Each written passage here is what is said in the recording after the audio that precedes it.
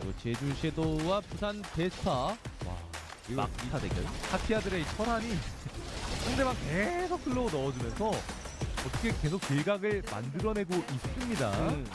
부산 베스파 한 대 맞으면 느려지거든요. 굉장히 느려지는 상황에서. 예. 네, 이거 시간도 없는. 아! 그리고 레녹스가 이렇게 붙잡아버리면 땡겨지면서 레녹스 하래! 스위치 봐야 자, 되겠습니다. 저희들이. 막타 잘 챙겨야 됩니다. 자, 시간 6초, 5초, 4초, 3초. 아, 마커스가 시간이 없어요. 터져서 이거 저. 시간 먹었으면 괜찮아요? 자, 유라이즈 강원? 유라이즈 강원이 한 번의 그런 숨통이 트이긴 트였는데, 자, 라미 선수 시간. 자, 2초, 1초. 와, 잠깐만요. 오히려 데이드림. 자, 시간이 조금 늘어나게 되면서 리그가 터졌어. 4초, 3초. 이거 뉴라이즈 강원 잘 풀리는가 했는데 결국 1킬이라도. 정말 그 라미 선수의 1초 태산인데 FN 세종의 조합들이 이동기들이 다 좋잖아요. 그렇죠. 지금력이 너무 그래서 따로 떨어진 거 보자마자 대우를 와, 물어주고 있는데 잠깐만요. 제대로 물었어요. 아니 이거 어떻게 하다가 이런 일이 아무래도 조직력이 좀 단단하고 결국에 좀 3면에서 좀 둘러싸여서 교전을 좀 혼란스럽게 가져가고 싶었던 FN 세종의 움직임이었던 것 같은데, 그 타이밍에 한 번 노출됐던 대우 선수를 바로 커트해주면서 부산 베스파가 변수 없이 네. 가져갔는데요. 자, 이렇게 분과 마무리되면서 세 번째 라운드는 부산 베스파! 한 선수가 상대방 딜러진에게 진입하기 위해서 자 도발 팬시가 같이 들어가주면서 영만이 이제 스킬을 노려줄 타이밍이거든요. 자면은 와, 쉽게 그래도 피해 줬습니다. 진짜 이게 블링크까지 스팸 파주카기였는데 그게 다빈나가 사실 이제 레온 입장에서 많이 불안할 수밖에 없는 턴이 맞거든요. 근데 이거는 서로의 약간 그런 진심 펀치를 다 쓴 거기 때문에 이제는 집중력 싸움이에요. 순간순간 CC기들을 정말 조심해야 됩니다. 맞습니다. 자, 그래도 한 번에 오! 자면 고속해줘! 와! 크리스마! 고속해줘! 타이밍 좋았어요! 오히려 이거 밀어내겠는데요? 저 마이가 살아야 됩니다.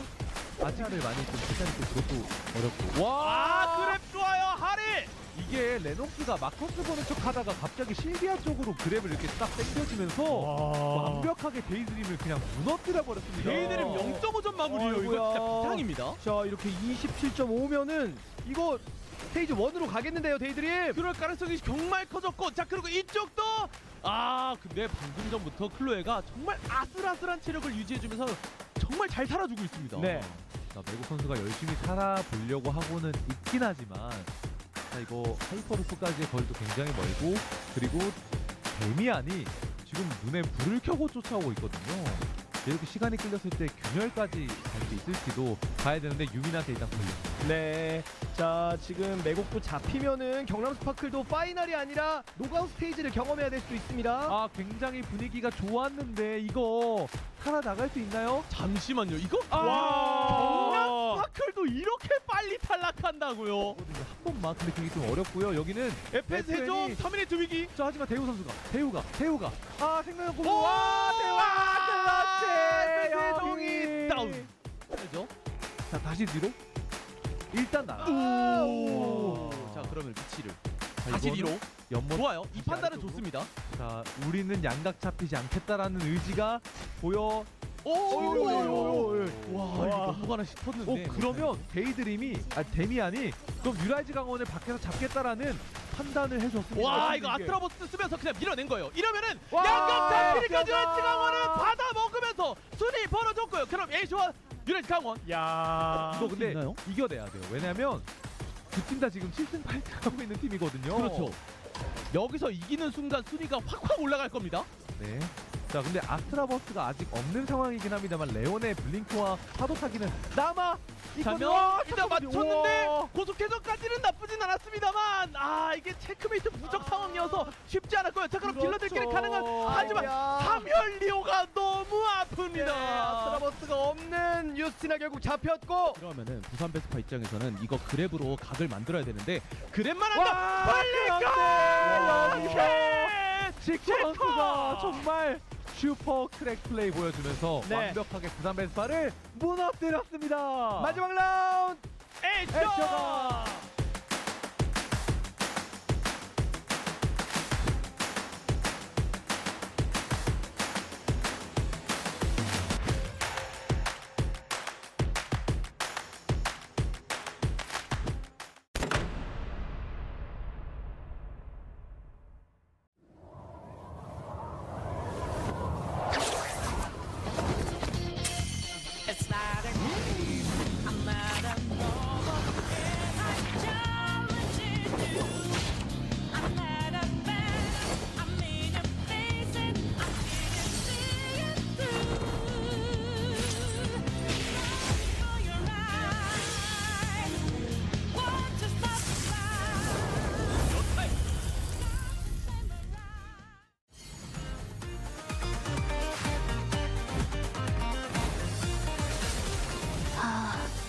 메모해둬야겠다. 키아라입니다. 잘 부탁드려요. 어쨌든 계약은 계약이니 디자인해드리죠. 그 바니걸 의상. 반돈 올려. 진짜 프로가 왔으니까 손에 착 감기는 걸. 운 좋은 토끼는 늘 한 마리지. 그게 바로 나야. 바니걸이 세상을 구할 시간이야. 말했잖아. 히어로는 언제나 승리한다고.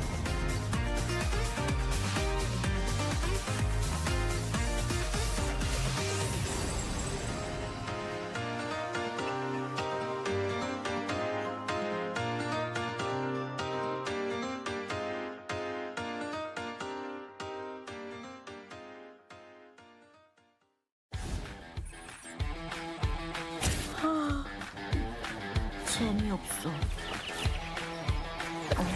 너희 그놈들이랑 같은 편? 날 막을 거면 각오해. 계속 쳐다보면 싸우자는 거지?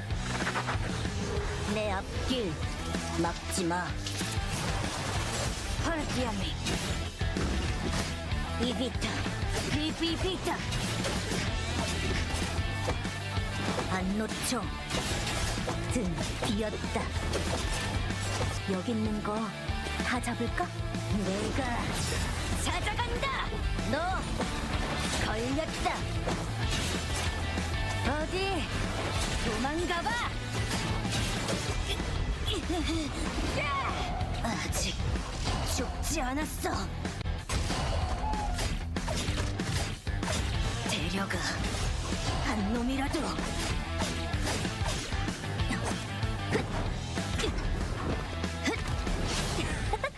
자유다.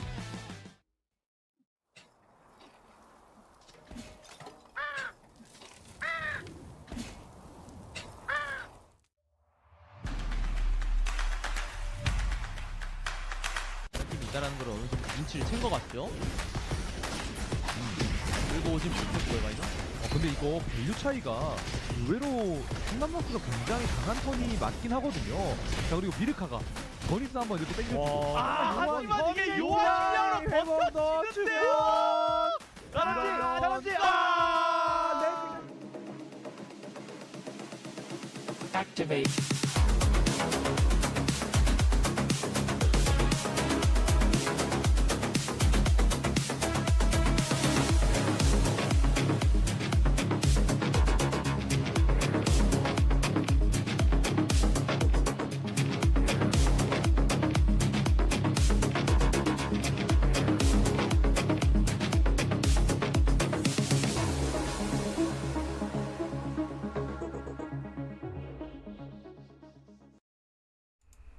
Okay, good morning, afternoon, and evening for everyone that are watching the Atari Master for the English caster. And today we are going to be cast by me, Castbox, and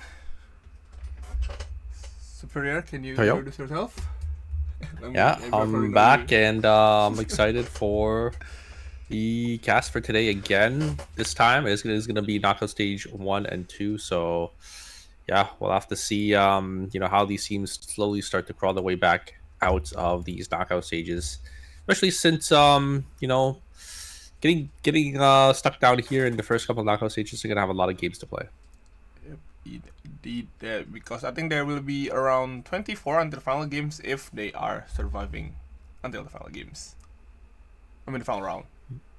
Yeah, they're gonna have to play through knockout stage 1 to 6, and then even the finals as well. So not only do they have to go through the 24 games, they also have to play in that 70-point checkpoint format, which could last for about 8 or 9 games. So in total, maybe about like 30 plus games. It's gonna be quite the journey for these teams. Yep, indeed.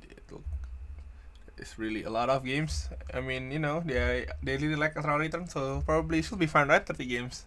It's like just like breakfast to them. Okay. Yeah, sometimes we see these teams, slowly start to, adapt to the meta, and then, we kind of see like how how they kind of get there. But we do have the overview for you guys. We are on day 3, so about halfway there.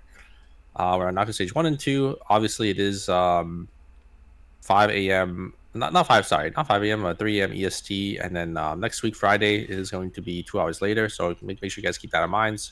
Friday will always start at 5 a.m. EST, and Saturday and Sunday on the weekend will start at 3. Prize pool is going to be the same, 10 million Korean won for this tournament, and the point matrix is going to be the same as well. Starting at 10 points for getting first place, and going down to 0 there. And each point or each kill is going to be worth 1 point, depending on when they get the kill. If it's that early day 1 cycle, each of those kills are worth half a point. We are done with the group stages on the left side for our format, and now we are slowly going to start losing some competitors, but we're going to slowly start climbing this little staircase here, starting at the bottom at knockout stage 1 and knockout stage 2 today as well. So and then knockout stage 3 and 4 will be next week, right? 3, 4, and 6, 5, 6, right? Yeah, 3, 4 will be on Friday, 5, 6 will be on Saturday, and then the finals will be next week Sunday as well. And you guys can see exactly where these teams do end up placing from their initial group stage. There's been like a couple teams that I didn't really expect to be all the way down here, but that just goes to show you how close and competitive the groups were. A team like Team New Rise Gangwon and a team like Team Daydream are all the way down here in knockout stage 1, so we'll have to see if these two teams can slowly crawl their way back up to make it to the finals. Yep. So I guess for the group in the knockout stage 3 can take a rest for at least 1 week before they play again on Friday. But for our friends in the knockout stage 1 and 2, they need to play today, while yesterday and the day before they already played in the group stage. So yeah, that will be a lot of game for today and not much rest time for them. And yes, this will be the Build Today team that will play. And for the knockout stage 1, we will see Leonid, Ovo, Mega Neon Darangji, Daydream, Black Med Jungbo, Astra, Windrunner, and New Rise Gangwon will be I think for the first round, for stage 1. So yeah. Yeah, and you can see exactly who's on these teams. Team New Rise Gangwon, all these guys are players we see time and time again. I'm actually surprised OO is also down here. You got Umu, Emery, and JCP on that team. I think we did see them do pretty well in the previous season. They didn't do that well, but usually I think we saw Umu on that Eva, kind of smurf it in the lower knockout stages, but unfortunately they weren't able to make it all the way to the final stage. But maybe this time around we'll see a change of fate. Yeah, I mean, Eva herself is pretty much kind of the quote-unquote difficult character at the moment. Her movement is really not that much, so it's pretty hard to actually space with her. Yeah, a lot of people think Eva, is pretty easy. I think her kit itself is pretty simple, Yeah. but she has a lot of kind of spacing that she has to do, especially if you're playing a build like Umu. I don't know if they're going to be playing the same build that they did last season with the racing suits. I think we saw them on Link as well, and with the Emerald tablet, kind of zooming around these team fights. I'm not sure if they're going to be pulling that stunt out again, or if we're just going to see a standard Eva full damage build. And I think we are going to go to the game 1 anytime soon. Yep, we are going. So yep, so game number 1 for stage 1. We see Zahir might be getting picked, and then the Tazia from Windrunner. So yeah, now you're playing Umu. It looks like for the side of team OVO. I'm a little sad. We don't get to see the speed Eva coming out here, but it looks like it is going to be Rozzy and Fiora for GCP, a classic. We're gonna see a Lien coming out actually for the side of Leonid. So I actually didn't get to see the first group stages. So a lot of interesting team comps here as well. Astra also going to be playing the Kiara. Kiara is not picked you see too often, but you know sometimes when the meta calls for it, we'll see that Kiara being picked on the ERM stage as well. So a lot of interesting team comps, a lot of interesting picks here. Looks like OVO is going for a standard dive front to back. Actually, no, it's gonna be the Bianca's gonna be swapped in as well. You see 2 Priyas, 2 Johans. A lot of unorthodox team comps. Windrunner and Astra, you know, kind of have the same idea with the support Dema and another kind of burst frontliner. While you see team OVO and the team Mega having pretty similar team comps as well. Actually, we're gonna see 2 Lians coming out. Yep, indeed, we're gonna see 2. And I think Leon, Bianca, and I think Fiora will be the first time we see in this season, because we haven't seen from the past few days. So, yep, so we might see something new, something fresh. And yet the Johan and Chiara, I think we saw that before in the group stages, which is pretty solid if they can pull that out. Like the Chiara won't be die so easily because of the Johan gonna use that ultimate to help Chiara survive those front line.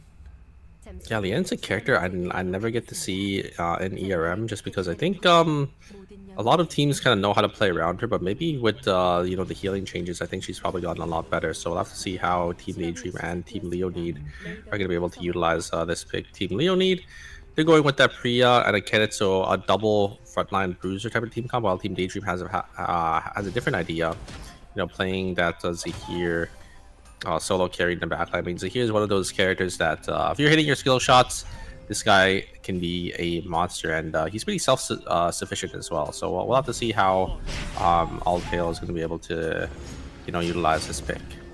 Yep, and Mega Leon Ramji using the, I think, similar comp from yesterday. They love the Tiajin, Jackie, and the Mai. I think some people call it like pretty old school pick, but I guess it is pretty solid. Yep, actually. I think Mai and Hyejin, I think, are pretty good together. You know, Mai can land a taunt, followed up by the Hyejin's engage, and then you just have the Jackie there to clean up. So we'll have to see if it does end up working out for them. I think New Guys Airone also going to be playing a similar team comp from yesterday, playing the double backline plus the Leon, the Confa Leon, to, you know, kind of support and bunker down for that team. Looks like we are going to have a fight though between Team Windrunner and Leonid here. Leonid's not fully grouped up just yet, but it looks like all the members are coming in. We have a third party here. Looks like the Rossi from Team OVO is going to come in as well. The Septex grenade is going to be used, and the auto attacks are going to be there, and is going to be a kill secured by the Rossi. But now all the members of Leonid are going to turn their sights onto this Rossi here. The Brain of the Mountain is going to come in, going to focus down this Kenneth here, but actually not going to be able to get anything here. Now the Fiora is going to be the one in trouble, as they do end up going down. Team Leonid is just able to actually get almost all of these kills here on this Lian and Priya on the bottom side. We get 5 kills in total. We might get 6 maybe? 6, yep. Yeah, but the wall. We're gonna go to the forest right now. We're going to see Astra versus Daydream. Yep, and they're already down. Leon and Zahir still surviving. Jackie go down to the yep. There goes the Zahir, and I think Leon cannot survive. It is Jackie, and with the ult still up, I think it might be difficult for Leon to fight no more ult. Oh, wait a second. Oh, The damage. wait, oh, this is ult. Actually, my bad. So I have the ult, and I think this might be a break. Oh, it is my. Don't think this Mai can get away. Oh, maybe. Yeah, looks like Mai is barely able to escape. But yeah, the sustain and the damage coming out from this Lian is just a little too much for the Jackie to kind of deal with there. I'd actually thought, you know, Jackie having the fully stacked up there was just going to be able to finish off the Lian. But the Lian still having the ult, just not used up the whole time, and was able to just finish the job there. So yeah, very nicely played by the side of Team Daydream to kind of turn around that 1v2 from that Lian. Indeed. And we're gonna see maybe another fight in the cemetery right now. Well, nothing else. This is basically a 1v3, so I don't know, that could be a fight. And if same goes in the up sound, we're gonna see Mai going down here from Mega. And they still have 1 minute before from day 2, so I guess they still have time to find which objective they want to play in. We're gonna see now the Hyejin gonna fight the Johan from Daydream. But okay, I think he's just gonna leave this one alone. We're gonna see the teleporter now in school. Leon mirror matches we see here. I think both still have their ult up. Let's see. Release the Oh, upgrade it was because it. and I think he'll gonna run away. No, the kind ult just connected. Oh, In the charge up. That's no honor, no honor. Yeah, Yeah. unfortunately. Leonid gonna be able to group up first, so yeah, not really much Leon can really do, you know, fighting a 1v3 there. So actually it was really close. I actually didn't or was kind of curious on who was gonna come out on top in this 1v1, but we're not gonna be able to see that there. Altail just hitting level 9 here, so a little far behind in terms of farm, and is this gonna get instantly taken down, stunned up by the bear. A little unfortunate there for the side of Team Daydream, as a Johan is left on their own. It looks like they went up into up down to start grabbing those dogs up there instead. As here, you know, kind of made a risky TP down there in factory. Fortunately, didn't really work out for them for those mutant wolves on the bottom side. And here Leon is trying to chase the OVO right now, but here comes Bianca. And Leon might be up there. Leon unfortunately cannot a bit too late. He was a bit far away, so yeah. That cannot came in time to save the Leon. And I'm pretty curious that for the game 1, the objective for the trees, there's no one really contesting it, especially in hotel, usually pretty contested heavy area, but yep, that one happening. And we're gonna see here right now Black Maid versus Ovo, and from Nadine teleport in a bit of weird place, like yep, and there goes Nadine goes down, and I think I'm gonna need to run away. Bianca popped the ult, and I think that should be it, getting caught by the Vampire Rain and the E from the Bianca. Yeah, Black Maid just needs to stay alive here. A little unfortunate that yeah, the D just ended up TPing in. The positioning was just not really great for the side of Team Black Maid there. So OVO just gonna be able to easily punish on that with that Fiora able to hit on a lot there. There's the Twin Rush coming in from this demo. Twin Rush is gonna come in from the other side as well in response, and the damage on NXA is gonna be there. The burst damage is gonna be a little too much. And the side of Team Woodrun are going to be the one to come on top into the side of Team Astra there. Very nicely played from both the Tazia and the Dema to actually counter NXA's engage there. And now Trey's going to be the last one alive. Uh-oh. Sion has to get away here, or it's going to be it for the side of Team Astra. Good Radiant Relance to keep him away, and the speed, movement speed from the Johan sensor is going to be able to keep them alive there. So Astra is able to get themselves on out of there. A box is going to be called in for the side of Team, I think it's probably Team Black Maid there. And now Mega, I think, might be able to just steal it away. And oh no! Black Maid's going to all go down, unfortunately, as they're going to be the first one now. Mega scoring a nice 3 kills, and I think getting the box for themselves as well. So I have to be feeling pretty good about that. Unfortunate for Black Maid, it with a 0 score, unfortunately. So pretty rough start, but let's see if they can come back next round. But for now, we're gonna see here Daydream trying to get this 3 from the Alpha. This damage from the end. They just kept resetting, and they almost were able to actually just kill it away here. Looks like oh no, it looks like yeah, Kenneth getting a little too greedy to try to get that mithril, and I think it is gonna go to the side of Team Daydream. Mithril armor gonna be crafted instantly here. We are going to have a fight in the Rift as well. Team Windrunner versus Team Astra once again. Here comes the ultimate. The burst damage from the side of Team Astra is going to be a little too much. I think it's going to instantly kill NXA there on... Or sorry, not NXA, but just going to be instantly able to kill Dema and the Priya down on the side Team Windrunner. I think that is going to be it. Wild going to be the last one alive on Atasia. Going to try to make some magic happen, but it's not going to be enough. Maybe they could get NXA on this demo. No, they're not going to be able to get any kills. And Team Windrunner getting a clean 3 for 0 in the Rift. Getting those extra kills and going to be able to get that Metro for themselves as well. And yep, we see there is Daydream Zahirs get caught in the hotel by the OVO. Yeah, it was by OVO. The dive team really catching up some solos right now. Johan needs to serve for Daydream. Johan needs to survive a little bit for Leon to revive, and yep, managed to revive. Don't know where. Oh, actually in a bad position of revive. It's in the stream right now. Where is Mega in here? This before? No, not this time. I think yeah, Daydream a bit too late there, pressing the ult for Leon. unfortunately. So yeah, once again, Johan need to survive, stay in the school, and we're gonna see Leonid gonna versus Astra in the factory right now. But yeah, super low right now. Is Day 3 AF been executed? Nice dodge with the ult, but there come totem from the Ciara here. Nice knockup. Oh my god. Oh, wait a minute. Ciara, no more ult. I think this might be a chance for turn around. Yep, Astra noted that they doesn't have any ult for Ciara, so they're gonna need to retreat for now. And the Meteor goes to Leonid.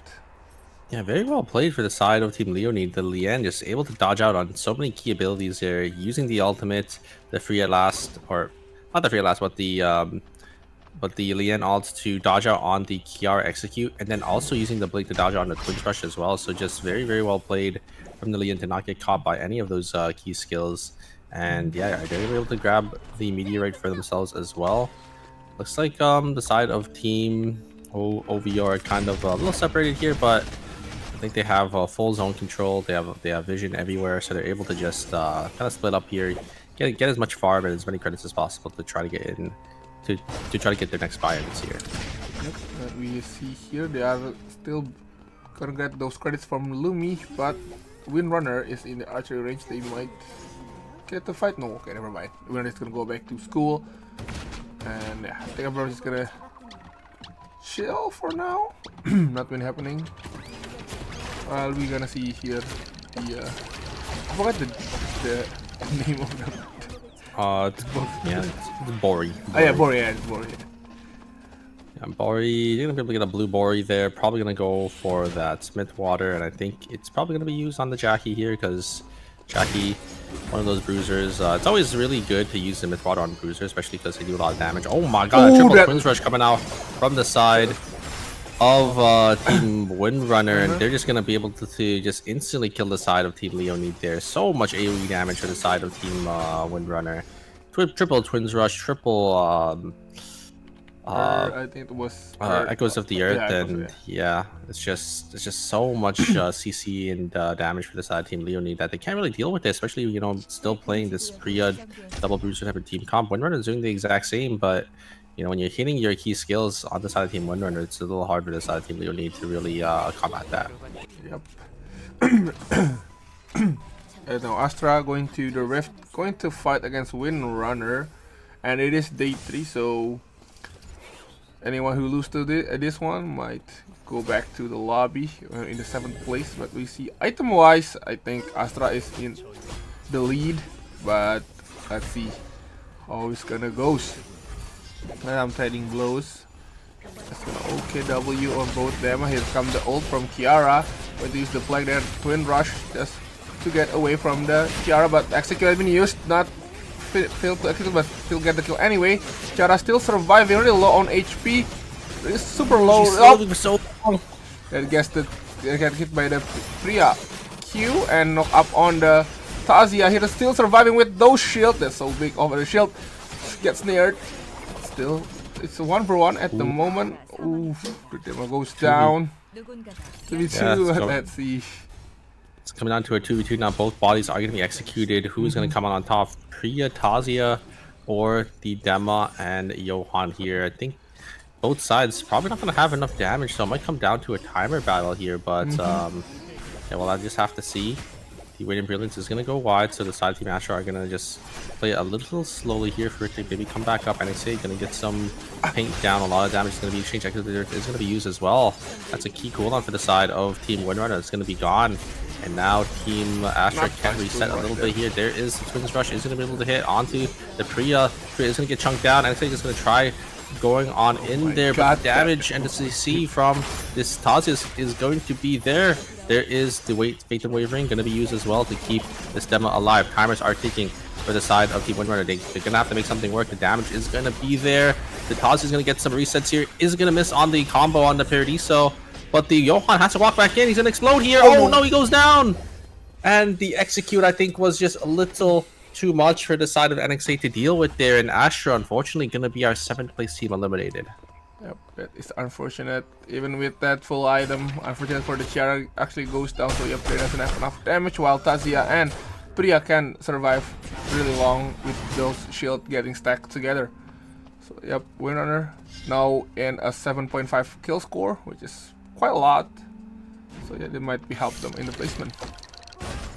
Yeah, 9.5 points already. They have to be feeling pretty good about that. It looks like they're in a pretty awkward spot though, as Numbery is going to be there to try to zone away the side of Team Windrunner, and they have nowhere to really go. The items on the side of Team Windrunner aren't really looking too good. There comes Echoes here. They are going to get the full combo down onto this Dema. The Bianca is actually going to go down instantly, but the Rozzy is still alive, and Rozzy is one of those characters that can just do so much damage. Great jump away, great ult to jump away from that Tirdiso, and great combo there coming off from JCP. I think that's going to be it. Windrunner, unfortunately, as soon as they come out of the rift, they're just going to get instantly taken down by the side of Team OVO. They are gonna lose their Bianca, so we'll be a minus 200. But the amount of credits you're gonna be able to get back from those bodies are probably gonna be, or it's probably just gonna make up for the fact that they did end up losing the Bianca. Getting 3 kills as well, they're feeling pretty good about that. There is going to be Wasteland gonna be spawning down here in the cemetery as well. So Team Daydream and Team New Rise both wanting to contest it themselves. Let's see here again. OVO gonna fight with. I think it is and Mega. There goes the Fiora though. After this, Jackie is still low. There goes Jackie too. First to know, there goes Rosie, and he's got third party from Leonid. And I think that's the buy for OVO, and he's got a third party Leonid that's gonna clean up this fight. While my from the Mega team already managed to escape and gonna buy in the red zone just to use the TP. I do like this. It's a lot more safe to just get the kiosk down to get the res, and yeah, just gonna take the random TP here down into pawn. Looks like their gamble did end up paying off. New Rise Gangwon was the one that did end up taking the wick line, and you could see it's been a pretty quiet game for the side of Team New Rise, right? Only 1.5 kill score, but look at their items. They're looking really, really strong. They got the wick line as well. It's gonna be a little hard for the rest of the lobby to kind of fight into this sort of front to back type of team. Yeah, I mean it is a front to back team, so yeah, I think they just want to play really slow, just play for late game, and yeah, just trying to get that placement of score. I mean, if you can manage to win the round, you will actually get at least granted 3 points from the kill.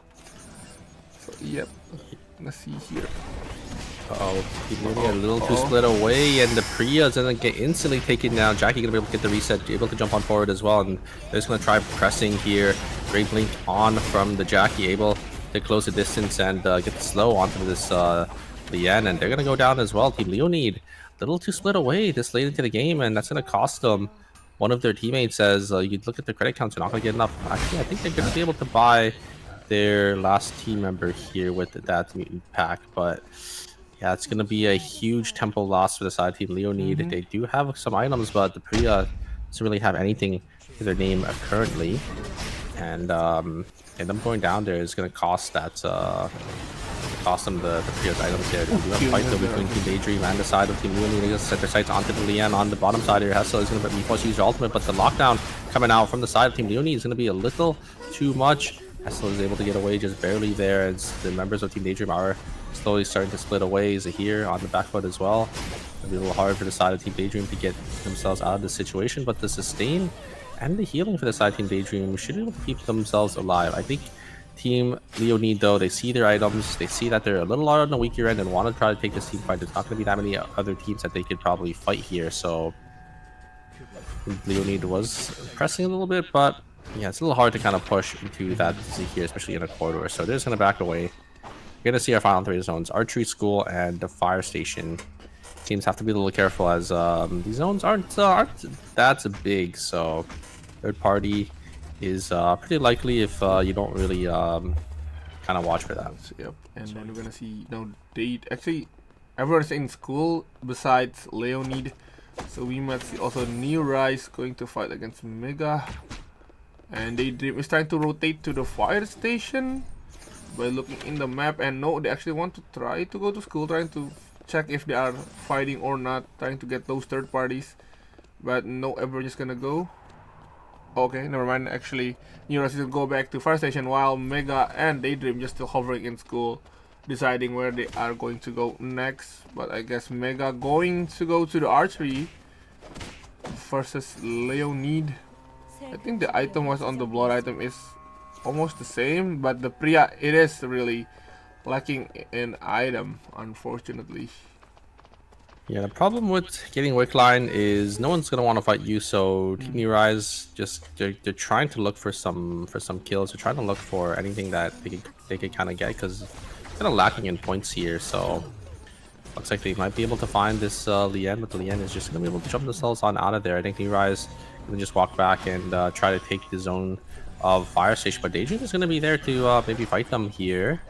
Team Rise are really strong. You can see their items, 3 bloods, Wick Line as well. I think Daydream don't want anything to do with that, so they're just gonna get themselves on out. But Team Leonie, it looks like they actually used the VLS system to get themselves to the bottom side here. Now Team New Rise Gangwon are in somewhat of an awkward position, but it looks like actually Team Daydream are gonna go to the other zone, so it's gonna be a clean 3v3 on the bottom side there.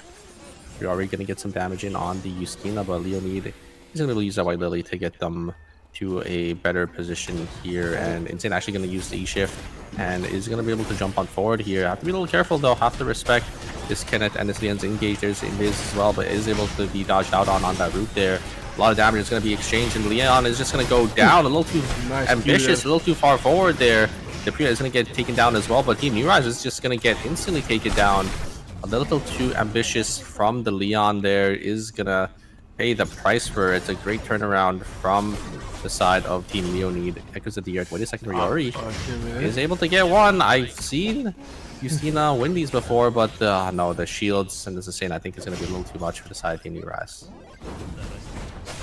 I don't think you're on 1v1 Justina, you're gonna get kite away, so yep, you think you just wanna go back, and but here comes Daydream actually gonna chase Leonid, and at the same time New Rise Kade actually managed to self-revive in the fire station. So it's only 2 of them, so yeah, New Rise might be quite in a trouble. Really low on kill score, and then they'll lose their members, so I think getting first place is pretty hard. Team is pretty strong though, but the problem is yeah, Team New Rise is a duo, and yeah, they're gonna get caught by the Lien, but the damage and the range coming out from the side of Team New Rise, can they get this Lien? The Lien is gonna go down, the timers are ticking. They actually are gonna be able to win, maybe win the 2v3 here. It's gonna be Riori up to Riori. Great explosion shot to push away the Lien. The Lien's timers is starting to tick here. Good dodge away. Good side steps, but it's not gonna be enough. I think the Lien should be able to finish it. No! It's just gonna explode actually from the timer there. And Team New Rise actually gonna be able to get 3rd place, get a clutch as well. 11.5 points. Great way to salvage the game here from that pivotal mistake, and 11.5 points. It's pretty good for the side of Team New Rise despite what ended up happening there. Fortunately, I feel like they're definitely set up to win this game, but yeah, just a huge mistake. Just being a little mispositioned in that fight versus Leonid, but Leonid going to be the one to come out on top of this temporary zone. Do see Team Mega is going to start to push up, and they have to be a little careful. The mine is actually wrapping around here, but the Lien's gets a really nice engage into the 2 members of the side of Team Leonid. A great ultimate great flame crush exclusive is going to be used, but the Hyejin is just going to get taken down instantly from the side of Team Leonid. Jackie trying to jump on forward is going to get CC lock and is not going to be able to find the Priya. I think that's going to be a Team Leonid going to be the one to come on top. Very well played overall. Great engage onto both the members of the side of Team Mega. They were trying to look for that flank angle, but the problem is when you send one on a different angle, that gives you green light for your other team members to get engaged on. And the game number 1 goes to Leonid with the double front line press of Priya. And we might 21 points, pretty good for the side of Team Leonid. I'm gonna see the battle pass in animation. A nice windscreen there from the last season's. I actually haven't really seen it too much, because we don't really get to see Lien at all. Usually on the big stage, and it's gonna come out and get a nice easy win for the first game here for today. Yep, indeed.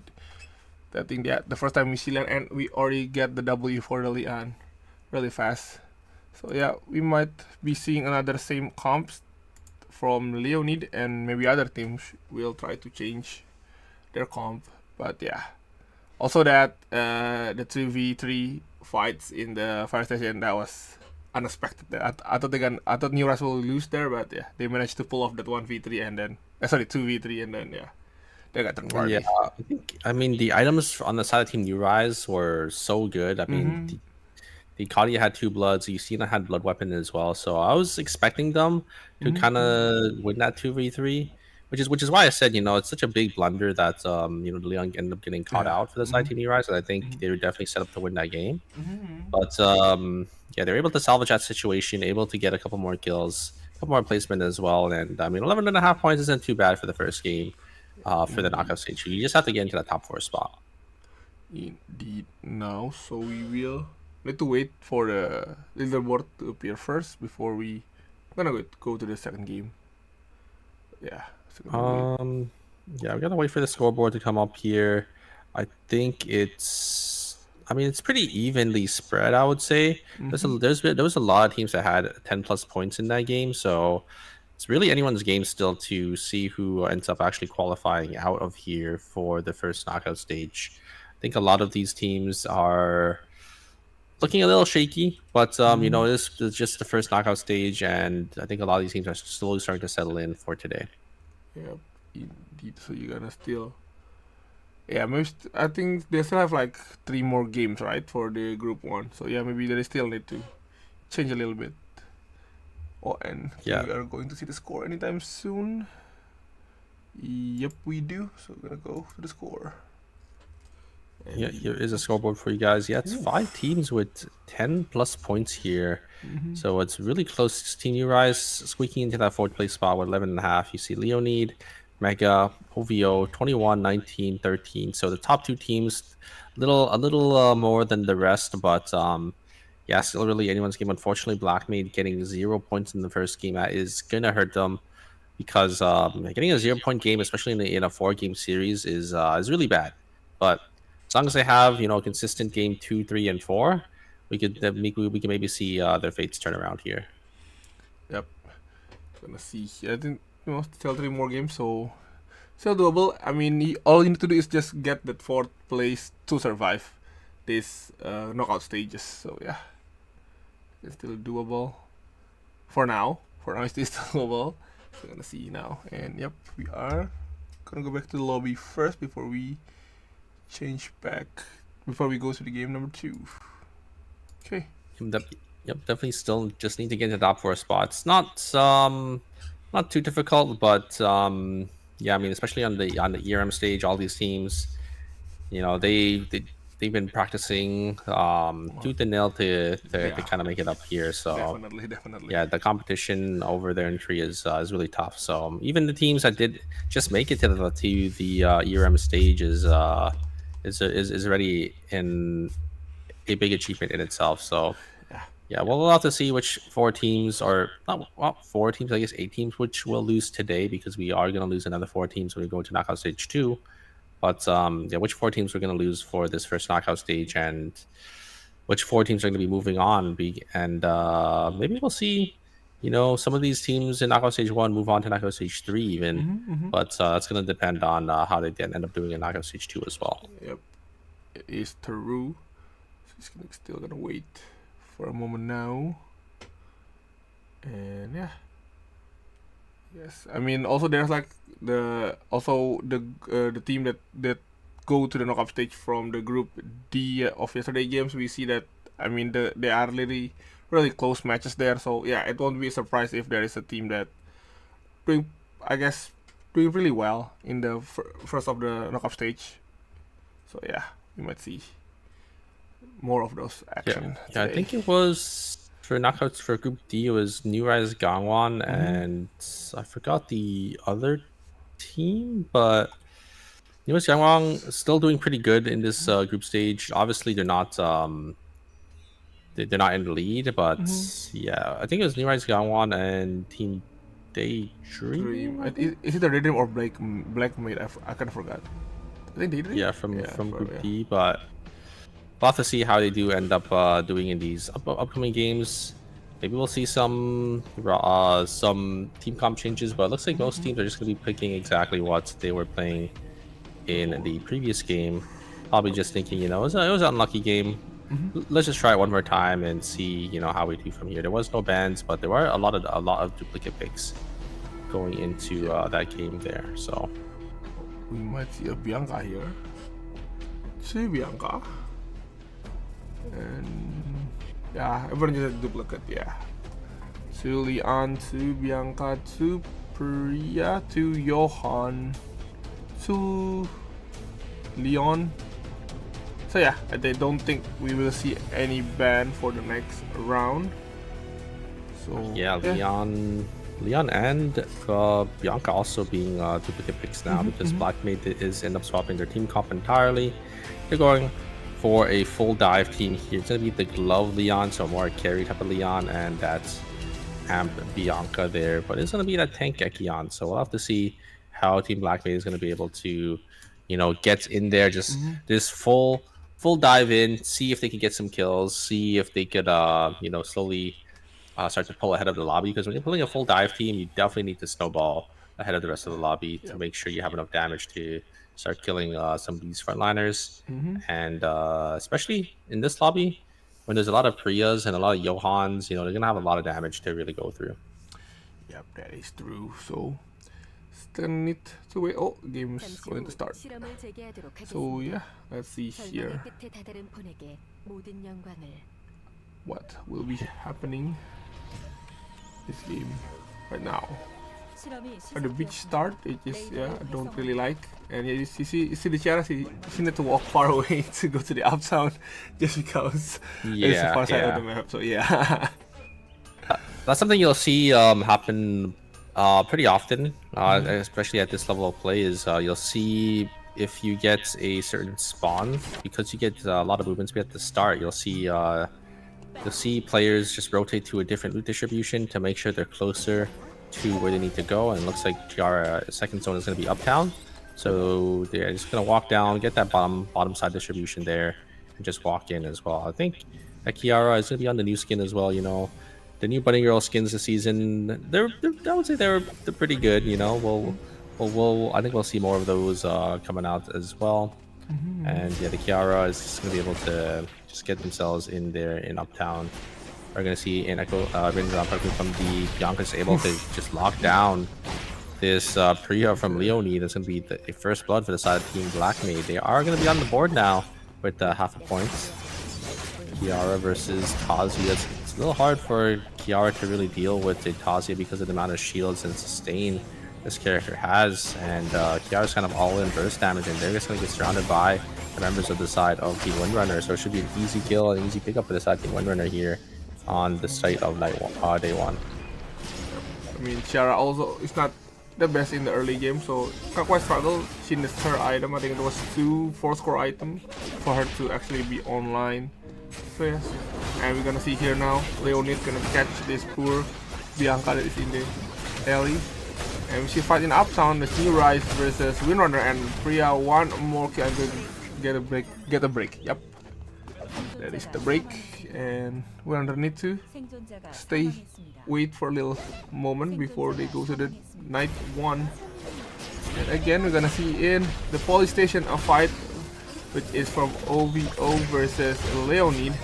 Echoes of the Earth has been used. Leon still trying to find her stack, cannot transform. Yep, one more hit would be enough to be transformed. Yep, here comes the end of the transform condition. And Bianca no more ult, I believe.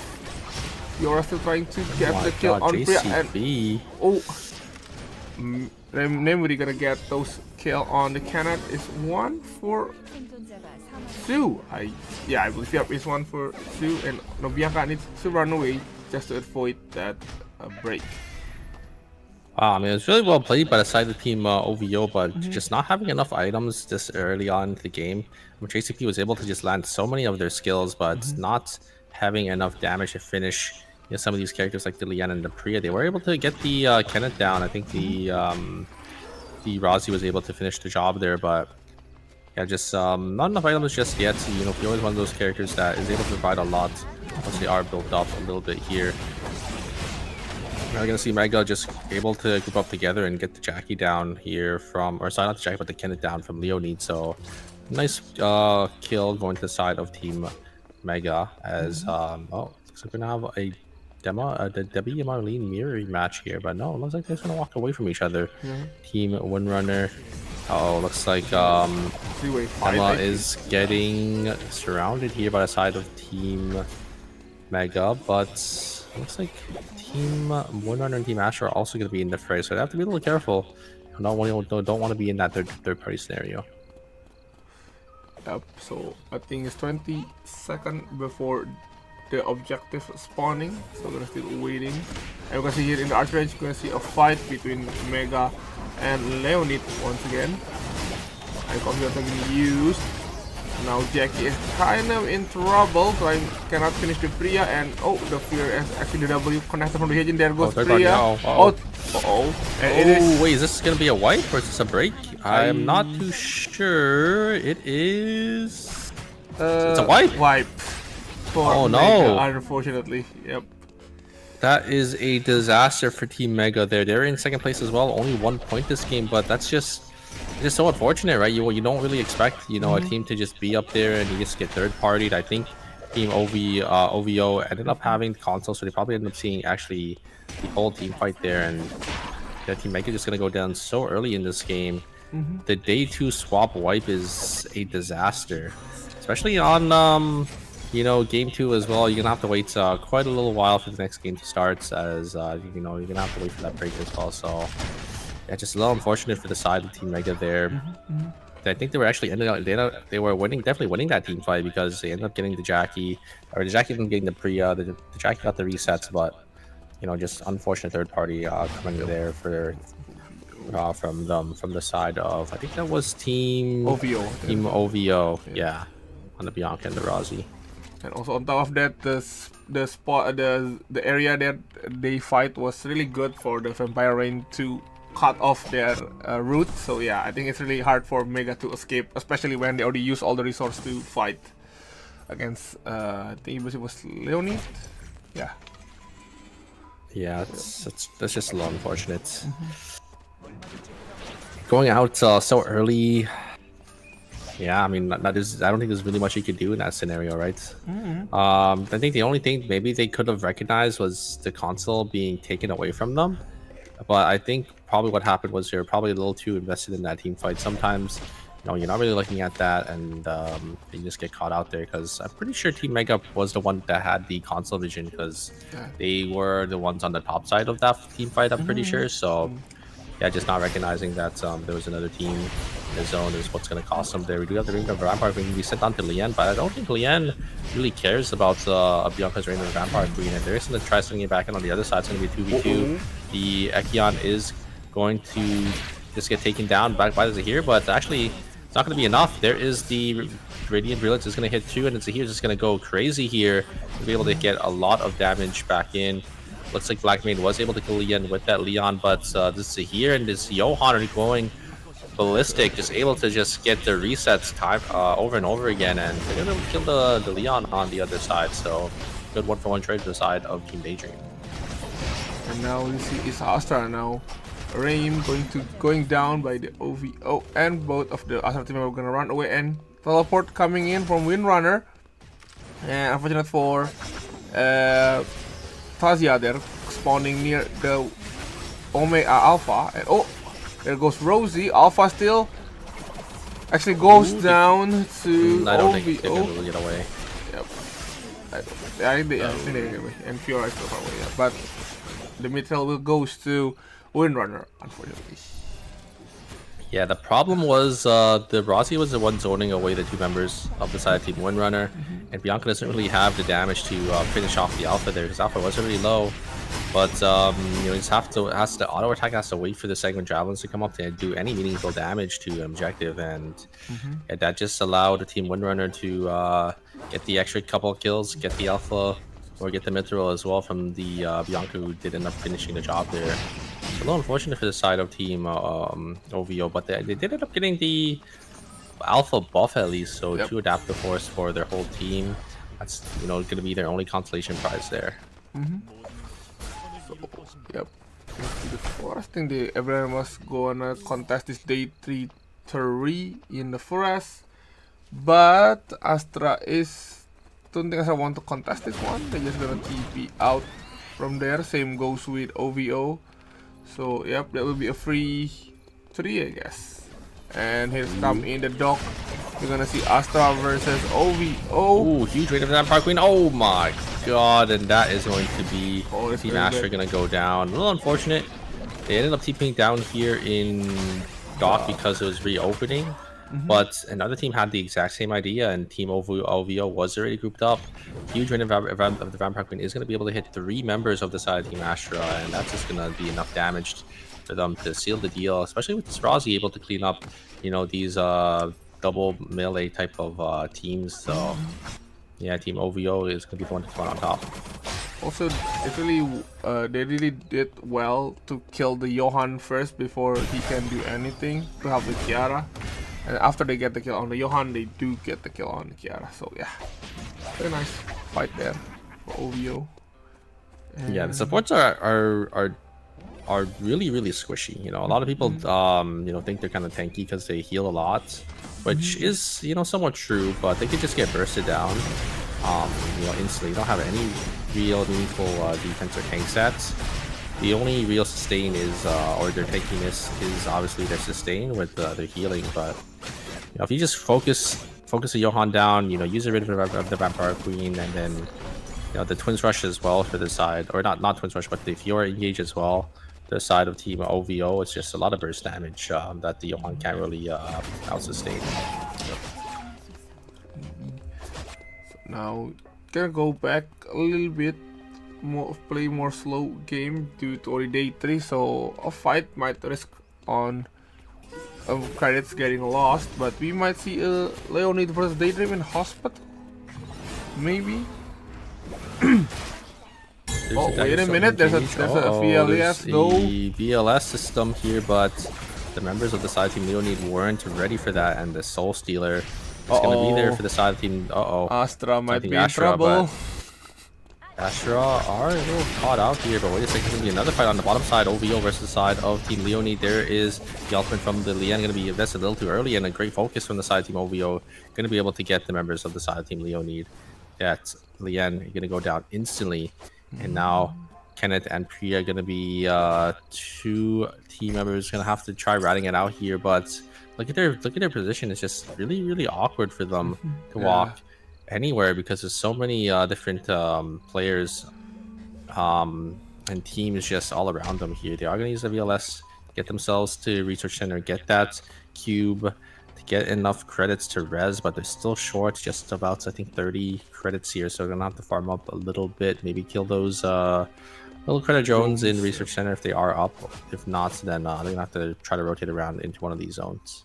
Yes, indeed, this is quite the bad time for Leonid in to farm, and yeah, I guess Kenneth was having a pretty hard time there going in to rotate because of the linear design map in the pawn, but managed to escape anyway.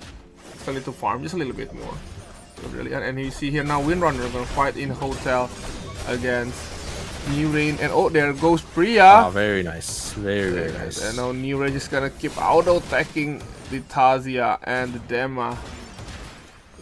Okay, he's gonna keep chasing the Dema. Now Dema using the Twin Rush to escape, and same goes with Tazia, gonna use the Wind gadget, but he's gonna keep chasing. New Rain just gonna keep chasing. Totem has been used, and I think. Oh, wait a minute. Oh wait. They actually revived the Priya. This might be bad. Kata is far away. Leon gonna use the Tonfa skill. There goes Leon. New Rain. Wait, the damage though. Oof, Magician need to go down once again. Timer, there's no timer in the Dema. Same goes with Tazia, needs to go down. Katya just managed to help the team fight just in time. And now we're going to go to the police station now. Daydream versus Blackmate. Oh my god, that is a nice ult there from Leon. And yeah, Leon needs to run away. Yeah, I mean, it's a full amp Leon there, a huge double surfs up there, just instantly deleting the HP bars of the side of Team Windrunner. So well played by the side of Team Blackmate. They're able to get a nice range of Vampire Queen as well for that extra value. But yeah, I want to talk about the other fights that we saw a little earlier there. Just great discipline coming out from Feeding Spark on the Leon of New Eyes got one. Just able to get the knock up, walked away because they knew exactly that the Echoes of the Earth was going to come down instantly. And then the Astra Burst from the Justina was just going to be there to secure that Priya kill. And once the Priya goes down, it's an easy 2v3 for the side Team New Eyes to really deal with there. It was a little scary, I think, a little dicey that they ended up over chasing because the side Team Windrunner did end up getting the buyback and ended up turning it into a 2v3. But I think the amount of damage that Team New Eyes has with this Kadia and this Justina was just a little too much for the side of Team New Windrunner to really deal with there because, yeah, both the carries were already 5 gold, and the amount of range and damage that they have is a little too much, I think, for these double melee teams to really deal with. Indeed. So yeah, yes, and I think them also need to spend more credits now due to that revive of the player first time. So yeah, they're gonna need. Oh no, they're caught here. I think they're trying to look for a rift, but they're not gonna be able to find anything. And there's the Inner Blitz as well. One runner gonna be our 7th place team. Gonna go down. New Rise on 1, having a pretty good game so far. Able to get a lot of kills. It looks like they are able to spot out the side of Team Daydream at the top here because of that camera. The engage from Hessel is just gonna go completely wide, and the damage is gonna be way too much. There is the ultimate coming out from the Lien, gonna be forced out here. And all the members of the side Team Daydream are going to be alive, but the timers are starting to tick for that team. We're planning to be spawning over there in force as well. We're going to have a fight here. The PlayStation third party is going to be there. It's so unfortunate for both sides of Team Black Maid and OVO, but OVO...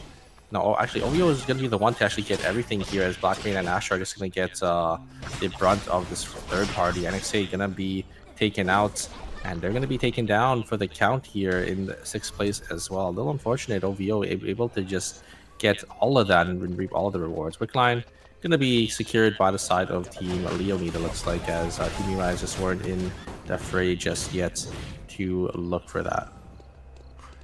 Yes, no, and Wickline actually goes down to Leonid. Yep, and I think they're just gonna need to run away, and oh, we're gonna see a fight. Temperament has been used. There goes Mate Lily. Oh wait, that's actually a wipe. There is actually a wipe for Black Mate in the stream by OVO.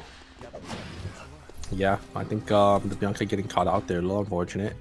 He's gonna go down, but not really much you could do in that third party scenario. I think they just end up getting chased down by the side team OVO.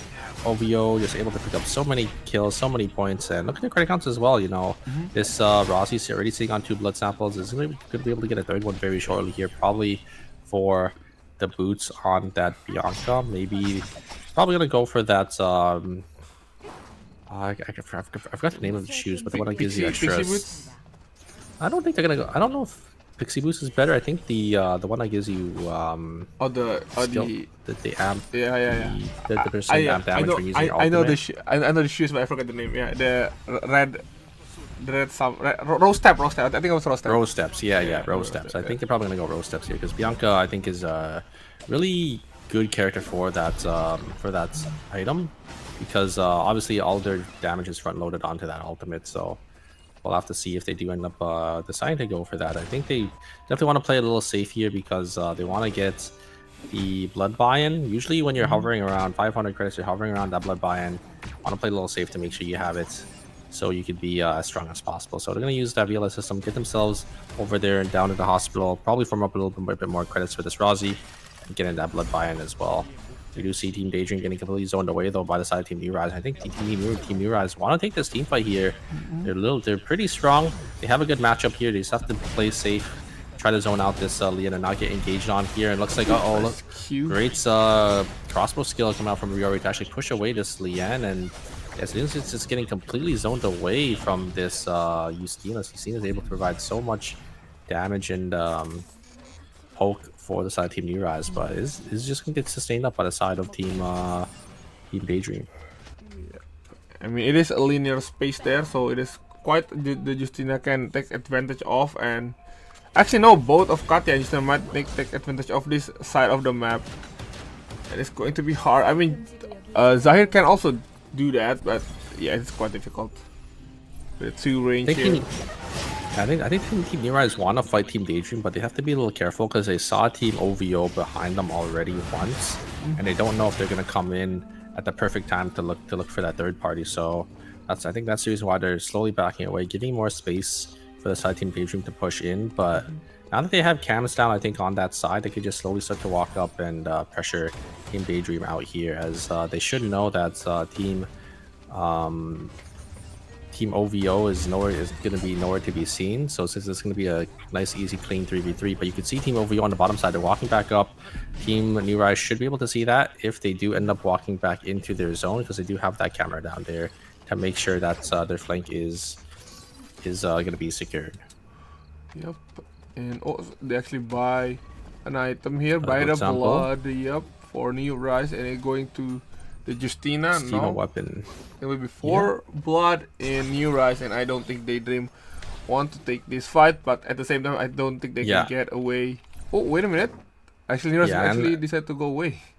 Yeah, I love this from Team New Rise, because they remember they had that camera behind them there in hospital, so they're able to see Team OVO kind of come up from behind them. And Team New Rise, they just want a 3v3, right? They don't want to be in the zone where there's going to be multiple teams, because they're the strongest in the lobby. Yep. So they just want to have a clean 3v3 to try to make sure, you know, fate is in their hands, then you know, playing that, you know, unorthodox 3-team final zone, because you never know exactly what's going to happen and how these teams are going to kind of navigate the final zone, and if you're the one that does end up getting targeted.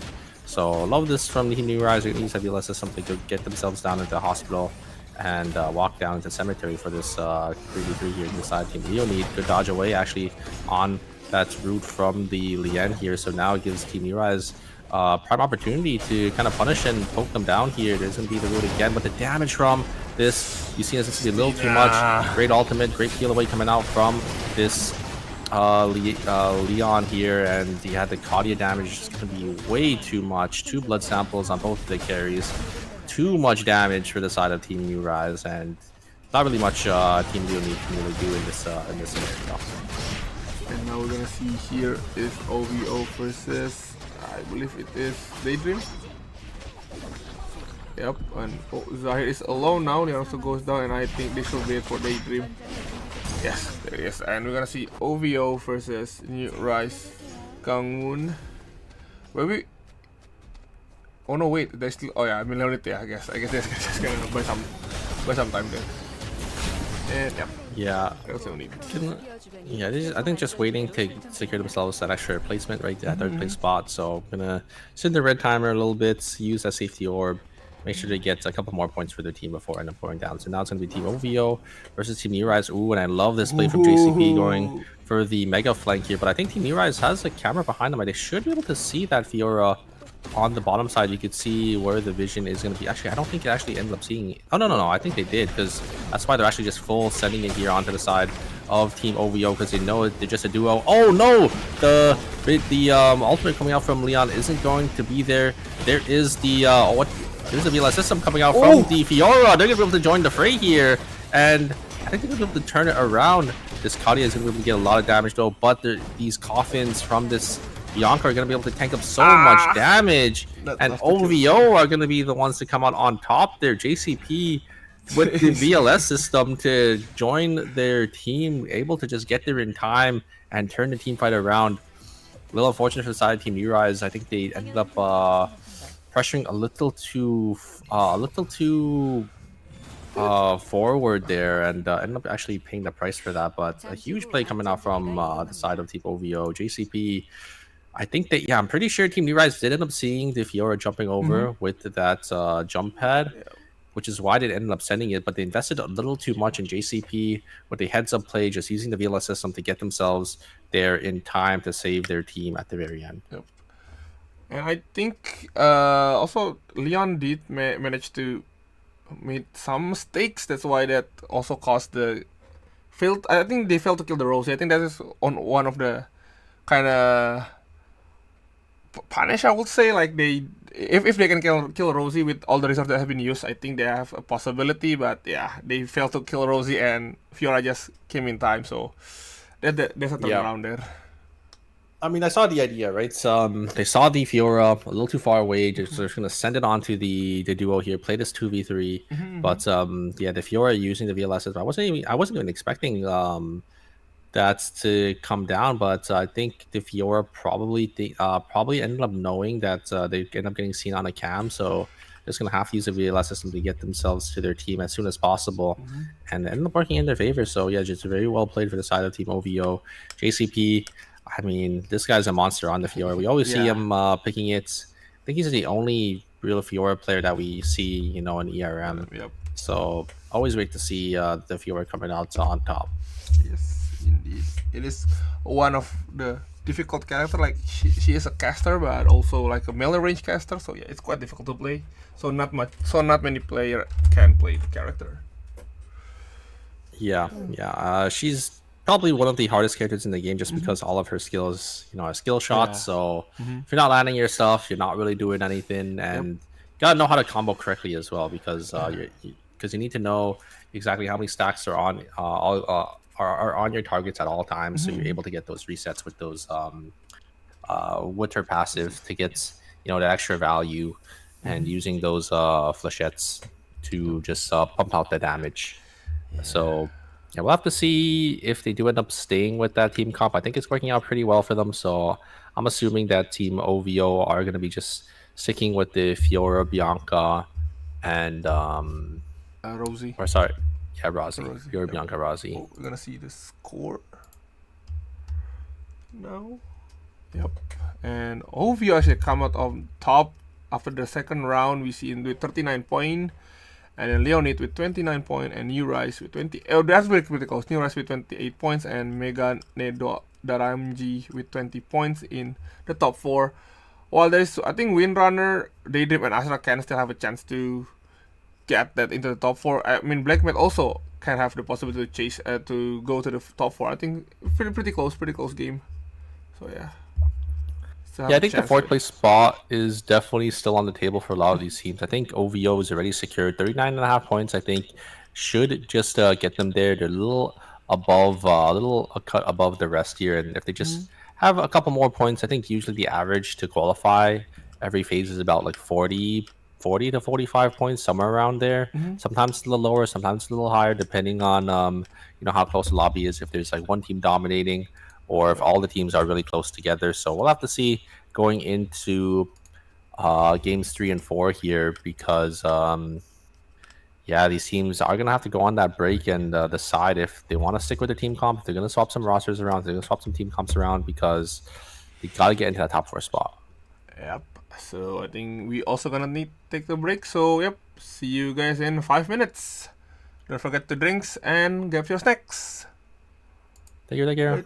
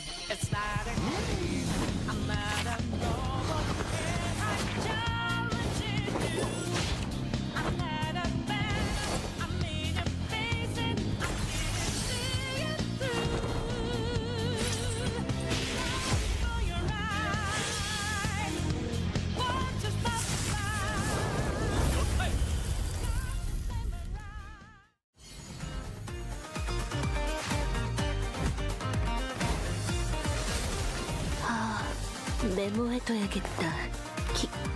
키아라입니다. 잘 부탁드려요. 어쨌든 계약은 계약이니 디자인해드리죠. 그 바니걸 의상. 반돈 올려. 진짜 프로가 왔으니까 손에 착 감기는 걸. 운 좋은 토끼는 늘 한 마리지. 그게 바로 나야.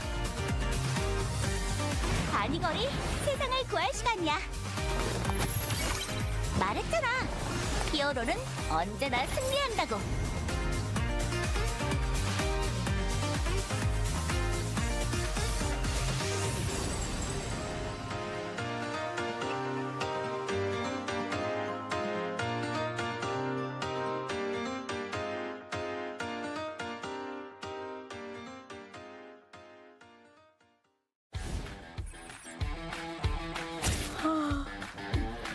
재미없어. 너희 그놈들이랑 같은 편? 날 막을 거면 각오해. 계속 쳐다보면 싸우자는 거지? 내 앞길 막지 마. 헐기야미 이비타 비비비타 안 놓쳐. 등 비었다. 여기 있는 거 다 잡을까? 내가 찾아간다. 너 걸렸다. 어디 도망가봐. 아직 죽지 않았어.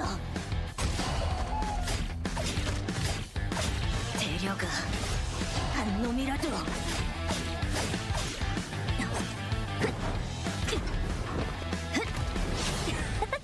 자유다.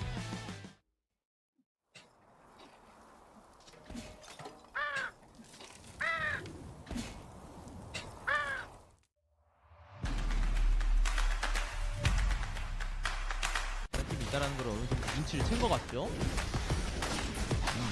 그리고 오신 못했고 왜 말이죠? 근데 이거 밸류 차이가 의외로 상남자스가 굉장히 강한 턴이 맞긴 하거든요. 자, 그리고 미르카가 버니스 한번 이렇게 땡겨주고. 하지만 이게 요한 실력으로 버텨지는데요. 다람쥐 레지샷이 어떻게 저기 날아갔어요. 자, 이것도 조심해야 되는 게 결국 뭐 요한이 됐든 버니스가 됐든 분노 옆으로 들어가는 순간 거기에 니아 연계되면 요한이 힐을 해줘도 이게 큰 데미지 입으면서 구도 자체가 이상해질 수 있거든요. 이런 식으로. 레저의 스킬이 빠졌. 우와 근데 이거를 또 한번 지켜주라 싶었는데 이게 원콤 데미지가 또 워낙에 세다 보니까 그렇죠. 자 이거 버니스 잡았으면 생각보다 할만합니다. 그리고 이게 버니스가 완전 메인 딜링을 좀 담당하는 느낌이 컸을 텐데 그렇죠. 버니스가 없기 때문에 CNJ 입장에서 우리 막을 수 있는 그런 선수가 없다. 쉽진 않았습니다만 하지만 크로노스피어가 이쪽으로 오는 위치니까 기다렸다. 받아쳐보자. 이 생각인데 백수 크게 돌고 있어요. 하지만 위치 파악은 됐고요. 잘해야 되는 게 결국에 쌍조타 팀 입장에서도 니아를 노리다가 니키와 리다이린에게 큰 데미지를 받을 수 있고 그게 서로서로 비슷한 느낌이거든요. 그렇습니다. 포커싱 굉장히 잘해야 될 것 같고요.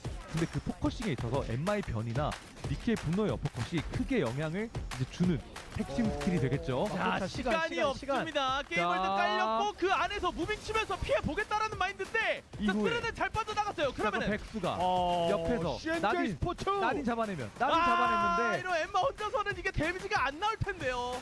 자 그리고 승전보 받아주면 자 근데 이거 곧 터지기 때문에 승전보 안 받아줬고 빠졌고 이러면 시간이 좀 부족하기 때문에 시간 채우고 들어가고 체력도 채우고 자 이러고 이제 들어와야 됩니다. 자 3 변이 들어갔지만 스킬 잘 피해냈고 안쪽으로 들어와서 그리고 경기 끝난 타이밍에 타이밍이 일단 너무나도 좋았고 무빙도 좋았던 백수 선수가 이거 마무리 좋아요. Alright, we back again with guest box and superior with the knockout stage round, stage 1, round number 3. Yeah, so yeah, we already seen the 2 games here, which is quite a lot have been happening. So we might see another action in game number 3 and 4. Yeah, I mean, there's been no bans for us so far, so I think a lot of teams are probably gonna be sticking with what they're kind of comfortable with. But we'll have to see. jumping into our game very shortly here, as we'll see maybe any team comp changes, maybe any roster changes going forward here. As remember, you got to get into that top 4 spot if they do want to make it out to the next knockout stage here. So yeah, new game plan, or they're just gonna go home. They're just gonna have to go home. So yeah, I think even if you go home right now, do you get points? I think you get points, right? Or No. Oh, no, You have okay. to make it to knockout stage, I think 4, if I remember correctly, to I see. even get any points for Hero Masters. And yeah, we're just gonna jump straight into it here. We're gonna see, it looks like almost all these teams probably playing the same thing. We do see Daydream actually swapping around a little bit here. They are gonna be hovering that Marcus. I mean, Marcus, we saw the other day, such a great tank.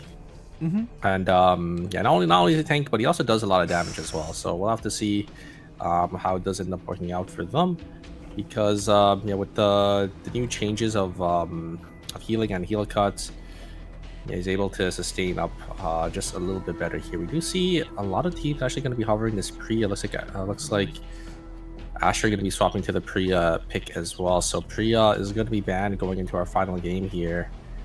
A lot of teams hovering the Bianca pick too. Actually, no, it's both the teams going to be playing Bianca. A lot of teams playing the same thing, but Daydream is going to be swapping over to that full kind of funnel team comp onto the Theodore.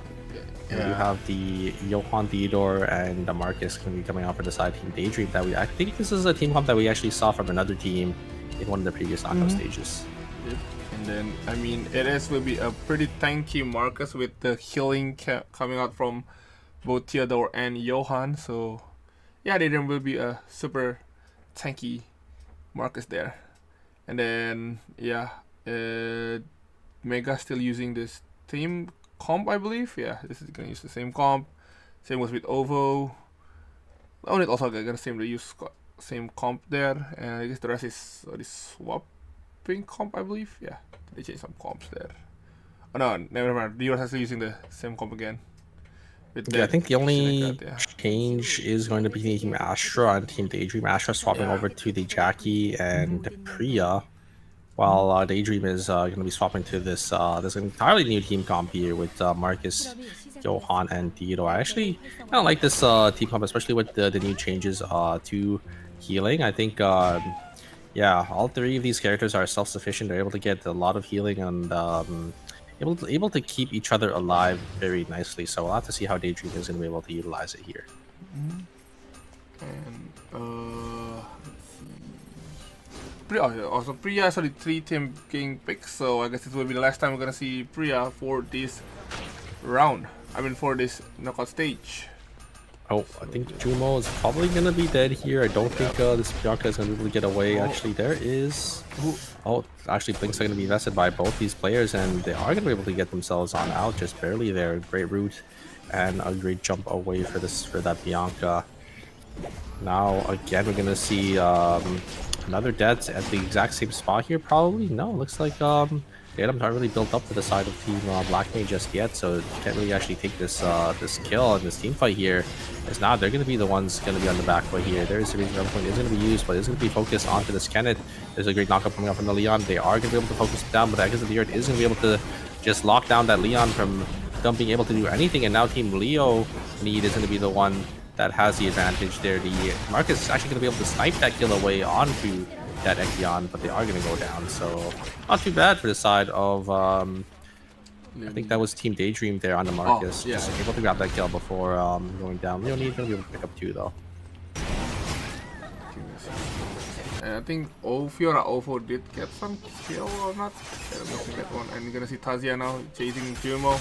So once again getting chased by Windrunner, and nice wall. Gonna go down there. And a kill for Windrunner. Yeah, great wall there from the Tazia. Able to secure that Bianca from getting themselves on out of there. Hessel is going to get caught here again by the side of Team Leonid, but is the White Lily up? No, it's not. They're going to be able to use the ultimate to actually try turning it there with the burger flip, but it's not going to be enough. There's not enough damage just earlier on into the game, especially into a Priya and a Kenneth who has that sustain. Great explosion shot coming out from the side of Riori to keep them off of their Kadia there, as they're going to be able to pick up a kill as well. So a lot of early game team fighting in this game, but there's not too many, you know, full team fights. Just these couple picks here and there, as Serio is on the Jackie, gonna try looking for something there, but is just gonna get completely kited away, and looks like NXA is gonna be respawning back in as well. And Yusina's great at chasing here, and again another kill going to the side of Team Levi's Gangwon. A great start for them, 3 kills already. Yep, and you're gonna see here in the Vision Center is a fight, pretty chaotic fight right now. There goes the Jackie, and now Ike Might goes down next. Yes, the CP can, if he can land all the skill shots here, he might get the kill off, missing the Q. Hit the W, one more. Oh my! Oh, missing everything there, and you have to get the kill anyways. Woo! As long as he hits at least half of them, I think that's all that matters. Yeah. Right. As long as you hit the ult, the main one is the ult 3. The third ult is what kind of matters the most, because it's like a lot of your damage, you get the stun as well, and once you get that stun, you're able to just hit your other abilities for free there. Here comes the engage coming out from Windrunner. They are able to use that CC from the Kenneth to actually get the Bianca out of the coffin here, and now Team Blackmade is going to be on the back foot, and they're just going to be forced to get themselves on out. They are going to be able to respawn back in time if they do want to contest for that tree in the hotel, but yeah, the side of Team Windrunner are going to be completely set up for it now. Trey down to 1 HP. The bird is not actually going to take him down, as Team New Rise is going to try to be a little safe here. NXA going to be forced to use that White Lily, and I think it's going to be a free Tree of Life going to the side of Team New Rise. Gangwon on the bottom side here. Great way to zone off the side of Team Astra.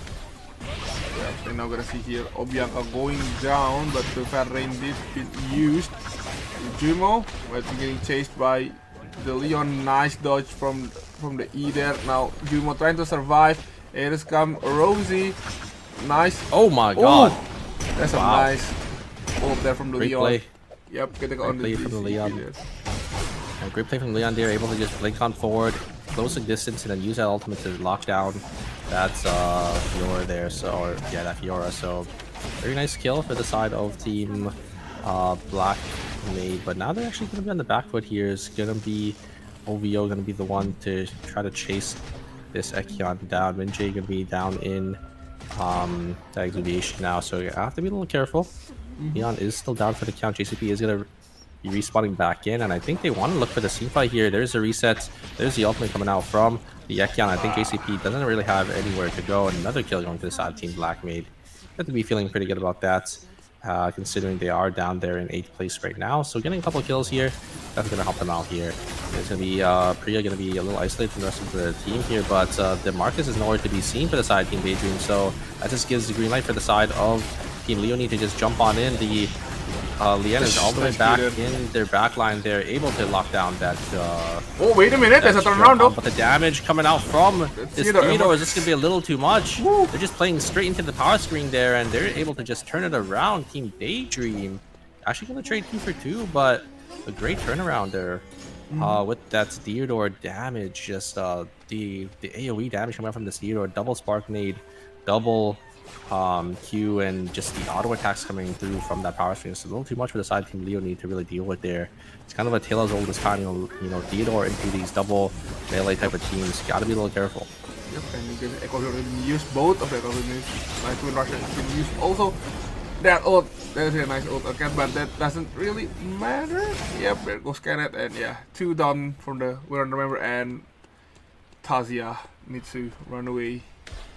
And it's come Ovo from top side of the forest. Gonna get the ult down here and get the kill on Jackie, and Astra gonna run away.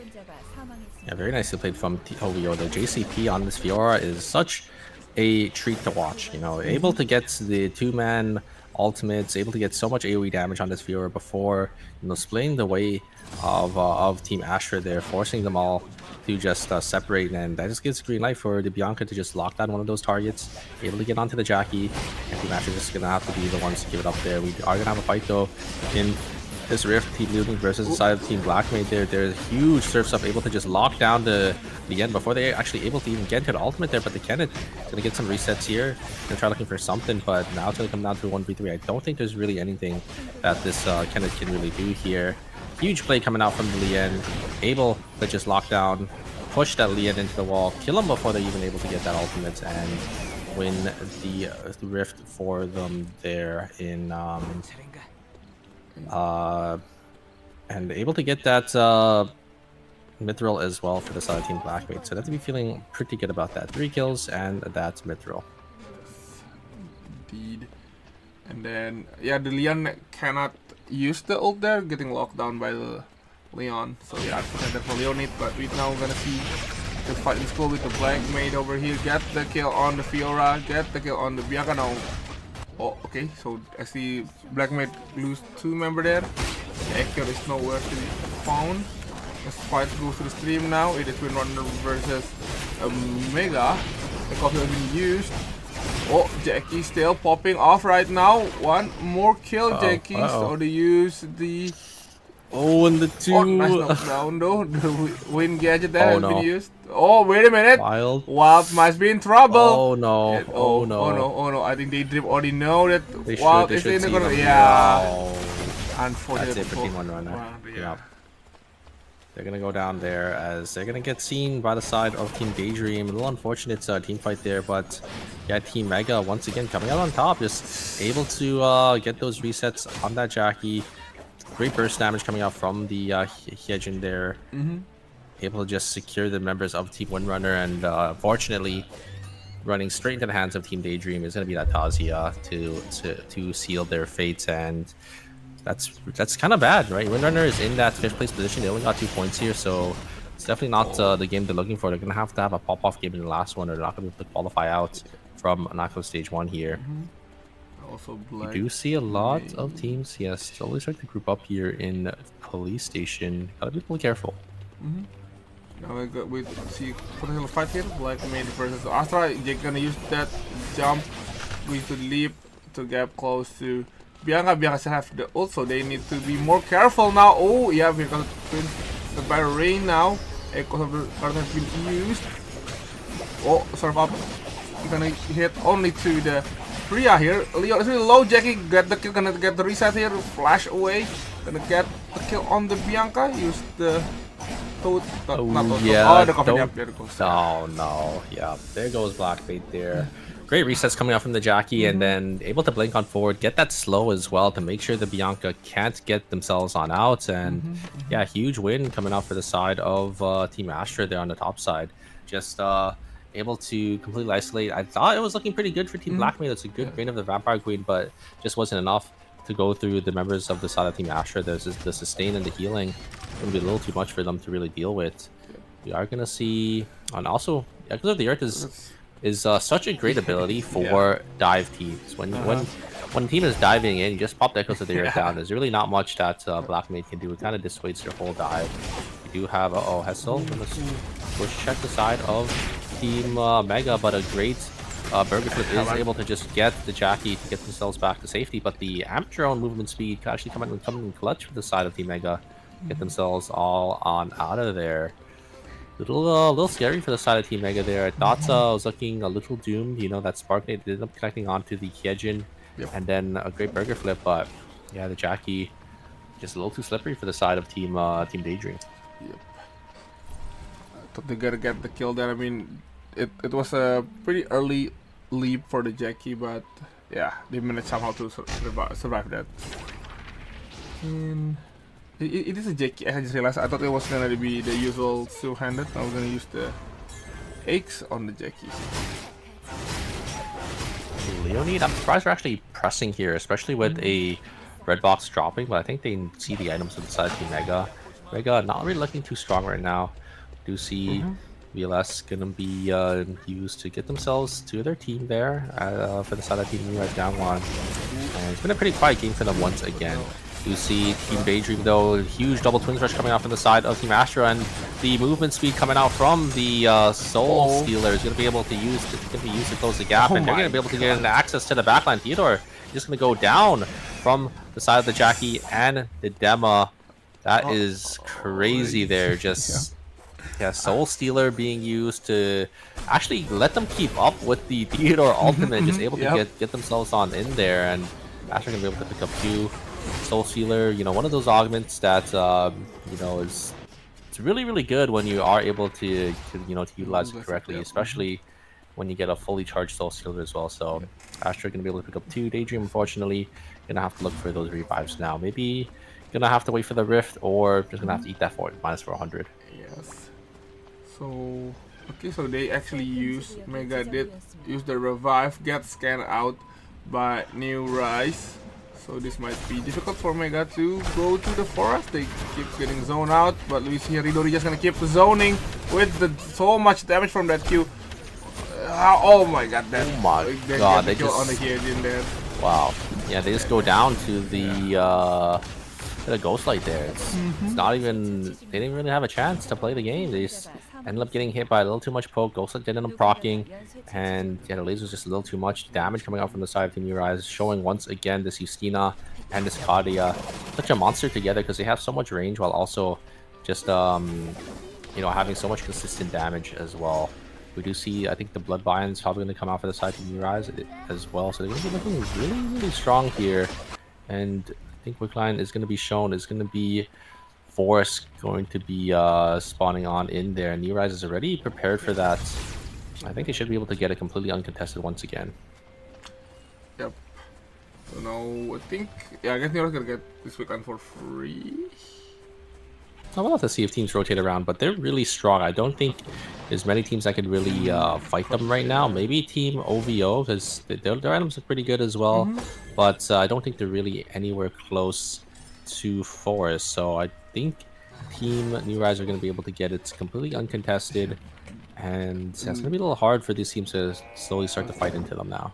Daydream is the closest one, but I don't think Daydream can contest New Rise with that item difference. But actually, they're actually fighting against the Jaegum from Mega. Oh yeah, Mega unfortunately split away. I think ended up just losing to Hyejin. Jackie, you could see just down there. Gonna have to maybe look for that rift. Where is the rift? There's one in Chapel. I don't think he's gonna make it there in time. But I think that's what he's trying to aim for, to get themselves down there, because without the rift, I don't think there's any way for Mega to get back to the game. You can see the credit count's a little too low there. You see Team OVO looking for the side of Team Leonid. Leonid is going to start at the VLS system. I think they're just going to be able to get themselves on out of there. And nothing really going to come out of this just yet for these teams. I think a lot of these teams just playing a little safe, making sure they get a couple more placements, want to get their buy-ins.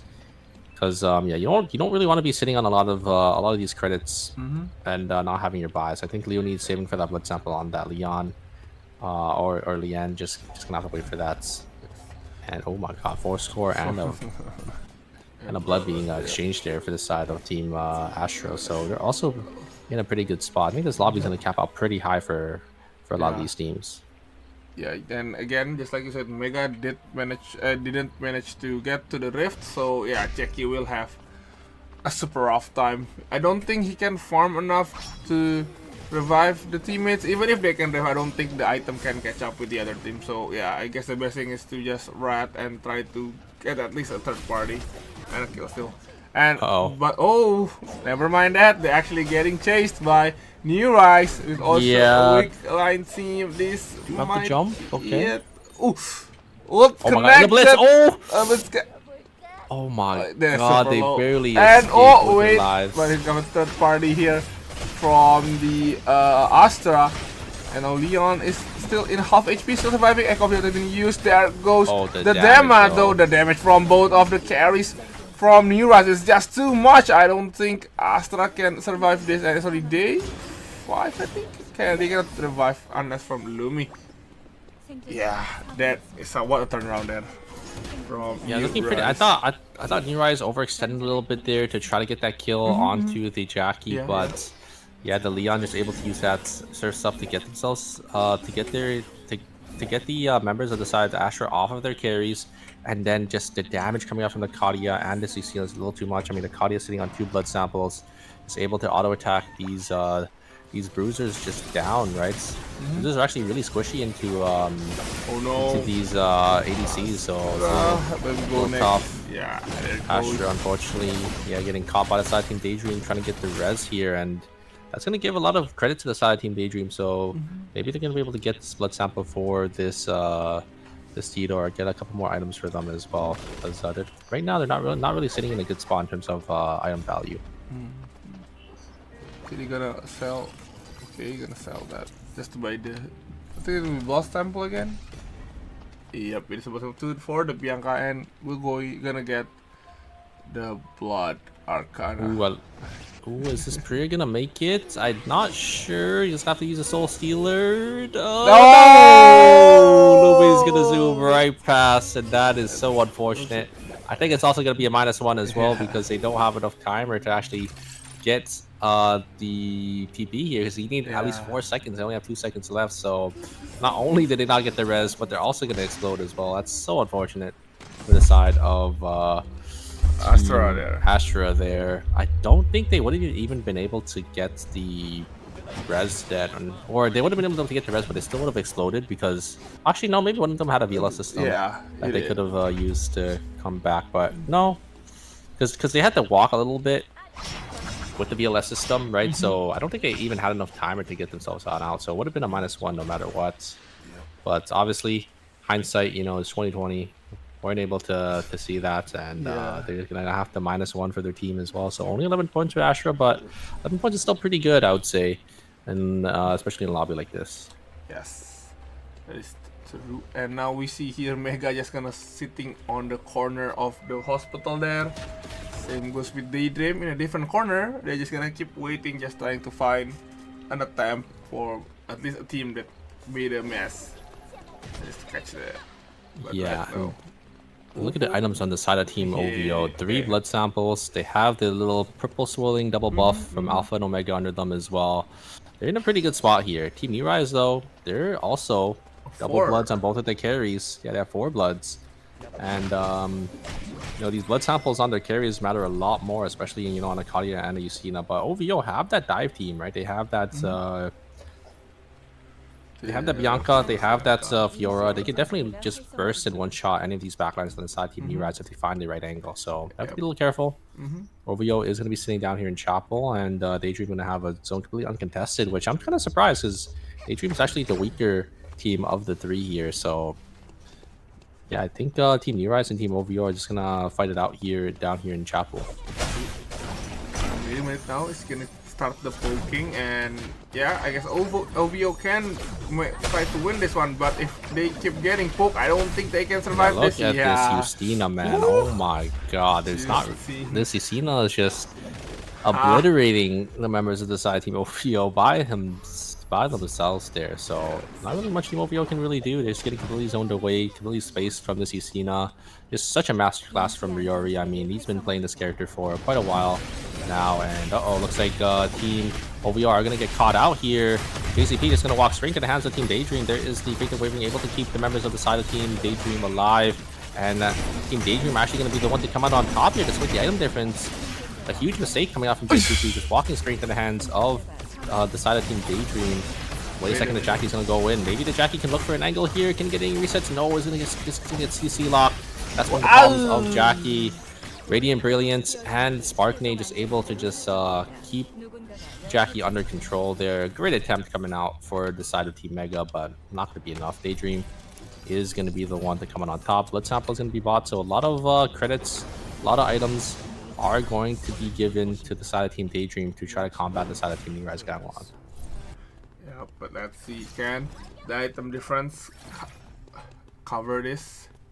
I mean, we have 4 blood on the new Rise, and they didn't only have 1 blood on the Theodore. Can they do something about this to carry with 4 blood item in total?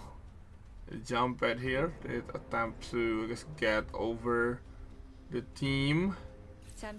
Oh no, that's a bad spot. But wait, they actually get the kill on Katia though. They get the kill on Katia. Wait a minute. Oh no, a huge misplay coming out from the side of Team Urize. Yeah, the Katia just getting caught out. I was looking pretty good. I think they saw an angle with the BLS system, but they just get completely turned on. The Marcus is able to get in the Theodore just providing a little too much damage, and Team Neurize are actually going to be the one to get the full brunt of that. Yep. I think the angle that the Leon ended up taking to try to one-shot the Johan just wasn't it, right? He tried to use the jump on in to burst down the Johan, but the Johan just used the Faith and Waving to keep themselves alive. I think just the wrong target there. If they went on to the Theodore, maybe they would have had a chance. That is true. And now we see can the Justina 1v3 this. Oh, nice burger flip there. Leon gonna die anytime soon. Use the serve up. Yeah, Gregor goes down and he's gonna be alone. I think Neurize will going to lose. And Daydream will take the game with 21.5 points.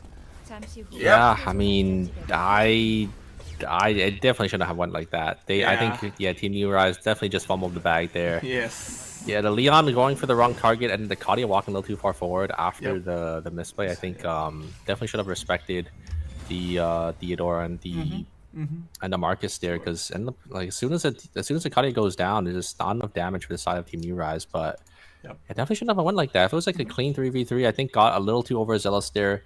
Saw them VLSing right on top of them and thought they had an angle, but it just wasn't there. The opportunity, I think, just a huge misplay from the side of Team Neurize. Yep, it's just unfortunate there. And again, I think the Katia think they can just burst Johan there with the duck and dive from the Leon, but unfortunately, the Leon. The problem is the Johan is not the target that you want in that matchup. You need to kill the Theodore. The Theodore is the one providing all the damage. Obviously, the Johan maybe would have been able to keep them alive, but just CCing the Theodore so the Kadia can free auto, I think is a lot better. I think what happened was the Kadia actually ended up getting stunned by the VLS as well. I think they walked a little too far forward because they got a little too or not too overzealous. I don't even think the Kadia ended up seeing them, but because of what happened where they jumped right on top of the Kadia wasn't able to actually get away in time. And that just gave free access to just killing the Kadia there with both the Marcus and the Theodore. So a little unfortunate, because I think if the Leon ended up knocking up both the Kadia and the Marcus and ended up pushing them away, I think they definitely would have been able to just win it out there. Obviously, the Yusina was a little too far away, but as long as the Kadia is alive and is able to free auto, with the Leon also hitting, a 3-man surf sub with an Am drone, I think the damage is probably enough to either kill or do enough to dissuade them from pushing into that Kadia. Yep. And also, even if they kill Johan and they trade for the Katia, I don't think the damage will be enough during the 2v2. So yeah. That's good hard then. It is a Marcus and a Theodore. I think Marcus and Theodore probably just beat Leon, because this is Tonfa Leon, but Tonfa Leon and Justina, just because Theodore is just such a monster character, especially in corridors, but just in general for these 2v2 types of fights, because he has that lockdown, he has to sustain to keep the Marcus alive. Marcus, a really good character as well in these 2v2 scenarios. With that, bruiser likes this type of sustain. If it was maybe a glove Leon, I could see it going either way, but because it's Tonfa, Tonfa doesn't really have that sustained damage that the other two have. But here's a leaderboard for you guys. OVO going to be in first place with 55.5 points. Neurize Gangwon in second with 40.5. I think these two teams are relatively secured, but I've definitely seen a 40-point team drop from second to fifth before. If they go out in 8th place, we could see Leonid Daydream easily surpass them. They're only 4.5 points away. And then if Mega or Astra have a pop-off game, they could outscore Neurize for sure. So still anyone's game going into the final game, but it's looking definitely a little tough for teams like Team Astra, Windrunner, and Blackmaid, who are about 14 to 20 points behind. We'll have to see if they can pull it back here. Yep. I think Astra is kind of doable. I mean, it's 36, so if they have at least some good kills and get good position, I think they can kind of chase that 4th place. But Windrunner and Blackmaid need to work their way to really chase that 4th place to survive in this tournament. 14 points isn't too bad for them to make up here. We'll have to see if they can, because I mean, 14 is still a lot because obviously Daydream and Leonie can still score more points in the next game. So they need these teams, or one of the two teams, to go down early, and they need to have that 20-point pop off game. Yep. So yeah. So let's see here if we can see the game number 4, what will be happening. And also note that Priya is getting banned for the 4th round. So well, let's see what kind of changes the team that's using Priya for the previous round we're gonna use.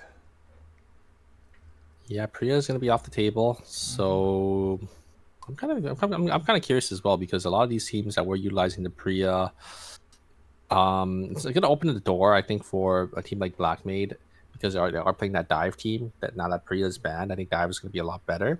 But maybe we'll see, instead of Priya, maybe we'll see Heart. Maybe we'll see just another support like Johan, or I think Johan is probably going to be the most common one that we're going to see a lot of teams swap to. Maybe the teams just swap entirely, or their team up entirely to something else that they're more comfortable with. Yeah, I mean, they can also become the dive comp, so yeah, we'll see.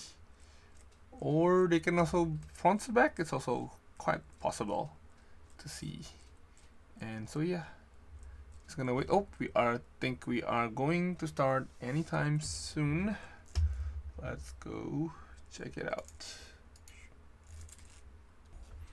Yeah, we're able to jump on in here. Priya gonna be banned. Astra locking in that Jackie. Blackmaid gonna be the same thing. Insane. So they'll be locking in the Kali. So I think that most teams are just gonna be playing what they're comfortable with right here. I think Megas is probably gonna be swapping back to that Jackie, Hyejin, and Mai. Yeah, we do see that Mai being hovered. You guys are gonna be playing the same thing as well. Looks like Blackmaid swapping over back to the Adriana, and yeah, a lot of these teams pretty similar team comps. Just gonna be swapping their pick here. Lenny gonna be coming out for Leonid instead of that Priya. I think Team Astra, I wonder what they're gonna be swapping to. It's gonna be that Johan, like I said, and Windrunner gonna be swapping to that Lenny as well. So yeah, it looks like the Prias are just gonna be substituted by that support for a lot of these teams. Yes. Keep now. We're gonna see Tsubame might be also pick here for Blackmaid. Yep. Tsubame now. And New Rise won't be changing the comp. It has to be using that one. And OVO did change. Did they send the Maya? I don't remember. Is it Maya? I think that's Maya. Yeah, they had Bianca before, but Bianca. Yeah, they had Bianca before. They swapped over to the Mai, seeing if this Mai ends up working better. I think I like the Mai. Actually, do I like the Mai better? I don't know, because I like the dive from the Bianca. They're able to get a lot more reach, because they have a lot more burst damage, and they're able to zone away some opponents. But with the Mai, they have better engage, because the Mai is going to be a lot more tanky than that Bianca. So we'll have to see how it is going to work out for the side of Team OVO. I think they're in a I think they're relatively safe, so it's kind of good to test these other type of team comps, like maybe just swapping one character, because they could be afraid of. I don't think Bianca will get banned, but maybe Bianca just doesn't work in certain lobbies, because I think especially in the higher levels of play, Bianca is a little tougher to work, just because a lot more teams are well versed in playing into that Bianca pick. But obviously, we have seen it work from some of our best players, like I think in the last season we did see that Bianca team did end up winning that whole entire phase. I mean, I guess me personally don't like the Bianca is after the ult. I think after the Bianca ult is like she cannot really provide anything other than, I guess, a snare, but even that I don't think really an impact. But let's see here lane going bullet here. So yeah, I think that is the downside of Bianca. It's either you win after the ult, before the after they use the ult, or you're just gonna fail miserably because you cannot finish anyone after the ult. So, yeah, Bianca doesn't provide that much after her ult, but I think she still has a little bit of damage, right? The second javelin can still help out a lot, and then she could still jump on in as well. with the circulation, so she can still do a little bit of damage. But obviously, her main brunt of the ultimates and the combo with the segment javelin after using Rage of Vampire Queen is not there. But she can still provide like a decent breakthrough. We do have a fight though between Team Leonid. They are going to be able to use that cannon ult to try to lock down Magician on the backside. A huge 3-man spring trap coming out from Magician there. That's going to be able to lock up the team fight as Windrunner is going to be the one to come on top. Yep. Very nice play from Magician. I mean, we saw them on Lenny in the previous games, and yeah, they look really good on this pick. So we'll have to see if it is going to be able to change the fate of the side of Team Windrunner as they are in that 7th place position. Yeah, nice play block there from the Hyejin, and I think Miner should be, yep, Miner is okay, and Insane will go down. Memory though, gonna use a win here to jump. No, nice juke there, only actually jump to the gas station instead, not to the overwall. And now we're now changing target, going to kill the DCP over here, but nice save there by Mai. CP is a bit low, Rosie is already recovered her HP or not. Jan jumping around into the Fiora now and goes to the Rosie, and Jumo will run away. Roster carries, and I'm gonna go to the warehouse now. A chaotic fight here, a bit separate here. New Rise with his team going back in again for the Daydream. Oh, Leon gonna back away a little bit. Pop up the ulti here for the Justina, and then now gonna keep poking with that auto attack from the Katek. Finally get the kill on the Theodore. Subame now trying to get a kill. Yes, managed to get the kill on the Leon, but will take a kill by Insane. And now Insane is gonna take away. Is able to get 2 here. A lot of damage is being exchanged. Insane is able to get a lot onto this Marcus, but the sustain coming out from the side team Daydream, the healing from this Theodore and this Johan is going to be able to keep them alive, but the damage coming out from Riori, he is able to get to the backside here. The Ghost Sprite is going to be used as well. The Ghost Light proc already, and the damage coming up from New Rise once again from these 2 backline carries. This Claudia and this Lucina are just going to be able to turn around that 2v3 from the side team Daydream there. On the top side though, in Temple, we do have Lien versus a Yan. Lenny is going to be able to respawn back in, but this is still full HP. There's a lot of CC, a lot of be able to try to lock down this Lien here and knock up again coming out from the Yan. The ultimate, I think, is already used from this Leon here, and oh my god, it's just barely not enough damage to get the knock onto this Leon, as they are going to be able to finish the job and get the breakdown inside for Windrunner. And now New Bane gonna use, now getting jumped in by Astra here, and I think Justina will goes down. Same goes with Kate actually, goes down by the Jackie, and Phoenix gonna run away. No, gonna get those wolf, but Jackie is still staying. Gonna use the blink just to escape, but Serio gonna keep chasing this one. I don't think Phoenix can escape. One more hit, use the parry, but yeah, I guess gonna go down there, and yeah, that is a break. Great hit to play from Serio there, just knowing that the wolves are respawning, so actually gonna deny the Leon from getting that, and also gonna be able to pick up a nice tree of life here in Uptown Wolves as well. So I think Astra are in a pretty good spot this game, able to get the first objective and grab that extra objective as well from that animal there. And oh my god, the damage coming out from this demo, great parry. They're actually able to dodge out on the surf up, but the teammates of the side of Team Astra are just nowhere to be seen. Jackie not in the fray there, almost able to get one in that 2v3, but not going to be able to get it there. Also, Subame might go down. Yes, she will. Adena is immediately a bit far away from his team, so he's gonna stay here in the research center just to be safe.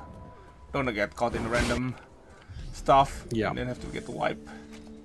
Yeah, I have to be a little careful when you're the last member alive this early on into the game, especially in day 2. Don't want to go down too early.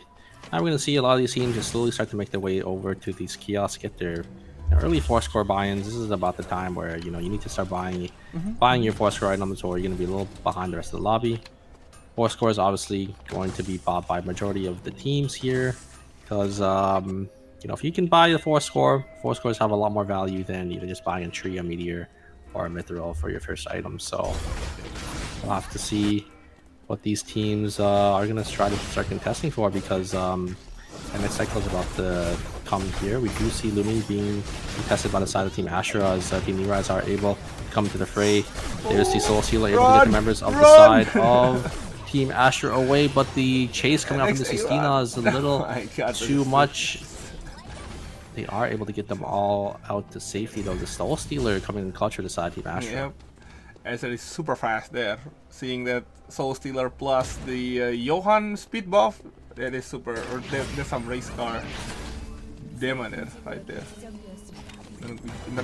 Stun. Oh, get in. No. Unfortunate. Gonna see in the chapel right now. New Rise versus Black Maid. Still gonna keep poking. Oh, Tsubame getting in. Oh, that is not enough damage to kill the Jusina. Jusina is gonna pop the ult and kill the Tsubame. And yeah, we're able to get in, but well, Asher Burst is going to be used right into the face of that Tsubame there. So a little unfortunate. We are going to see Team Daydream versus the side of Team Mega here, though.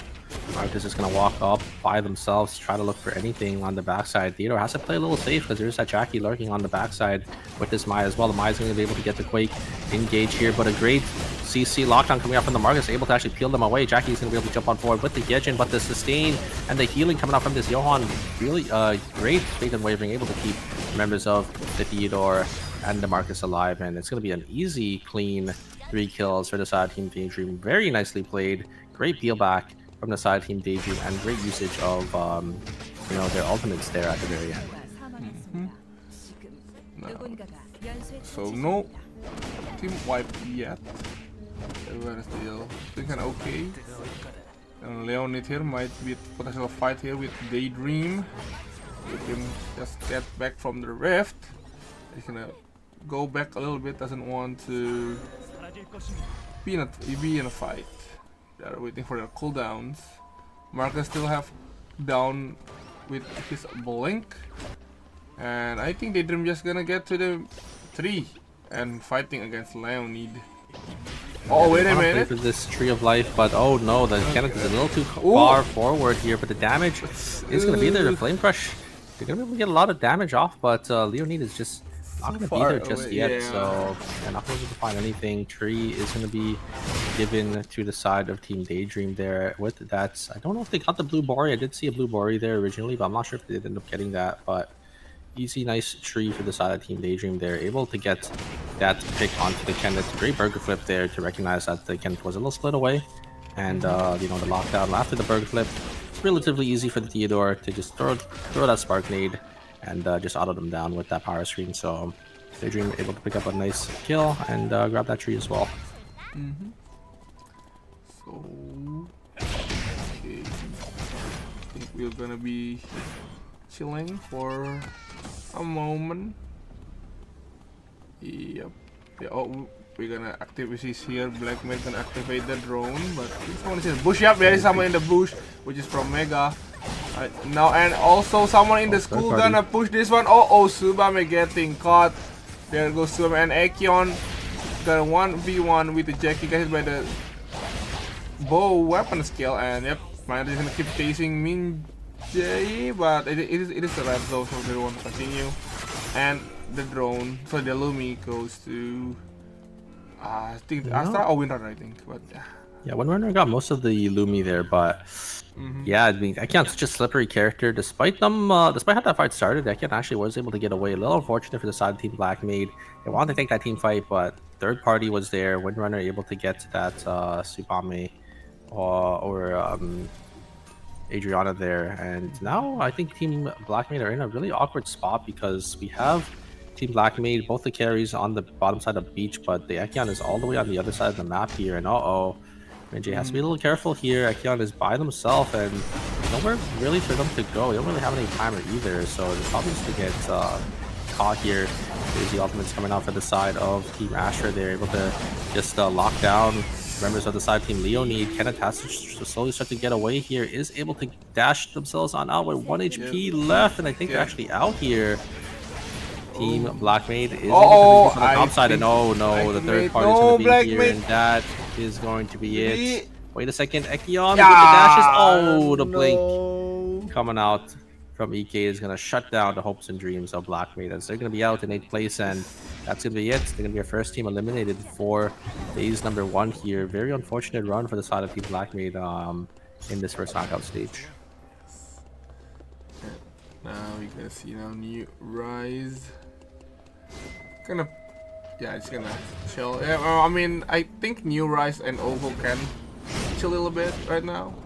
But let's see here now in the chapel. Gonna fight. See a fight? No. Daydream. But in the whole time that there's a fight. It's OVO versus Windrunner. Guys, no. Hop kick there from the Yan, but still gonna keep resisting the Rosie. Rosie in half HP in one more hit, and there goes Rosie goes down. And yeah, only one member from the OVO gets down, and the Omega will go to no wait. There's a fight here. There's a third party here from New Rise, and the Omega buff that goes to Windrunner, I believe. So they don't get the fourth score. Sure, who ended up getting the Omega, but New Rise. Oh no, wait! people- Actually, New Rise actually get the one because we see the in the top right, top left there. You see the buff. Is that Omega? Is that Omega or Alpha though? I think I'm not.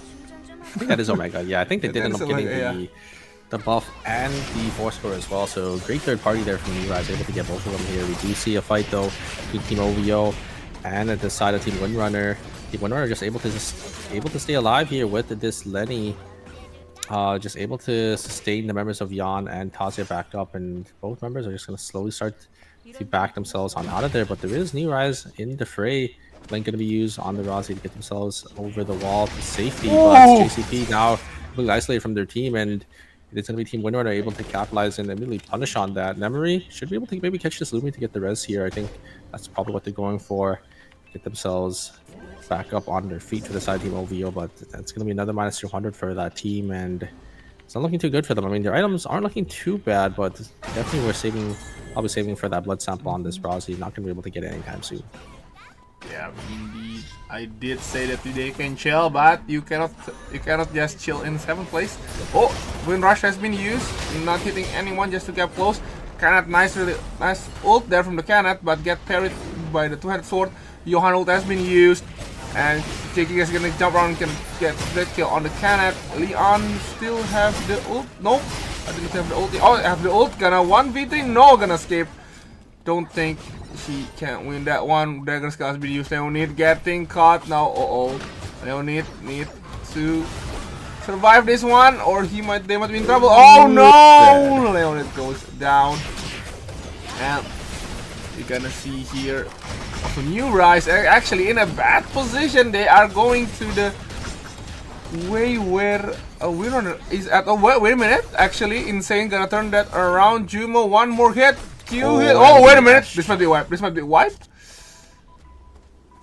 Yeah, huge in the place coming out from Kadia there. Team New Rise able to turn it around once again. I mean, just you've seen on the Kadia damage is a little too much, and it is going to be a terminate for the side of Team OVO. OVO biting off a little more than they could chew there, chasing a little too far forward, not respecting Kadia and the Yusina damage, and here comes the ultimate. The Twin Crush is going to be used for the side from NXA. Easy third party for Astra. They're able to pick up the 2 members of the side of Team New Rise Gangwon, and probably going to be able to get this quick line for themselves. New Rise Gangwon though, looks like Riori is going to go for this Rift angle, and I think they should be able to get it for free, so actually not going to minus any credits here. And depending, wait a second, there's going to be another team, so we are going to have a Night 4 Rift, something that's actually pretty rare. We don't really see a fight for this Night 4 Rift, and it is going to be a Blood Box that is going to be the prize for the winner here. Yep. We do see the Engage not having full stacks, but a huge disengage coming out from the side of Team New Rise, able to just completely mitigate the Jan's engage there. Just very nicely played by the backliners of the side of Team New Rise, able to dodge out on the Jan's combo. That is going to be it. New Rise Gangwon, a clean team fight for them. I saw the angle there coming out for the side of Team Windrunner, but the Yan just wasn't able to stick any of their abilities there. So a little unfortunate for the side Team Windrunner. New Rise able to get the blood box or the blood sample there, and they're going to be feeling pretty good about this coming back into this game, despite getting third partied. But Windrunner there on Yan, it was a really nice attempt there, but yeah, the Katia just really dodged that everything, which is really good. And then yeah, Yan doesn't have I guess doesn't have that much of resource again after that everything was whiffed. So yeah, and also nice follow up there by Leon to using the serve up just to back away the one that tried to dive the Katya. Yeah, I mean, the Yan having full stacks definitely is like the go-ahead. It's a green light to engage, but just wasn't able to connect on any skills. It's kind of hard, especially into, you know, a backline like the side of Team New Rise Gangwon, because, you know, you have Justina who has that instant dash. You have the Kadi who has the buffer on their backstep as well. So it's a little hard to stick any meaningful CC on the Yan.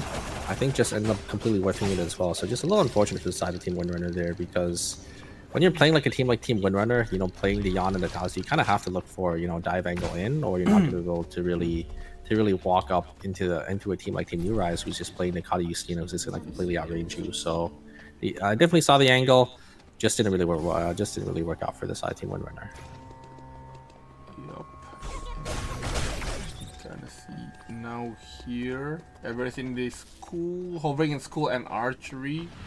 I'll say weak line is already. Oh, I thought I actually get the weak line there. Oh, yep.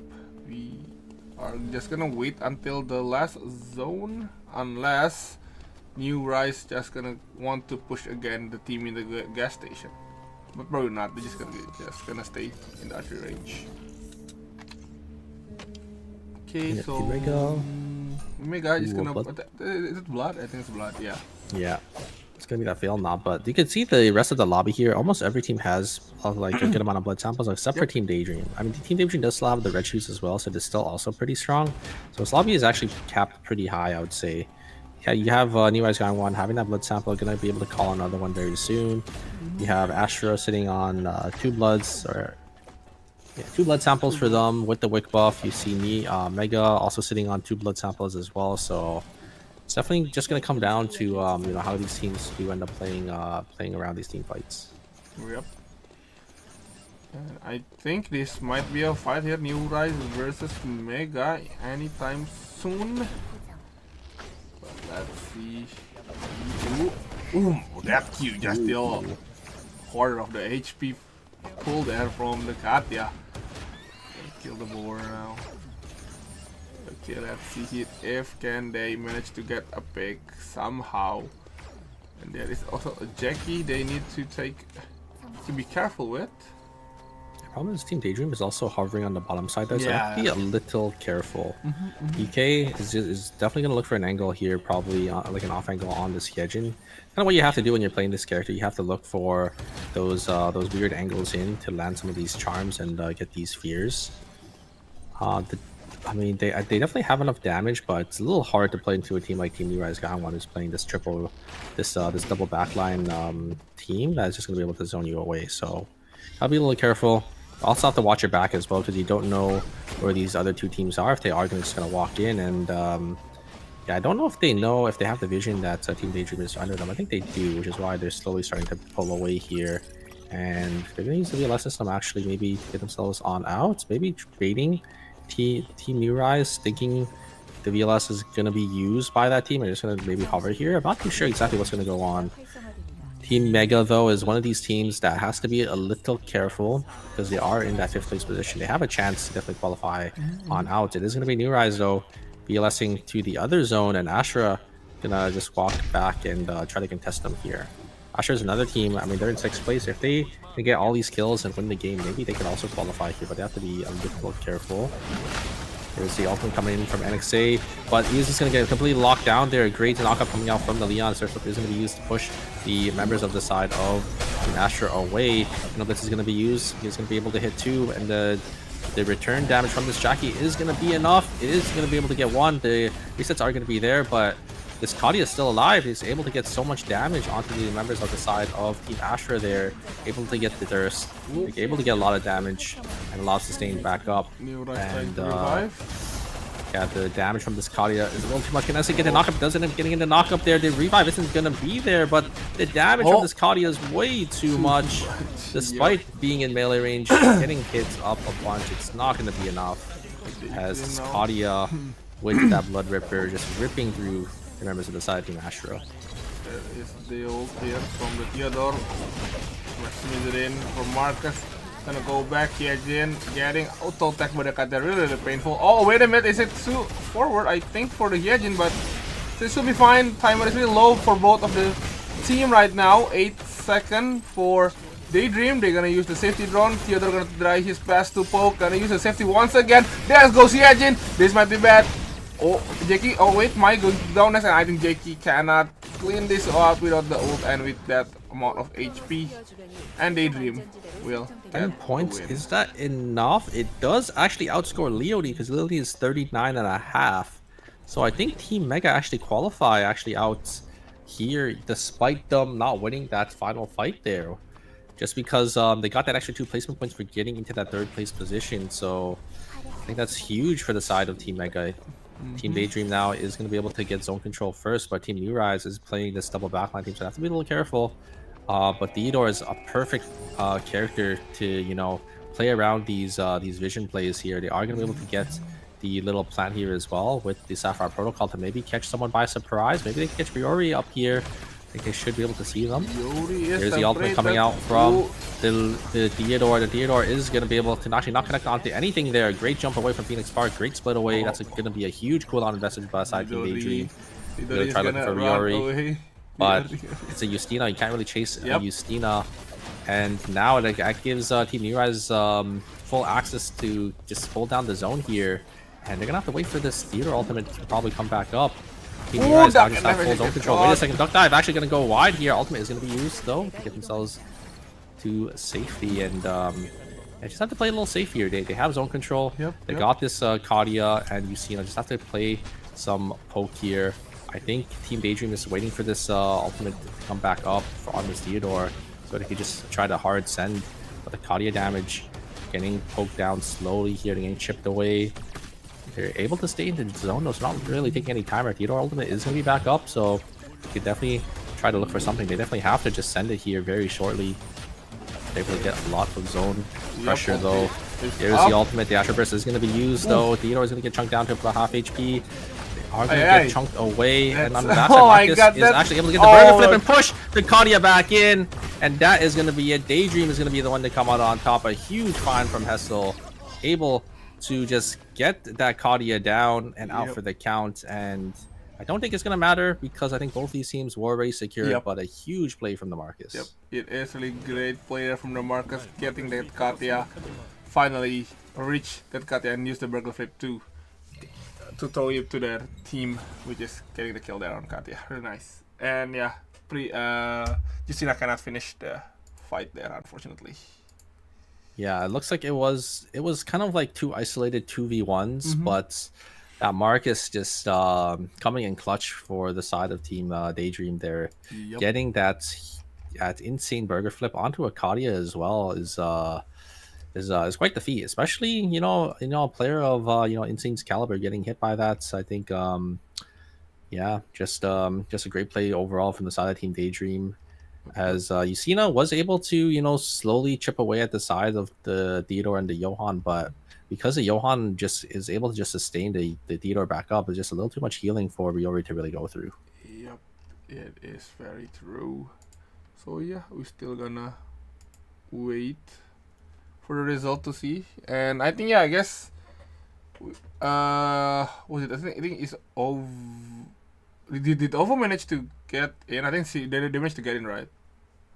I mean, they OVO should be in because they're in first place already. Yeah, but I think Team they did. So Team New Rise is in for sure as well, and I think Team Daydream was also in that 4th place spot. So it was just kind of like a formality at the very end on who is going to be able to get in. But I think it's going to be. I think it's New Rise, Daydream, OVO, and what was the last team that I think it was Mega. Mega actually qualified Team Leonid at the very end. So it should be those 4 teams. We'll see very shortly once we get the scoreboard for you guys. And yeah, I mean, a great knockout stage number 1, I would say. It was relatively close.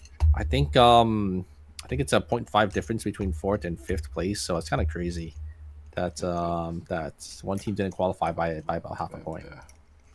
I mean, it's super close game there, honestly, like for the 4th position. So yeah.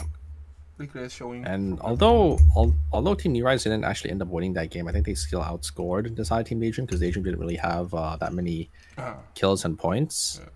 I mean, I'm really liking Team New Rise. They're playing really well, the macro wise, but I feel like they're just making these really bad mistakes in these team fights. It's happened. I think it's happened. I think all through the group stages in the first time we've seen them in this season, and then it's happened a little bit as well in this first knockout stage, and we're only in knockout stage number 1, so they're looking a little shaky, despite them all being great players. I think just probably just not having a really good day today.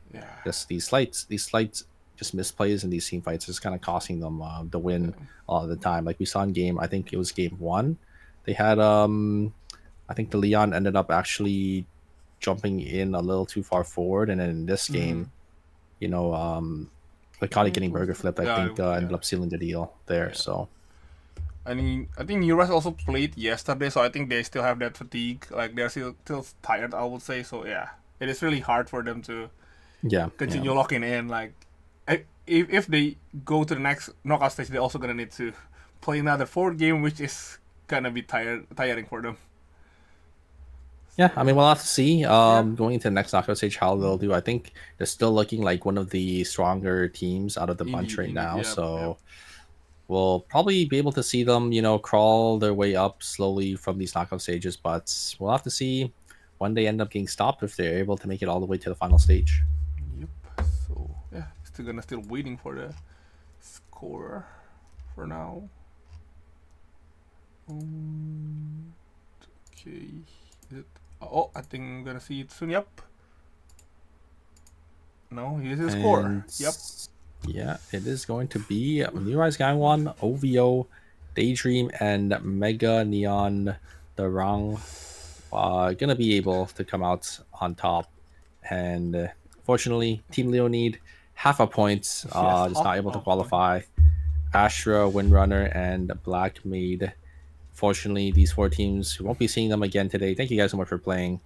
And yeah, that is going to be it for our first knockout stage. Which was the team that ended up -1ing? Was it Leonid? That wasn't, right? No. It wasn't. It was the one. I don't remember Leonid using the Priya, so I don't think it was Leonid. It was something with Priya. Forgot which one though. So yeah. I thought Leonid did play Priya.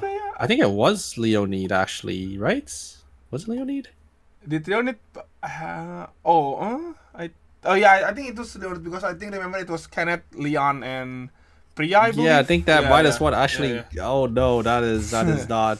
That's a disaster class. I think that is so unfortunate. That is that -1 did actually end up costing them qualification here. Dang, that is. I don't think they're gonna be able to sleep tonight. Like it's pretty bad. It is unfortunate. So yeah, and I think we still are they gonna do interview? I think probably not, right? I'm not too sure. Usually they don't do interviews for knockout stages, but yeah, I think it was Leonid, right? Because they ended up VLSing. I remember they VLS into police station, weren't able to catch the Lumi, and then they just exploded. And then that -1, dang, because they were half a point away, so they actually would have out-qualified them. I have to double check if it was. I'm pretty sure it was in the game Leonid, 3rd, right? It was in the game 3. So let's see here, game 3. Yeah, it is. Yeah, Leonid. Oh no, it was Astra. It was Astra. Okay. Okay. So yeah, it should be fine. It should be fine. Yeah. Okay. I mean, it is a Priya, so they outdoor Priya. Like in the It's pretty hard. I don't know exactly which Priya was. Yeah, it was Team Astra. So false alarm. I think they could sleep. They, I mean, not happily because they didn't qualify, but at least the -1 didn't cost them qualification there. So okay. So I guess we are going to have a 10 minutes breaks before we have the second stage.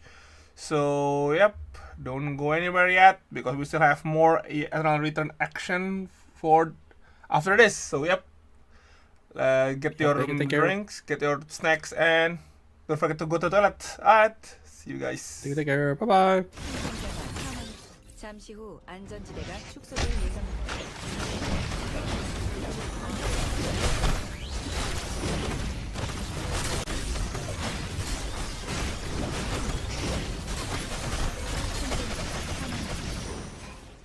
전장을 제압.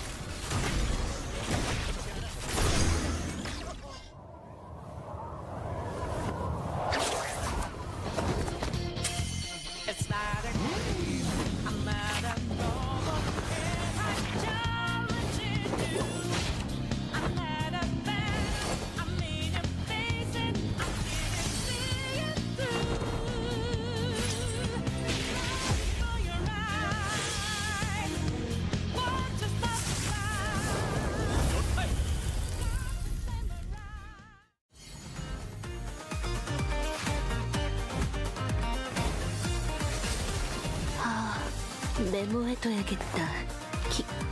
키아라입니다. 잘 부탁드려요. 어쨌든 계약은 계약이니 디자인해드리죠.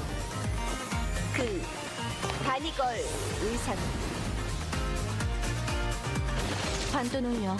진짜 프로가 왔으니까 손에 착 감기는 걸. 운 좋은 토끼는 늘 한 마리지. 그게 바로 나야. 바니걸이 세상을 구할 시간이야. 말했잖아. 히어로는 언제나 승리한다고.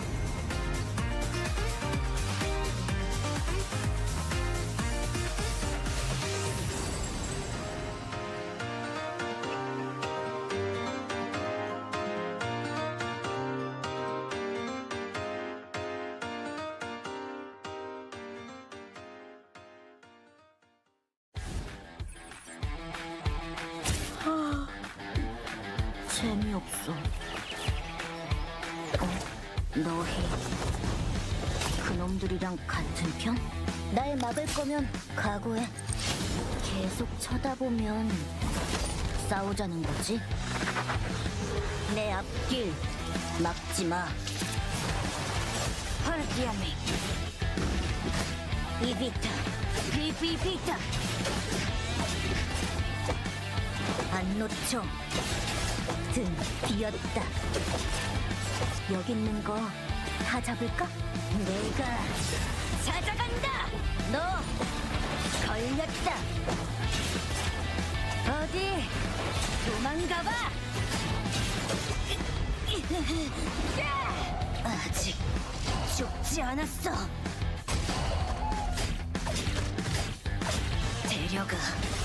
한 놈이라도.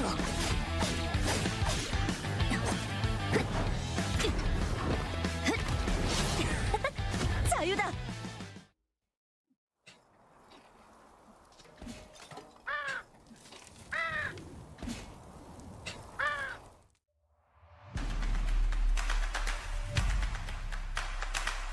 있다라는 걸 어느 정도 눈치를 챈 것 같죠.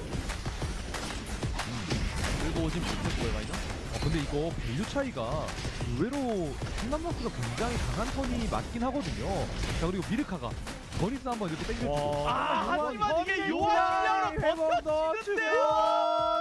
다람쥐 레그샷이 어떻게 저기 날아갔어요? 자, 이것도 조심해야 되는 게 결국 뭐 요한이 됐든 버니스가 됐든 분노 옆으로 들어가는 순간 거기에 니아 연계되면 요한이 힐을 해줘도 이게 큰 데미지 입으면서 구도 자체가 이상해질 수 있거든요. 이런 식으로.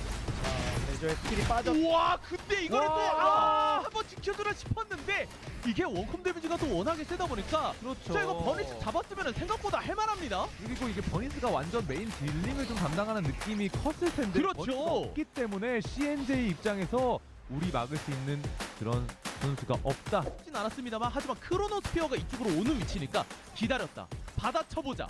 이 생각인데 백수 크게 돌고 있어요. 하지만 위치 파악은 됐고요. 잘해야 되는 게 결국에 쌍두타임 팀 입장에서도 니아를 노리다가 니키와 리다이린에게 큰 데미지를 받을 수 있고 서로서로 비슷한 느낌이거든요. 그렇습니다. 포커싱 굉장히 잘해야 될 것 같고요. 근데 그 포커싱에 있어서 엠마의 변이나 니키의 분노의 어퍼컷이 크게 영향을 이제 주는 핵심 스킬이 되겠죠. 자, 시간이 없습니다. 게임을 다 깔렸고 그 안에서 무빙 치면서 피해 보겠다라는 마인드인데 이후에. 트레는 잘 빠져나갔어요. 그러면 그러면은 백수가 옆에서 CNJ 스포츠. 나딘 잡아내면 잡아냈는데 이런 엠마 혼자서는 이게 데미지가 안 나올 텐데요. 자, 그리고 승전보 받아주면 자, 근데 이거 곧 터지기 때문에 승전보 안 받아줬고 빠졌고 이러면 시간이 좀 부족하기 때문에 시간 채우고 들어가고 체력도 채우고 자, 이러고 이제 들어와야 됩니다. 자, 3 변이 들어갔지만 스킬 잘 피해냈고 안쪽으로 들어와서 그리고 경기 끝난 타이밍에 시기 타이밍이 일단 너무나도 좋았고 무빙도 좋았던 백 선수가 이거 마무리 네, 좋아요. 첫 번째 라운드 CNJ e스포츠 키오스 가면은 바꿔주고 자, 일단은 여기 보겠습니다. 해진 쪽에 너무나도 좋은 타이밍이다. 근데 마이 익스클루시브 타이밍이 너무 좋았어요. 자, 그런데 이미 이게 구도 자체가 익스클루시브 타이밍은 너무 좋았지만 이후에 대처할 수 있는 또 그런 상황까지 뭔가 해결이 됐냐라고 하면 끝입니다. 7등 결정전. 자, 먼저 들어가서 누가 그러니까 한 번은 들어가서 이제 자, 메가네온 대람쥐가 한 명을 잡아내느냐 마느냐 이 싸움입니다. 자, 마이너 살아남았는데 먼저 잡히면 오히려 안 돼요. 제키 체력이 근데 많이 없어서 뭐가 잡아내고 어려워졌어요. 여기서 교환이 안 돼요. 자, 천천히. 하지만 체력은 없지만 살아있거든요. 이러면 윈드러너 여기까지인가요? 자, 윈드러너와 생명의 나무도 잘 흡수도 했었고 하지만 두 번째 탈락 위기에 놓인 두 번째 라운드입니다. 그렇습니다. 시간 잘 지켜가면서 뒤쪽으로 살짝 빠져가지고 상대방에게 각 안 주는 것까지도 너무 좋습니다. 메가네온 다람쥐 그대로 균열에서 이겼군요. 도리를 차서 도리도 뭐 그렇게까지 각을 내주진 자, 않아요. 이러면 이거 미아. 마이가 물리면 갈 수가 없어요. 마이 이러면. 제대로 물었습니다. 그리고 리다이린도 살아나갔어요. 와. 이 연계가 제가 말씀드렸던 이 조합의 그 불안해지는 요소가 보니까 스킬 막 날리는 것도 생각 잘해야 돼요. 근데 CNJ가 심심했는지 살짝 공장에 그 마시를 나와주고 있고 압박하고 있는 거예요. 상대방 어떻게든 이러면 손해를 볼 수밖에 없기 때문에 그냥 이니시를 안 거는가 싶었는데 그냥 확실하게 따로 걸었어요. 이러면 갑자기 나비팀만 갑작스럽게 당했죠. 그렇죠. 이런 것도 참 그렇죠. 재밌어졌거든요. 마이가 라운드 걸처럼 하다 빠졌어요. 네, 여러 가지로 좀 변수가 이루어졌습니다. 근데 이거 견제하는 그런 상황이 사실상 사거리적에서 짱투라 팀이 월등하기 때문에 기회를 잘 봐야 될 것 같은데요. 이거 바드가 락스 시간이 없어. 이러면은 앞쪽으로 들어와 오히려 시간 조금만 버티면은 마이가 키를 먹나 했는데 네. 그런 일까지는 없었고 이러면은 짱조타가 마지막 금지구역 갈 것 같습니다. 네, 마이가 밉습니다. 성남락스는. 만 보고 있어도 상관이 없거든요. 근데 엠마가 그냥 변이 장전해뒀다가 리다 들어왔어? 그럼 변이 걸고 그대로 뭐 크게 손해보더라도 그냥 1킬 손해보고 끝납니다. 그리고 일단은 모여있지 않아야 돼요. 그렇죠. 결국에 좀 좁아지긴 하는데 미아의 게임월드와 싱크포인트 둘 같이 맞는 순간 갑자기 그림은 이상해질 수 있어서 일단 조심하긴 해야 됩니다. 위에는 다람쥐덧, 네. 아래는 폭탄. 와, 이거 이거 어디로 뭐? 뚫나요? 덫이 이렇게 많아요. 숨이 그냥 턱턱 막힙니다. 자, 어떻게든 하나 그래도- 몰아야 된다. 1킬까지는 됐습니다. 그래도 하나 가져갔네요. 네. 네, 자 이렇게 두 번째 라운드는 짱 좋다. 좋다. 지금 세잖아요. 세긴 하죠. 세긴 세거든요. 자 여기서 서로 스킬샷 대결. 오, 와. 근데 버버 선수 무빙이 버버. 야 이걸 살아가요. 정말 정말. 이렇게 하는 거다 보여줍니다. 이게 얼마야? 딱 보여주는데요. 전지 너 버텨냈고 그럼 킬견이 되나? 앞으로 오히려 앞으로 들어가서 뒤쪽에는 일단은 쇼가 있으니까. 그렇죠. 질감 봐준 거죠. 와. 야. 그냥 되는데 균열로 사용해줬습니다. 오. 잠깐만요. 자, 이게 어떻게 된 일이죠? 일단 네. 순식간에 교전이 열렸는데 자, 페나스도 이제 등장했고 근데 결국 알론소가 꽤 오래 버텨주고 와. 있다가 프리딜 계속 넣었거든요. 오히려 알론소가 3명을 묶어놓을 수 있는 자리였기 때문에 생각보다 나쁘지 않은 싸움이 됐습니다. 하필이면 그 뒤에는 뭔가 메이킹이 되지 않았고 자 여기 교전 끝까지 보자면은 왕초 선수의 와 진짜 야 쇼가 와 그냥 궁극기 데미지로 다 태워버렸어요. 이게 네. 억지르죠. 야 윈드러너 좋을 뻔했는데 또 한 번의 위기입니다. 이게 정말 이 시즌 초때 할 이유가 딱히 없습니다만 오 체크는 됐어요. 속도가 많이 맞았는데요. 오히려 오! 해방이 나비네 앞으로 와우. 와이어를 앞으로 갑자기 들어가기 시작하면서 베이모스가 좋은 카운터 펀치를 날려줬죠. 네, 나비의 꿈이 조금씩 희미해집니다. 그러면은 3등 마무리는 일단 거의 확정이라고 볼 수가 있겠네요. 결국 10점 이상 벌어낼 수 있는 기회를 얻어낸 CNJ고요. 베모스 그래도 사실 스테이지 2부터 갈 수 있는 확률을 이번 라운드를 통해 좀 만들어냈어요. 상대방한테 뭐야? 점수 안 주기 먼저 어트랙션 슬램 누르면 안 돼요. 그냥 무조건 지켜야 됩니다. 무조건 지켜야 됩니다. 그러니까 먼저 먼저 들어오는 들어오는 거 그냥 이런 거 끝나요. 지켜줘야 돼요. 무조건 지켜야 돼요. 그렇죠? 지켜야 자 돼요. 그래서 이거는 뒤쪽에 호응 못하게 바멜사가 안쪽으로 들어간 겁니다. 지킨 거예요 사실상. 와. 한번 견디게. 와. Okay, we are back again. Again with me Gasbox and Sprayer, which is we are going to stage 2 of the knockout stage. Yep. Yeah, I'm very excited for the next couple of games here. We got 4 more games for you guys as halfway through for today. Nago Stage 2 going to be coming up very shortly here. We're going to be able to see exactly which teams that we are going to have for this this knockout stage coming up here. So we are going to get 4 new teams and 4 of our previous teams coming out from knockout stage 1, our top 4 over there. So I have to see if these knockout stage 1 teams can do better than these knockout stage 2 teams, and we're going to be able to see maybe that golden run coming around this time around for this phase. Yep. So yeah, we are going to see again the team from basically the team from before, and I guess some of the team from yesterday we see, so we might see that also. And yeah, I think we are going to jump straight to it. No, you can see the team introduction first, so let's see it. Yeah, this will be the stage 2. I mean, right now we are going to have New Rise Gangwon, Ovo, Daydream, and Mega Neon Daram G, which is from the previous knockout stage. And from now we have Soul Reaper, Slasher Esports, Navi, and Jeju Shadow. And yes, again we're gonna see Slasher and Navi. And Shadow also. Yeah, wasn't able to see Slasher because I think they were playing in one of the 2 earlier knockout stages. So I'm surprised to see them down here. But it looks like I didn't realize Magnani is actually playing again, and he's gonna be on Slasher with X-Boy.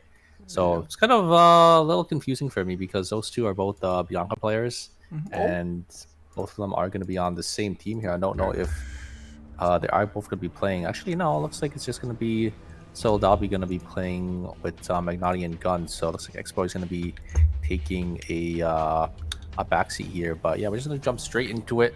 Soul Reaper going to be locking in that Daniel. Daniel is not a pick we see too often here on the big stage because he's a pretty telegraphed type of character, but in the right hands, in the right meta, sometimes he comes back, and we'll be able to see how Soul Reaper is going to be able to utilize that pick. Flash Esports going to be locking in that Mai and that Bianca, and yeah, looks like a lot of these teams are just going to be playing their comfort picks here. We're not going to see, I don't think, any bans coming into fruition just yet. Everyone just playing their comforts for this game number 1.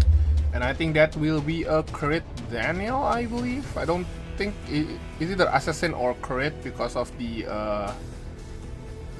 what do you call the masteries there? I think Siphon Yeah. Maelstrom. I think. Yep, awesome. Yeah, it's probably gonna be. Yeah, just probably full pen. I'm not too sure exactly what Daniels are running these days, but True. yeah, we'll have to see. Looks like it is gonna be Slasher Esports. Going to be Magnani on the Bianca. It's been so long since I saw Magnani, kind of playing, and them pulling out the Bianca again. It's great to see. We are gonna have Gun on that Nadine as well, so we'll have to see how Team Slasher is gonna be able to come out here. So 2 Bianca picks, 2 my picks, a lot of duplicates, but again, no ban going into for today. I mean, we did have the Priya ban, but that's about it. No other bans just yet. And yep, we difference from the last stage, we only see 1 Priya right now. So yeah, it should be yeah. I guess next round will be no ban also. Might if OVO and Slasher Esports having a great time with the Bianca, we might see other team picking Bianca just for the ban, but yeah, we'll see about that. Same goes with Jackie. And yeah, I'm really looking forward for Soul Reaper because of the, I would say 2 Assassin and a Carla, Yeah, which is quite interesting with the comp. Their on team that comp one. is really weird. Do I say it's good? Probably not, because they're playing Daniel, Jackie, and Carla. I think it's kind of all these characters are kind of, for fighting for themselves here. But we'll have to see how Soul Reaper is able to utilize it. They're playing like a more diverse team comp, so maybe they can find these angles onto backliners. I feel like Jackie and Daniel are just really telegraphed. It's kind of easy for a front to back team to kind of kite away, but if they're playing, I'm not sure if they're playing double dagger. I think they are playing double dagger, so they're able to maybe use dagger skills to get a kind of surprise engage. But let's see here, Daniel. Yeah, it is two-handed, but they're gonna have that dagger, so maybe they're just looking to kind of farm kills in the early game as well. They are gonna be able to get an angle onto the Bianca, but now the Yasu's just gonna get sent on here, and they are just gonna go down. And Daniel just get instantly taken down here, and Carla is gonna be able to get a lot of damage back, able to trade a lot of damage, a lot of these anchors into this Fiora, but Namori gonna be on the chase now. Period. You have to be a little careful. It's gonna run straight to the hands of the Carla on the other side, and Ozzy gets gonna be the one to brunt on that third party, and it's just gonna go down. Insane, gonna kill try to poke, but the turnaround from the Emma right now. Piolo gonna get in, and there goes Emma. Ooh, nice duck and dive. They did trade with Insane, and same goes with Phoenix here. Oh, there's a break there. UNG playing it really well there, getting all the breaks.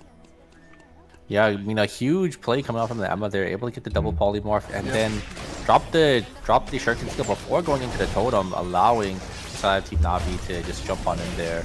You have the Soul Stealer going to be used for the side of Team Jeju Shadow to get themselves on out, but White Lily is going to be used by Zombie to get him over the wall here, and looks like the side of Team Soul Reaper are going to be relatively safe.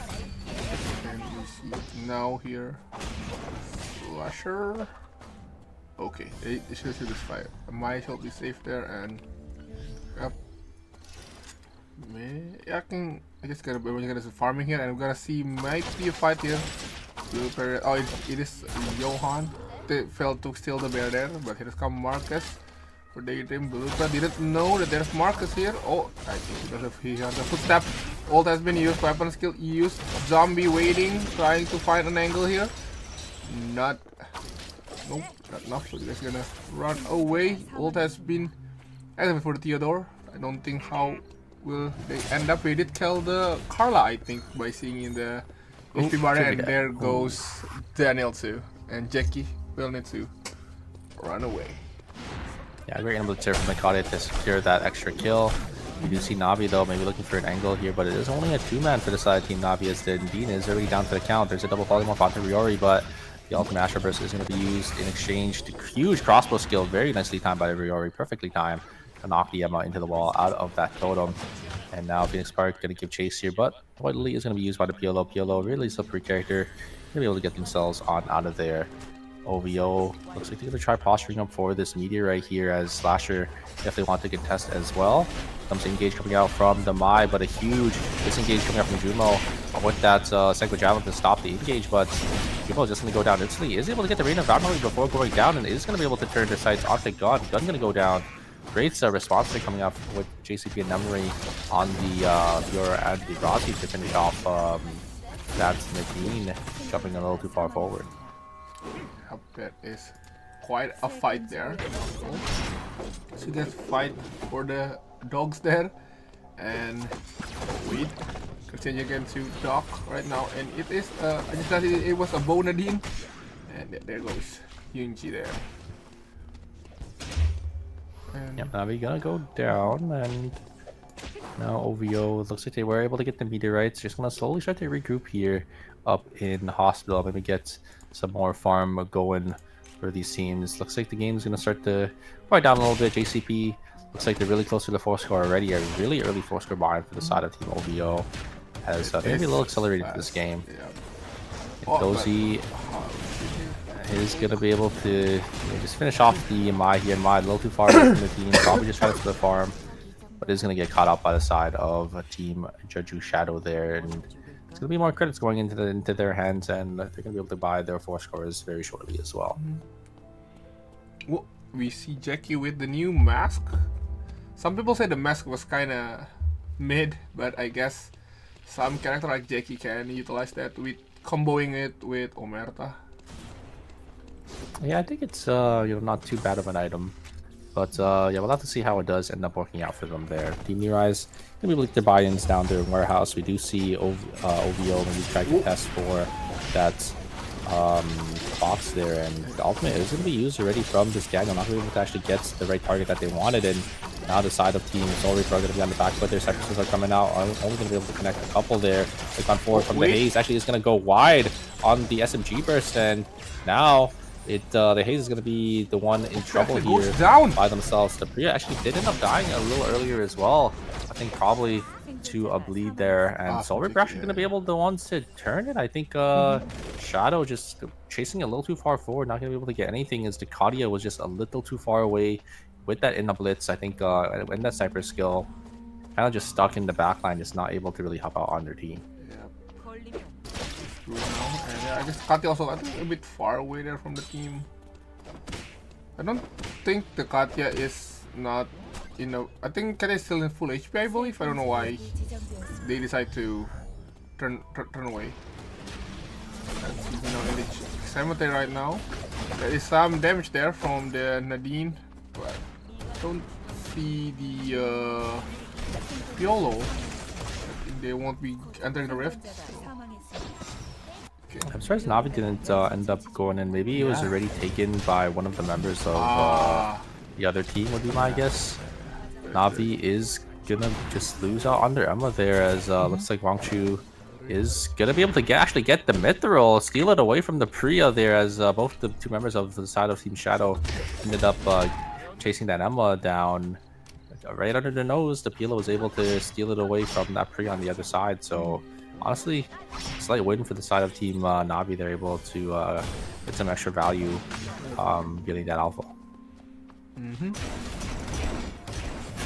Jumo now getting bullied here by Navi.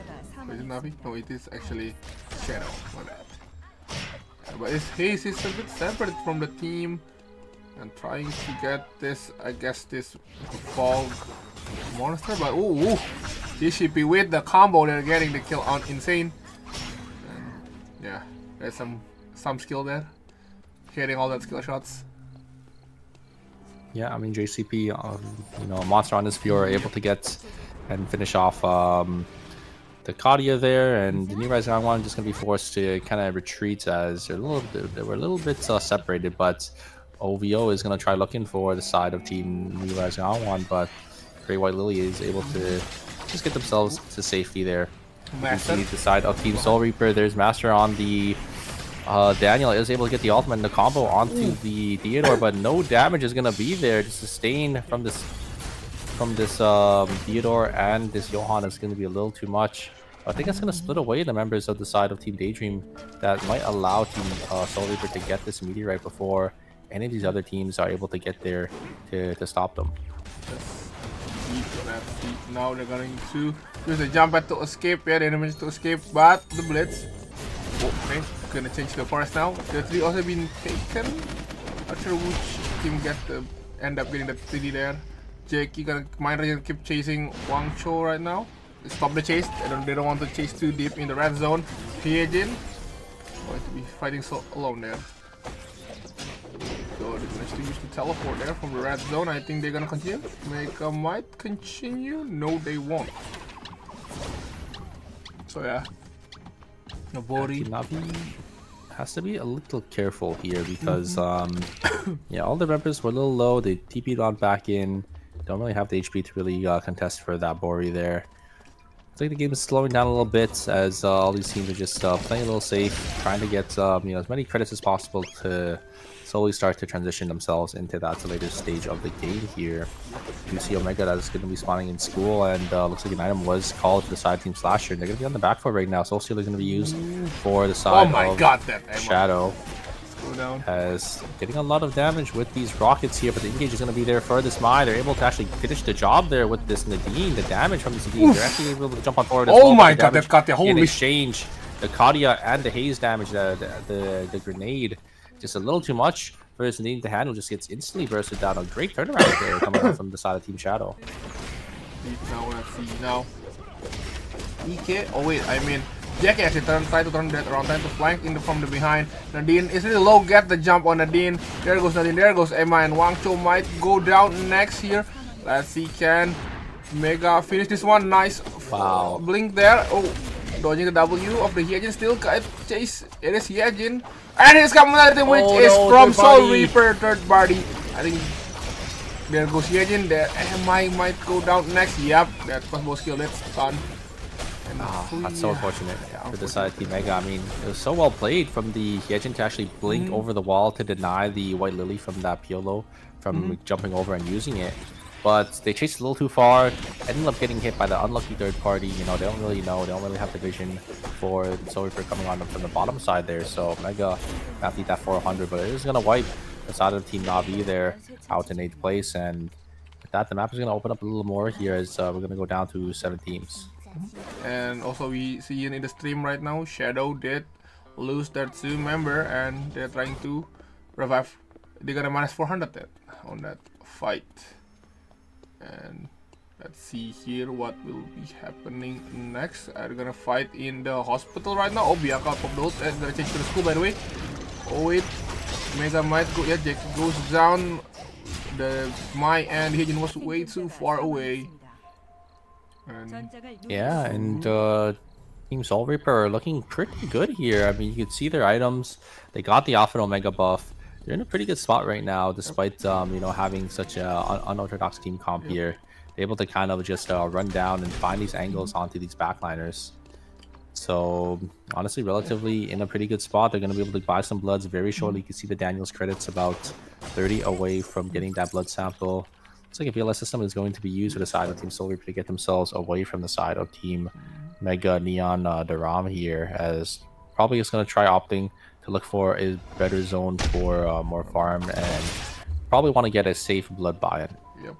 I mean, honestly, like the comp is really good until mid game, I believe. I don't know if they can stay in late game or not. Oh, I think that's a sniper skill has been used, but getting caught instead. There goes Cut. Yeah, this might be bad for Shadow. Haze might go down next. The Wolf is slowing the Haze to run away. Shotgun has been used, not really hitting anyone. Echo has been used, explosive has been used, and oh, Haze did manage to escape, but that will be Priya will go down also with that one. That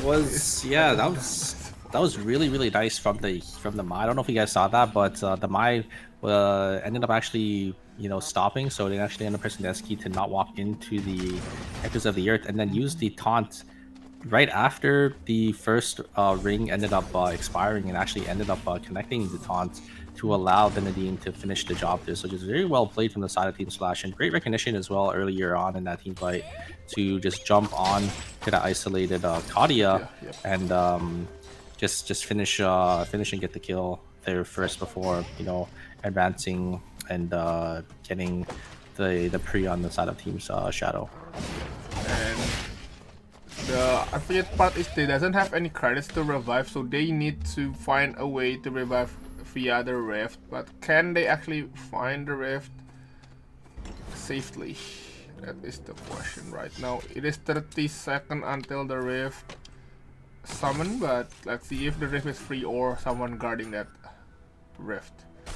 Though Shadow is now in the corner. It is in the fire station. There is one rift, but at the same time New Rise is approaching to that rift. Can the Haze actually go to the rift? Oh, New Rise actually walking toward past the portal, so it should be free for a second. Yep, I think Shadow can revive the teammates with this rift. Yeah, I think they desperately need it as well because they're minus 400 if they don't get this rift, so they have to get themselves on in there. Red Box is going to be spotting down, and look at the damage coming up. Oh my god, is able to just chunk down this Rozzy there, just walking up a little too far forward. Is going to get punished, and Jumo's going to go down instantly as well. JCP going to be on the back foot for the side team OVO. The speed win gadgets are going to be used to try to close the gap here, but I think JCP is going to be able to get themselves on out as a Fiora who has, you know, a pretty sizable dash. Looks like Magnani is actually chasing this guy down here. Don't know if JCP recognizes, but yeah, a lot of timer was used by the Bianca there. We do have a day or a night 3 rift here, so whoever goes down is going to be out for the count, or a night 4 rift actually, so it is going to be that blood box that is going to be a prize for this rift here. Daydream is going to be able to get a lot of sustain on this Theodore. Oh and look at the damage coming out through this power screen. But wait a second, the damage from this Kadia though. The Faith and Wavering is going to be used. Echoes of the Earth is going to be used as well. But that's a lot of key cooldowns. Oh my god, that Jetu Shadow, and oh my god, the snipe coming down. The haze goes down instantly, and that's going to be it. Shadow, don't think you're going to have any chance here. It's going to be like Kadia last one alive. The sustain is just a little too much for the side of team Jeju Shadow to deal with. Daydream coming out on top with the Theodore, Johan, and Marcus. That is a well play for Marcus. They're zoning out. I think it was Priya, I believe, Priya or Haste. They're zoning out them. They're not giving any space to try to poke, which is really good play there. And Kate also kind of separate with the team. Unfortunately, cannot really focusing on dealing damage. Need to kite a little bit, and also Theodore zoning all the other ranges there, which is quite difficult for Shadows to try to poke. And now let's see in the gymnasium there is a weak line team from Mega closing into. Oh, and what, we're gonna go to the stream right now, and it is Slasher Esports going to fight with Daydream. There's a knock up on the Mai. Mai using echoes for herself. Mai going down. Mai no gonna run away, but there goes Nadine. Oh my god, no. Oh my god, that is some crazy damage there from the Theodore. Yeah, I mean, playing into a corridor, it's a little unfortunate for the side of team Slasher Esports there, as Daydream was just able to just get the disengage from the Reign of Vampire, but it's just easy for them to turn around without that key cooldown to burst down that Theodore. The Faith and Wavering was used. The sustain is just a little too much for, you know, most of these teams to kind of deal with the side of team Daydream there. And so Davi is going to get caught by the side of Team OVO. He has to get away here. That's going to be it for the side of Team Slasher Esports. I don't think they can. The end of that point is going to come down to lock up this Mai, and that's going to be it. Slasher Esports is going to go down in oh my god, place here. There goes Katia. They still have the Justina. Justina might be able to 2v3, but okay, they're just gonna give up. They don't want to continue because they don't have any more ult on the Daniel. But oh, wait a minute, Justina get back in. Then to get the kill. Pop the ult, get the kill on the Daniel. Oh my god. Oh, Justina still gonna try to chase this Carla. But wait, but the Jackie. Oh, there's another team. It is OVO. Jackie gonna keep chasing on Phoenix. Now Zombie gonna chase Phoenix. Did Justina die? Yes, indeed, Justina did go down to the Jackie blade, yeah. And the body's still there. No, it's gonna be executed there. Yeah, I mean, a huge turnaround there from Riori, but just walking a little too far forward, got a little too greedy for that Carla, and paying the price for that because yeah, Jackie was just in melee range, just auto attacking. You've seen it the whole time. Phoenix Spark going to be the last member alive on this Leon. gonna have to try riding it out for a couple more placement points here, as yeah, not gonna have enough credits to get their teammates back into the game. And there is no more rift because already they and let's see here, we see Mega trying to find out where is Leon at, and now Zombie also getting chased out by Daydream. Oh, nice body slam there, and the bear also with the follow-up stun. Unfortunate yeah. for the check. No, the paid actor bear as always. The Baron getting stopped Great forward there, and wow, a huge Faith and a huge Radiant Brilliance from the Johan to actually deny the Bianca from looking for that engage there. Yeah, the Marcus ended up using the blink, so I think Daydream is gonna probably try waiting for this Kiko and come back up. You know, gotta make sure you have your blinks available to make sure you're able to get that disengage. So I do like that Daydream just ended up completely booking it. And they're probably just gonna have to wait for this Theodore and this Marcus's blink to come back up so they can take the team fight going into OVO on the bottom side here. There's only 3 teams left this late into the game, so it's kind of surprising. You know, usually it's at least 4, 5. We're gonna have a clean 3v3 and probably a clean. Yes, they want to start immediately. Well. I've been used. It is a 3-man Vampire Queen right there. Oh, Theodore goes down. This might be bad for Daydream. Marcus gotta go down next. Yep, they did get the Bianca though, but I don't think they can come back from this. No more Lumiraz, and yeah, I guess Rami will just gonna try to escape, deny some points. I think. Yep, they will. But oh, GCP really wanted that points. Let's see, are they gonna escape or are they just gonna walk in? Wait a second, I think they're gonna be able to get a free zone up here because Mega don't know about the other team. Wait a second. Wait. Team Mega. Wait, they're dead. Mega. No! Mega, I think Mega thought they were gonna escape, but they didn't escape, and they just walked in, and that is a disaster for Team Mega. That's gonna be a -3, I think. Yep, they have nowhere to go. You know what? That is a really nice player from the Johan. That actually you have to look at the top right. You have to see the teams going down to 2 teams. I think they saw the message that the key card was bought, but you have to wait for them to escape before you could just walk in there. I think yeah, they get punished for it, and now they're all just gonna go down. 3 kills going to the side of team OVO, and now we're gonna have to wait for the whole duration, unfortunately, because if there's a team, if there's anyone that dies in the red zone, you gotta have to wait a little bit here. That is a really nice player for Rami, doing the bluff to try to run away instead, just to bait out Mega. That's actually really big brain play from from Johan. Rami, from Rami. I could see what Mega thought, because they probably thought like, oh, this guy's escaping. We're gonna go down to 2 teams. We're gonna get zone control first, but ended up paying a price for it because they didn't take the they didn't escape, and they just came in, took the zone, got it for completely for free as well, and unfortunately Mega 7.5 points only now because of that huge blunder. It's quite unfortunate there. We're gonna see a rematch now. Daydream versus OVO in the last zone in the fire station. I think the fight in the pawn was, I think the initiate was really fast there from Daydream. So maybe this time around they will wait for the Bianca to initiate first, or are they just gonna keep diving for a second? They have to be a little careful because they sent it first, and then the Bianca was able to just get an angle onto the Theodore. Same, the Bianca and the Fiora were able to just instantly burst down the Theodore. But if they play a little more slow, I think, and have the Marcus try to peel a little better, I think Team Daydream can definitely have this. But they have to be a little careful because Team OVO, they're playing that full dive team. If the Theodore goes down, it's just going to be easy for Team OVO to win it out here.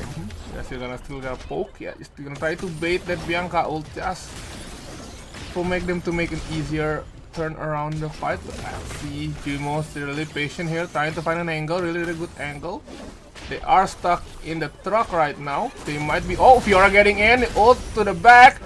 They do use the ult to escape, really nice, and the Baron has been used. Yep. Wait a second. Ooh. No, yeah. Yep. Just great peel back coming out from the side of Team Daydream. Oh, nice burger flip. Marcus, and a double burger flip from Hessel coming out once again. This guy on Marcus has been a monster today, and that is going to be it. It's a masterclass disengage coming out from the side of Team Daydream, able to use the ultimate from the Theodore backwards to make the distance, the blink as well from the Theodore at the very end to get themselves to safety, and it's just easy from there coming out from the side of Team Daydream. You have to just play for that disengage. The Marcus as well hitting crucial knockbacks as well to get these dive characters off of the Theodore. It's just really easy for the side Team Daydream to win outs here for or into the other team. Yep, indeed, that is a very very nice play there. As expected, they are really patient there from the Daydream. They're waiting for the Bianca to pop the ult. After the ult, they're just gonna disengage and then re-engage again, which is really clean there, especially with the double burger flip there. Crazy play. Yeah, I mean JCP initiated with just got on in, like get a couple ultimates, but yeah, the ultimate was just used instantly in response to Theodore ultimate backwards, so they were able to make enough distance with that movement speed that the Bianca ult didn't really connect, and those are some key cooldowns that you don't have anymore. The Fiora ultimate and the Bianca ult, Yep. you're just not going to be able to lock up the Theodore anymore. That is true. So yeah, we just gonna see the position right now. I think Daydream might be in the first place due to they did get a lot of kills and the first position. So yeah, we might going to see now. Again, I think that is the MVP of the game for me. Like the mind games there, that's a really big win play there from Johan. Oh, 100%. Yeah. I mean, they were out for the count, right? They were just one Johan left. They weren't even supposed to win that game, but Yeah. because of what happened, they were able to get the free res and beats Team Daydream at the end as well. So, or sorry, not the Team Daydream, but Team OVO yeah. at the end. So, yeah, I mean, a huge blunder for the side of Team Mega. They have to be feeling pretty bad about that. I hope Yeah. that's not the reason why they don't qualify. If they're Yeah. if they're gonna be missing like a couple points, they're gonna look back at the VOD. They're gonna see what they did, and they're definitely not gonna be able to sleep the night. So we'll have to see if that does end up affecting where they place today. Yep. But honestly, Mega also played in the stage 1, so I think the fatigue is kind of coming in. So they need to at least make some reset and try to lock back in. I mean, just a small mistake there, only a small mistake, so it should be fine, right? Yeah, I wouldn't say it's a small mistake, but True. it's definitely a bad read from them, right? Because I definitely see their point of view, though, right? Just thinking that the other team is just gonna escape, because in 99% or 90% of scenarios, the like when you see the message pop up, like that team is escaping for sure. Yeah. But I think they just ended up getting baited by that. But you could see the leaderboard here. First place Daydream with 22.5, OVO in second with 19.5. So sort of a cut above the rest already. You can see third, fourth with 12.5 and 11 points. So relatively close in the middle of the pack here, third through seventh. And unfortunately, Navi only sitting on 3 points. We're gonna have to see if they can turn their fate around in upcoming games. Yep. And also, I'm saying that it's a small mistake, but okay, never mind, guys. They get actually in the 7th place, so it actually cost them quite a lot on that position. So yeah, Mega need to come back somehow. I mean, there's still 3 games left, so yep. I hope they can just lock back in and try to stay more focused. Yeah, they lost 3 points there because they lost 2 points from the placement from third and second, and then The that kills. Johan kill that they would have got for free. Yep. Don't know if they would have won that game. If they would have won that game, they would have lost a lot, even more. So yeah, it's pretty devastating for the side of Team Mega. But hopefully that doesn't. Hopefully they get to shake it off, come back into the next game with the new mindset, and come back and play their best. Because I don't know, if I was in that spot, I would be a little tilted. I'm not gonna lie. Me too. Yeah, I mean, yeah, to be fair, yeah, you will get tilted for that one. Like, oh my god, no way, we just losing to that. So yeah, quite unfortunate now. So yep, we are gonna wait a little bit for the game number 2 for stage 2. Okay, and yeah, we hope to see. I don't think they're gonna change any comp, but yeah, let's see if the comp gonna change or gonna stick to the same picks. Yeah, we'll have to see. I mean, there hasn't really been too many changes in terms of like even in the first group, we did see a couple teams swap up their team comp entirely, but I think usually in the lower knockout stages, I think most teams are just going to play their comfort picks. We're not going to see too much of a meta taking place just yet. But when we go higher and higher, I think that's when we start to see more national league teams, and we start to see the more top tier teams that are playing what's best in the meta. But Yep. we'll have to see going into the second game here if any of these teams are gonna end up swapping. But I think most teams, usually after game one, you don't see any team comp changes just because a lot of teams might just think it's an unlucky game, we got third partied, or we need another game to kind of get a better grasp on if our team comp will actually work in this lobby, because maybe we just had one bad team fight. But after game two is usually when we start seeing a lot of these teams swap up either their roster or their team comp entirely. Yes, indeed. Now we're gonna see the champion picks. I mean, the character picks now. We see Shadow with the Katya. Same goes with New Rise, and I think Mega will gonna clock into the same comp, I believe, because unless somehow their comp getting banned, they might change. But for now, no ban, so they're gonna keep using the same comp. And also, I guess Daydream might be also using. We already see the Marcus here, and the Johan has been hovering. And yep, I think they're gonna still use the same comp. Same goes with New Rise, and don't think we might see. Oh, never mind. We might see a ban here, which is Mai. If there's 3 pick for Mai, we might see a ban for the next round. There won't be any Mai, so yeah. And, William. Yeah, we do have some adjustments. It looks like we do see the William coming in for Gun. Instead, we see the Mai and the Tia coming in for the side of Team Shadow. Youngman, masterclass on this Tia. We'll have to see how they do end up working, how it does end up working out for them. And then Navi also swapping over to that Nia instead of the Nadine that they ended up having. So they're not gonna have any. Wait a second, is that a crit Nia? Am I seeing that right? I think It accelerated. It is no. It's not. It is. No, it's not no. crit, Yeah, but it is actually a shift. Yeah, it's a shift. E-shift and frailty on this Nia. That's very interesting. We'll have to see how it does end up working out for them. I don't know if they're going auto attack. It's probably still going to be amp, but maybe it is crit. I think the plan is dealing some combos there to shred one of the defense, and then let Emma and Piolo kind of take the kills. Get faster shutdown. I could see E-shift not being the worst, just because she does have that execute on her passive, so you're able to get those auto attacks and maybe look for the execute. But is it crit or is it going to be amp here? I'm actually kind of curious. It is frailty as well, which is right? Surely it's an amp. Yeah, I would assume so as well, but you never know. You never know, especially. Let's take it as amp. It is gonna be E-shift and because I would be mad if it's a crit and then it's somehow make a success, because it will ruin the rank experience after that. We see someone actually making the crit build working, so let's try to crit build a Nia, and then I'm honestly surprised at E-shift. I'm not sure if her skills work with E-shift or it is just for the auto attacks. So you have that extra long execute range. We'll have to see how does it end up working out for the side of Team Navi here. I think it's honestly just gonna looking for the shorter cooldown. I think actually have the shorter cooldown and blink, right? But let's see here. Yeah, gonna use the Q and it's gonna goes down.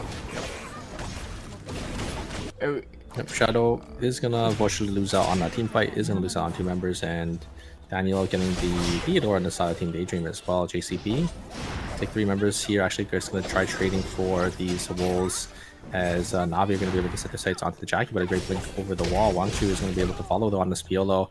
Take a look at the knock up there. Dash on back in, but there is that White Lily. They're going to be able to use that. Great point sync coming out from the Nia, actually going to lock down that Razi as a nice kill going to the side of Team Navi.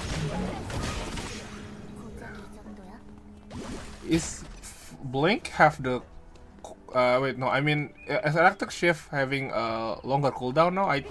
Some character did play A It's shift just because still of the shorter cooldown than Blink, but yeah, it's still less than Blink. I think E shift one is like 40 seconds or something, and Blink is like yeah, 60, right? 80 or 60, 90. Yeah. No, Blink one's like 80 or 90. But for Blink 2, you should be, or Blink's just a lot better than Yeah, of course. But yeah, of course. than E shift because it's instant, and E shift is like a dash as well. So we'll have to see if it's just for the cooldown or if it's maybe a For the tech execute. for the Nia's executes. Yeah, on those auto attacks. We'll have to see how it does if I'm working out for them. I do remember people picking A shift just because of the cooldown, because I think it used to be like 30, I think, and if you upgrade it, if you level to it was like 20, so people prefer that. But yeah, for now, Yeah, but then they ended up, nerfing it. Yeah, and yeah. Now they don't really do that anymore. So Yep. I'm surprised it's coming back again. But yeah, we'll have to see. You know, it could be an interesting cook there. We do see Shadow able to get yet another kill. So he's going to have 5 kills already. So Young Young might be forced to blink away. Nia's game world is going to come down. The damage is going to be exchanged, but Nia's just a little too far forward. They're just going to be able to set their sights and just kill the Nia down there. One up was used, but nothing really going to come out of that. Emma's going to try jumping on in as well. It's going to go down. Shadow sitting on 7 kills this early on already. 3.5 points. A great start for them. Let's see now. Carla trying to poke, but getting in and goes down instantly. Is now Daniel did get into Katya, not get the clip, finally get the kills, but it is quite low now for Master. Riori might take the kill. Yep, get the kill on the Daniel there. And Jackie is gonna run away to safety. Yeah, Carla jumping in a little too far, a little too hasty there, just getting immediately punished by the side team Raz one. Very nicely played. And yeah, Riori just gonna be able to finish the job on that Yusina there. You can see the peel on the backside, able to get a lot of damage onto Youngman there. There is Nia's game world able to get a lot of damage back in as well. Scott is getting hit by a lot of these point sinks, but not gonna be able to get killed on the backside here. Is looks like the Mai's gonna be able to get a nice taunt there, and looks like they should go down as well. Point sink is gonna be used, but the damage is just not there for the side of Team Navi just yet. Yeah, let's see now.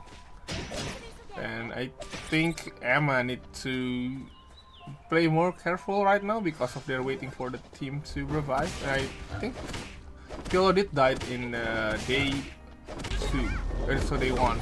Oh, it's actually another fight here. Nia actually respawn in the pawn. No more ult right now. Oh, there goes Nia. This but Piolo gonna run away. Yeah, but it's William though. One more auto attack. Yeah, there goes William. And now Emma needs to run away. Hold on, it is Emma. Needs to get out here, Yeah. but it is a Mai. The Mai's gonna be able to get this taunt. Oh no, actually, it's like shadows.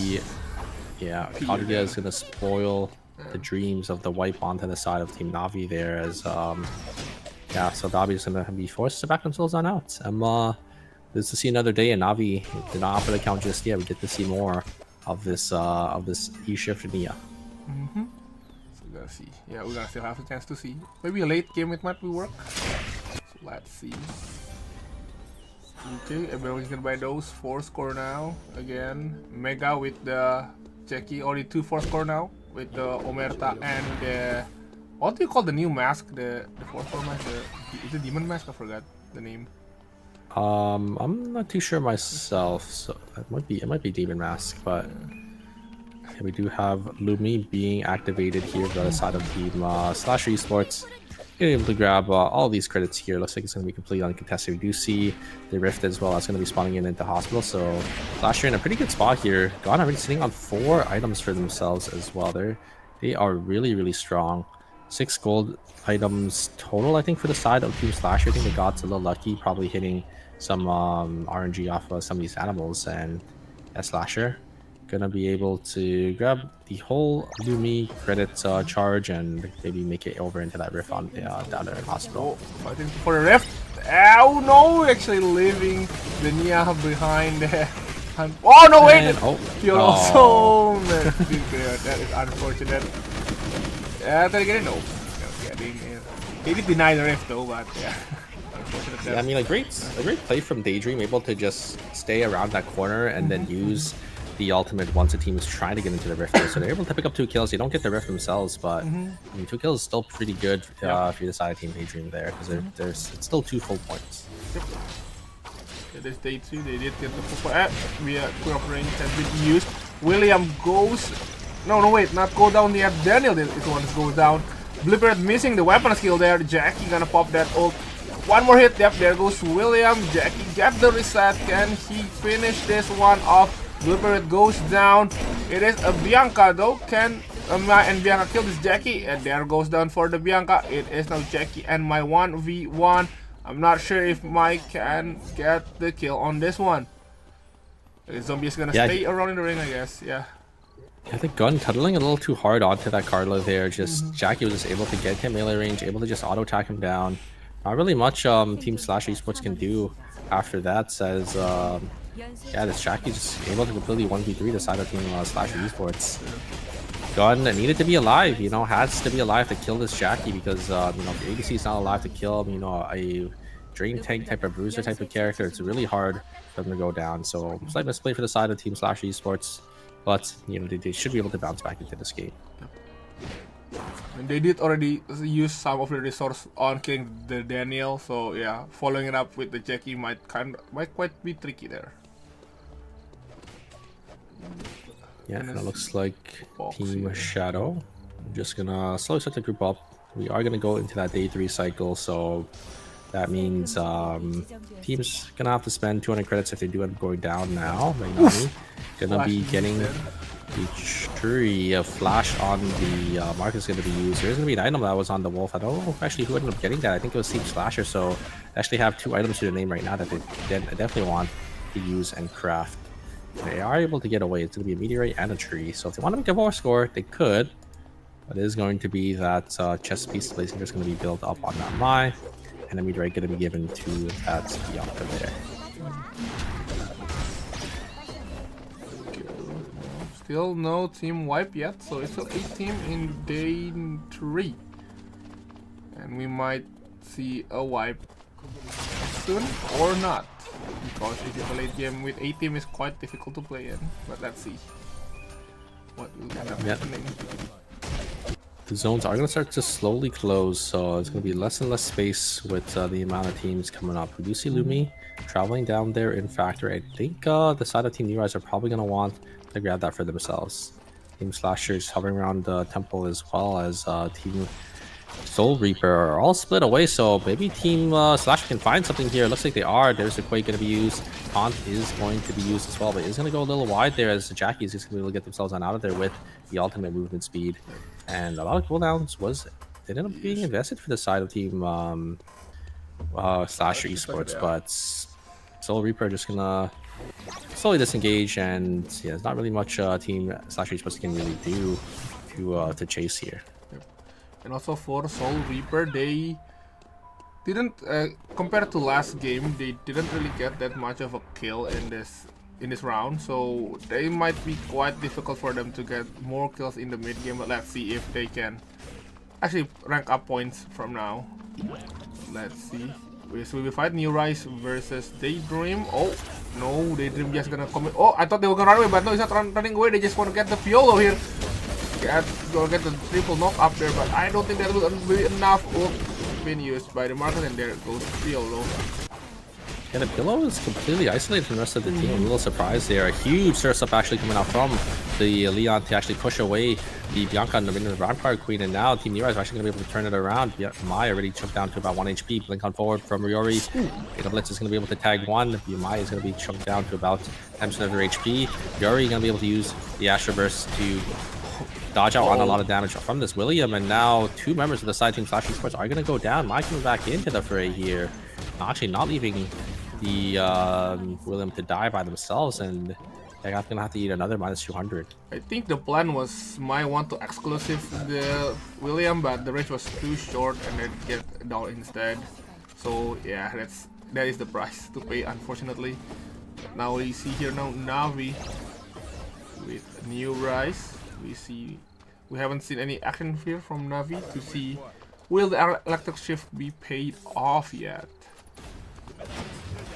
But again, if they want to fight, I don't think they're gonna fight New Rise just because of the item on both of the carries are really rich right there. Like 5 items completed for the carries. So yeah, I don't think not many team want to fight with New Rise at the moment. Yeah, Team Uri is looking pretty strong once again. They got the Omega as well, and you can see their credit counts probably saving for those blood samples that they're going to be able to buy on the next cycle. And I don't think these teams are going to be really going to have any real say when fighting into the side of Team New Rise. I mean, New Rise, I mean, like I said, the whole night they've been macroing really well. You could definitely see their National League team, and they're sort of a cut above the rest in the way they're able to play the map and get these items into the late game. Let's see now. Oh, a fight in the school right has been started. Jeju Shadow getting zoned out. Wait, okay. Oh, this nigga I don't want to take that fight. It is close to space. I don't think they want to play in that kind of area. It is advantageous for the Tia, but I'm not sure if it's worth it to fight Daydream in that kind of space. And now let's see Soul Reaper gonna fight with Navi. Potential fight here. Ooh, he's gonna hide in the bush. Hide in the. Ooh. Is it that we're gonna see Shadow fights or the fight with the Soul Reaper here? Missing the Q. Getting Q still connected. Oh, okay. Piolo gonna get into the Daniel. Daniel is in half HP. Dodging that weapon skill. Piolo. Not enough.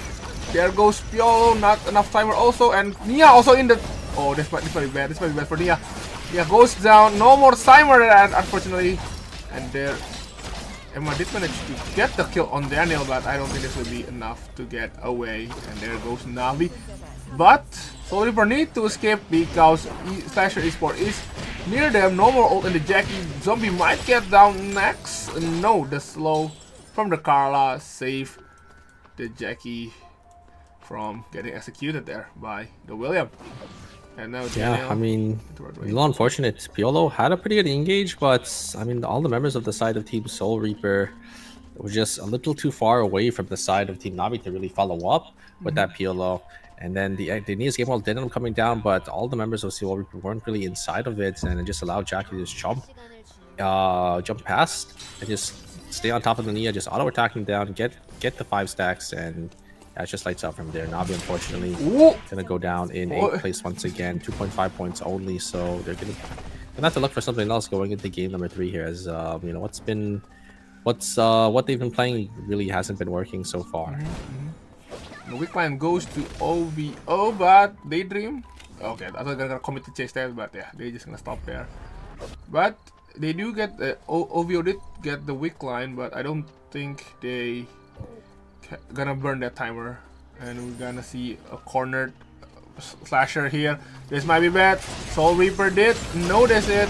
Ult been dropped by the Carla. There goes William, and I don't think Mike can escape this one. Trying to get to use the BLS scan. Oh, close. That is close, but unfortunately not enough. Yeah, it's funny, because all the CC was used already from the side of Soul Reaper, so they were able to try to stick the jump pad, but I think just barely not able to get on top of there. They just maybe half a second too short, and not tanky enough just yet there. So unfortunately, Slasher gonna go down in 7th place. This is a team that's in 5th place right now, so just not a good start for them as well. Have to see if they can turn their fates around in the next coming game there. I don't know what actually happened to one of their members. I think probably just losing to the side of Team Soul Reaper a little earlier there. Yep, actually, it was, I think Bianca was a bit separated before we changed the camera. Bianca did get caught by the Daniel there. I see. So the Bianca just going down. Yeah, just losing out on one member. Just allowed Slasher or Soul Reaper to just finish the job there in the 2v3. Engage coming in from this Mai, but the damage and the pressure from this Yusina on the backline is a little too much. That's Kali already getting chunked down to about 30 to 40% HP. Cypher skill is going to come down. Can actually miss all of the shots there. Great side steps coming off from the side of Team Shadow, but look at the timer for the side of Shadow here. Can they get themselves on out? I think they should be able to. 2 seconds, 1 second. Oh, bug. Kadia having 1 second left. They can't jump into red anymore. They have to get some kills to replenish their timer. We're looking in a pretty rough spot here. And it is on top of that. It is Soul Reaper, and their ults are up. So exclusive is still down for 10 more seconds, so it should be up after the fight been started. But yeah, Shadow needs to be more careful not to get jumped on by the other team in the police station. There is a two team, which is Soul Reaper and Daydream. Yeah, it's Daydream. Ooh, it is quite difficult spot here for Shadow. They are in the middle of the team, so they need to rotate a little bit, and yeah. Well, they did manage to rotate, so and now Daydream is in the middle. I don't think they want to stay here any longer. I think they definitely want to take this 3v3 for both teams because they know it's relatively safe right now. But you can see Soul Reaper above them. They have to be a little careful if they don't know that there is another team that's going to wrap around. And Soul Reaper is a perfect team for third party with the Jackie and the Daniel. So yeah, I think they definitely see there's another team above them now. They should recognize that, and they have to be a little careful. Maybe we're going to play around the bush with this Sapphire Protocol on the Theodore here. But Soul Reaper, I think, just doesn't really want anything to do with Side Team Daydream just yet. Daydream. Oh, there's a lot of team there. This is getting difficult to have a fair 3v3 right at the moment. There is actually 4 teams in total around the police station and the fire station. So yeah, I think the one who started the fight, they need to fight a little bit faster, or they might get a third party potentially. They're gonna check. They do end up checking. Yep, New Rise, very disciplined team, able to recognize that a team could be hiding right behind that wall there. Not gonna get hit by the vision play from the side of Team Soul Reaper. Shadow is able to get some farm here. We are gonna go down to 5 teams in this 2 temporary zones, so the teams have to be a little careful as there's not gonna be much space left to really work with. And depending on your timers as well, your timer advantage is definitely going to matter as well. We saw the side of Team Shadow only sitting on 1 to 10 seconds left on all 3 members, so they have to their hand is going to be forced first. They need to look for maybe some early kills, maybe some kills to get some timer back, because they're going to be down the most amount of timer going into the temporary zone. So either they get some kills, or they have to just hold the zone to try to hold as much timer as possible. See, no. I think it's going to be 4 teams in this fire station. And I think Ovo, we're just gonna chill and stream. Or maybe we're gonna see New Rise going to stream. Let's see. For now, everyone's still in the fire station. We see Soul Reaper hiding in the corner. Then we're getting into the...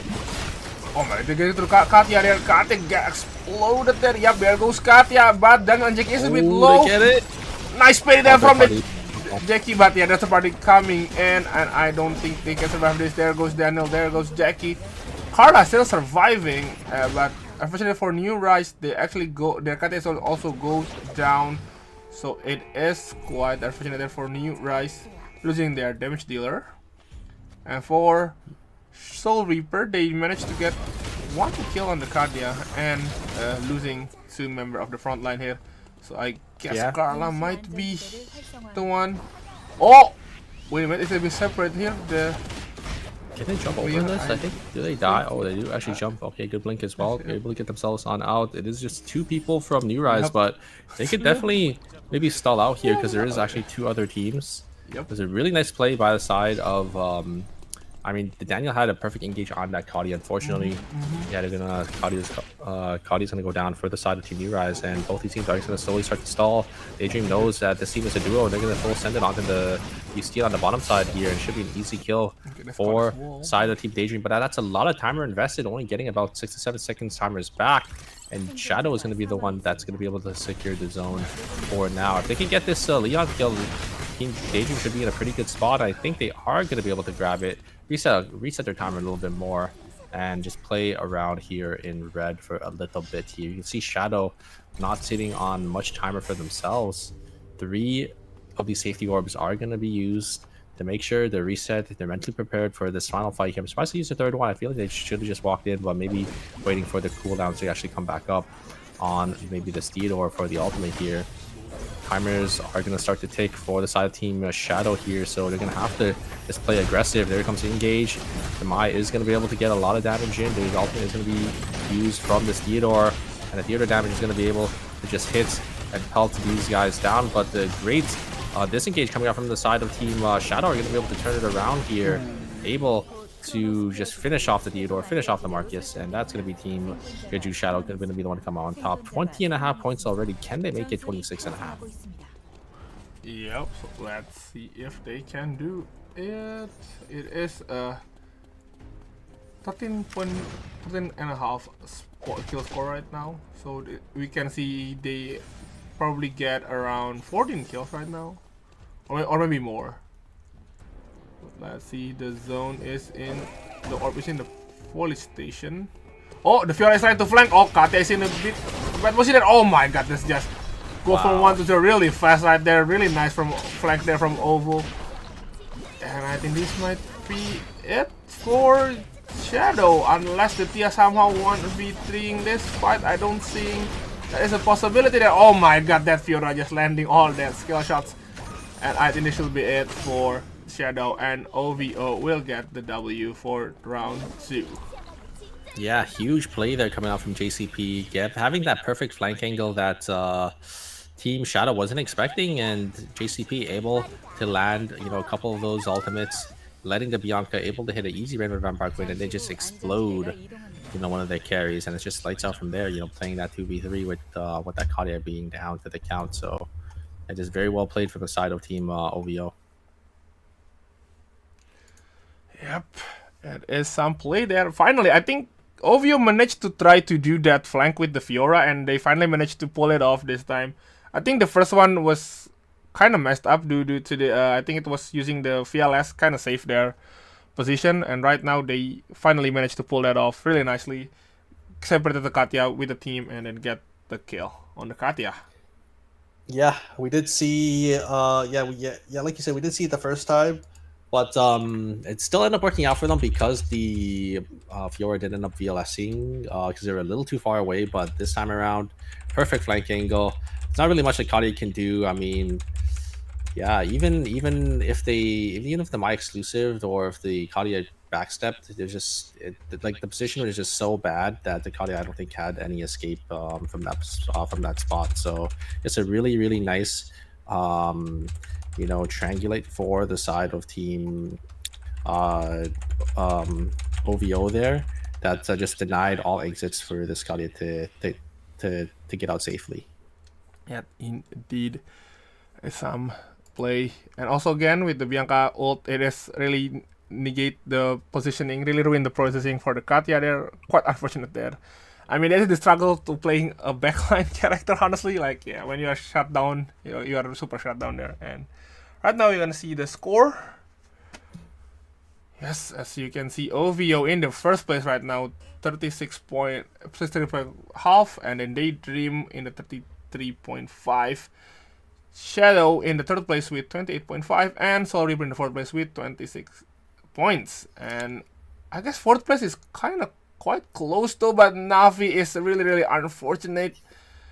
It is quite difficult for them to actually get into the top 4, but yeah, it is hard. Yeah, the top 4 and the bottom 4 is definitely quite the split. You can start to see the point gap being bigger and bigger. 4th and 5th place already 8-point difference.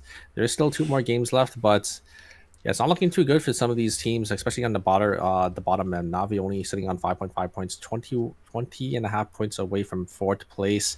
They're gonna need 2 pop-off games. US Gangwon / Esports, they're gonna have some working up. Some working up to do, as there's still a couple points away from getting into that top 4 spots. Yep, might be difficult for that bottom half of the team. If they need to somehow get into a really good game to actually come back from that position.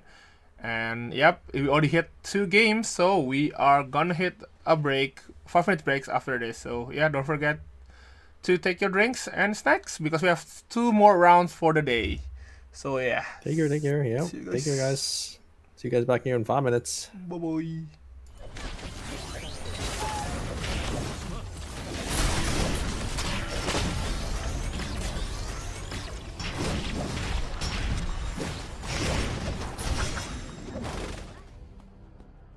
임시 안전지대를 활성화.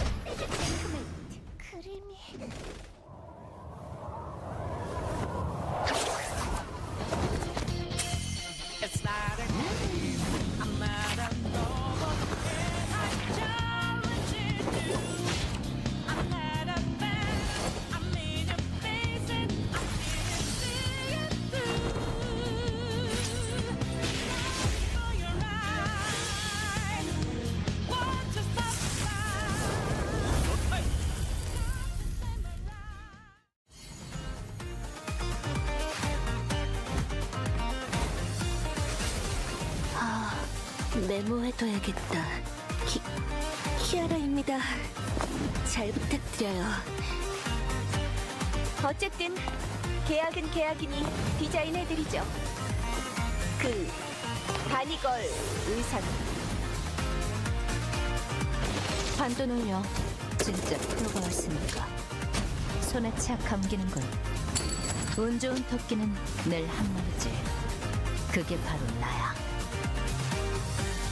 바니걸이 세상을 구할 시간이야. 말했잖아. 히어로는 언제나 승리한다고.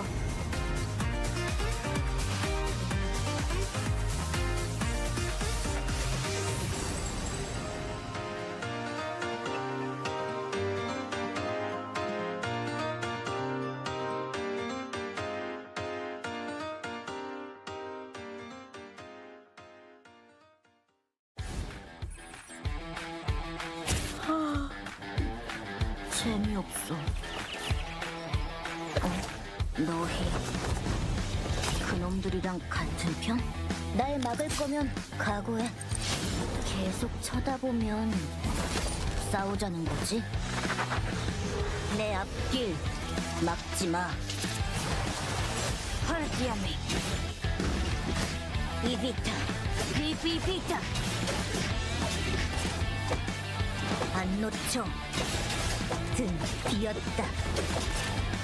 여기 있는 거 다 잡을까? 내가 찾아간다. 너 걸렸다. 어디 도망가봐. 아직 죽지 않았어. 데려가. 한 놈이라도.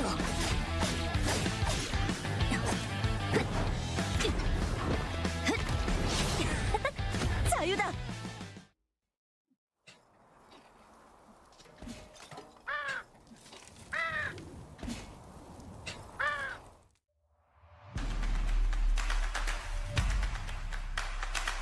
있다라는 걸 어느 정도 눈치를 챈 것 같죠? 그리고 지금 못했고요, 마이너. 근데 이거 밸류 차이가 의외로 충남락스가 굉장히 강한 턴이 맞긴 하거든요. 자, 그리고 미르카가 버니스 한번 이렇게 땡겨주고. 하지만 이게 요한 실력으로 버텨지는데요. 잘하지. 레드샷이 어떻게 저기 날아갔어요. 자, 이것도 조심해야 되는 게 결국 뭐 요한이 됐든 버니스가 됐든 분노 여퍼컷 들어가는 순간 거기에 니아 연계되면 요한이 힐을 해줘도 이게 큰 데미지 입으면서 구도 자체가 이상해질 수 있거든요. 이런 식으로. 대저의 스킬이 빠져. 우와, 근데 이거를 와. 한번 지켜주라 싶었는데 이게 원컴 데미지가 또 워낙에 세다 보니까 그렇죠. 자, 이거 버니스 잡았으면 생각보다 할만합니다. 그리고 이게 버니스가 완전 메인 딜링을 좀 담당하는 느낌이 컸을 텐데 그렇죠. 버니스가 없기 때문에 CNJ 입장에서 우리 막을 수 있는 그런 선수가 없다. 쉽진 않았습니다만 하지만 크로노스피어가 이쪽으로 오는 위치니까 기다렸다. 받아쳐보자. 이 생각인데 백수 크게 돌고 있어요. 하지만 위치 파악은 됐고요. 잘해야 되는 게 결국에 쌍조타의 팀 입장에서도 니아를 노리다가 니키와 리다이린에게 큰 데미지를 받을 수 있고 서로서로 비슷한 느낌이거든요. 그렇습니다. 포커싱 굉장히 잘해야 될 것 같고요. 근데 그 포커싱에 있어서 엠마의 변이나 니키의 분노의 어퍼컷이 크게 영향을 이제 주는 핵심 스킬이 되겠죠. 자, 시간이 없습니다. 게임을 다 깔렸고 그 안에서 무빙 치면서 피해 보겠다라는 마인드인데 이후에. 트레는 잘 빠져나갔어요. 그러면 그러면은 백수가 어, 옆에서 CNJ 스포츠. 나딘 잡아내면 잡아냈는데 이런 엠마 혼자서는 이게 데미지가 안 나올 텐데요. 자, 그리고 승전보 받아주면 자, 근데 이거 곧 터지기 때문에 승전보 안 받아줬고 빠졌고 이러면 시간이 좀 부족하기 때문에 시간 채우고 하고 들어가면 체력도 채우고 자, 이러고 이제 들어와야 됩니다. 자, 3 변이 들어갔지만 스킬 잘 피해냈고 안쪽으로 들어와서 그리고 경기 끝난 타이밍에 시기 타이밍이 일단 너무나도 좋았고 무빙도 좋았던 백수 선수가 이거 마무리 네, 좋아요. Okay, we are back again. 3 more games. We back with me, Gasbox, and Superior. So, Yep. Here for our final 2 games of the night here for knockout stage 2. Games 3 and 4. I don't think we have any bans coming in, but oh no, we have the my ban I think coming in yep, going into game 3. So we'll have to see what these teams do end up swapping to if they do end up deciding to stay with the front to back team comp, or maybe we'll see some of these teams rotate some of these picks around. We did see that dive team with the Bianca and William. I wonder what they're going to be playing. They are going to just swap to a different tank, or if we're going to see them pick more of like a bruiser type of dive to fill that role, or if they're going to maybe swap to a more front to back type of team that they're more comfortable with. Yeah, but let's see. I mean, 2 more game days will be the decision that they have to make, because if they don't make any good decision, it might be end up bad for them, not continuing the knockout stages. Yeah, I mean, this is the kind of last hurrah for these teams. If they don't get that top 4 spot, it's gonna be pretty bad for them. And some of these teams are a little too far behind right now, so they have to make something new work. I guess like Team Navi, right? Yep. They are gonna be bringing back that shoot guy that we did end up seeing, I think, in the group stages. So kind of excited to see how it does end up working out for them. Mega is going to be swapping over, it looks like, to that Heart pick. Heart, not a pick I don't think I've seen yet in this entire phase. And Slasher Esports, they're going to be swapping over to what ended up winning them one of the phases with Bianca, Luke, and it's probably going to be that William. So going to be excited to see them bringing out this team comp once again. Their bread and butter type of team. And Shadow going to be playing that Alonso, going to be substituted in, and for Navi, they're going to be playing that Kadia as well. So this time we're going to have 3 Kadia picks. Kadia will be banned going into game 4. Yep, and we see here Mega, because Mai is finally getting banned, so we might finally see a changing in Mega. We see a triple ADC comp. We have Bernice, Heart, and Haze. I don't know Haze cast ADC though, but yeah. He's not really caster. AC, but yeah. This is going to be a triple backline team. Yeah. Usually when we see triple backline teams, we see the third being a long-range ADC, but they're playing Bernice with it, so I'm very curious to see how it's going to work out for them. They do have that Heart, but their range is a little short.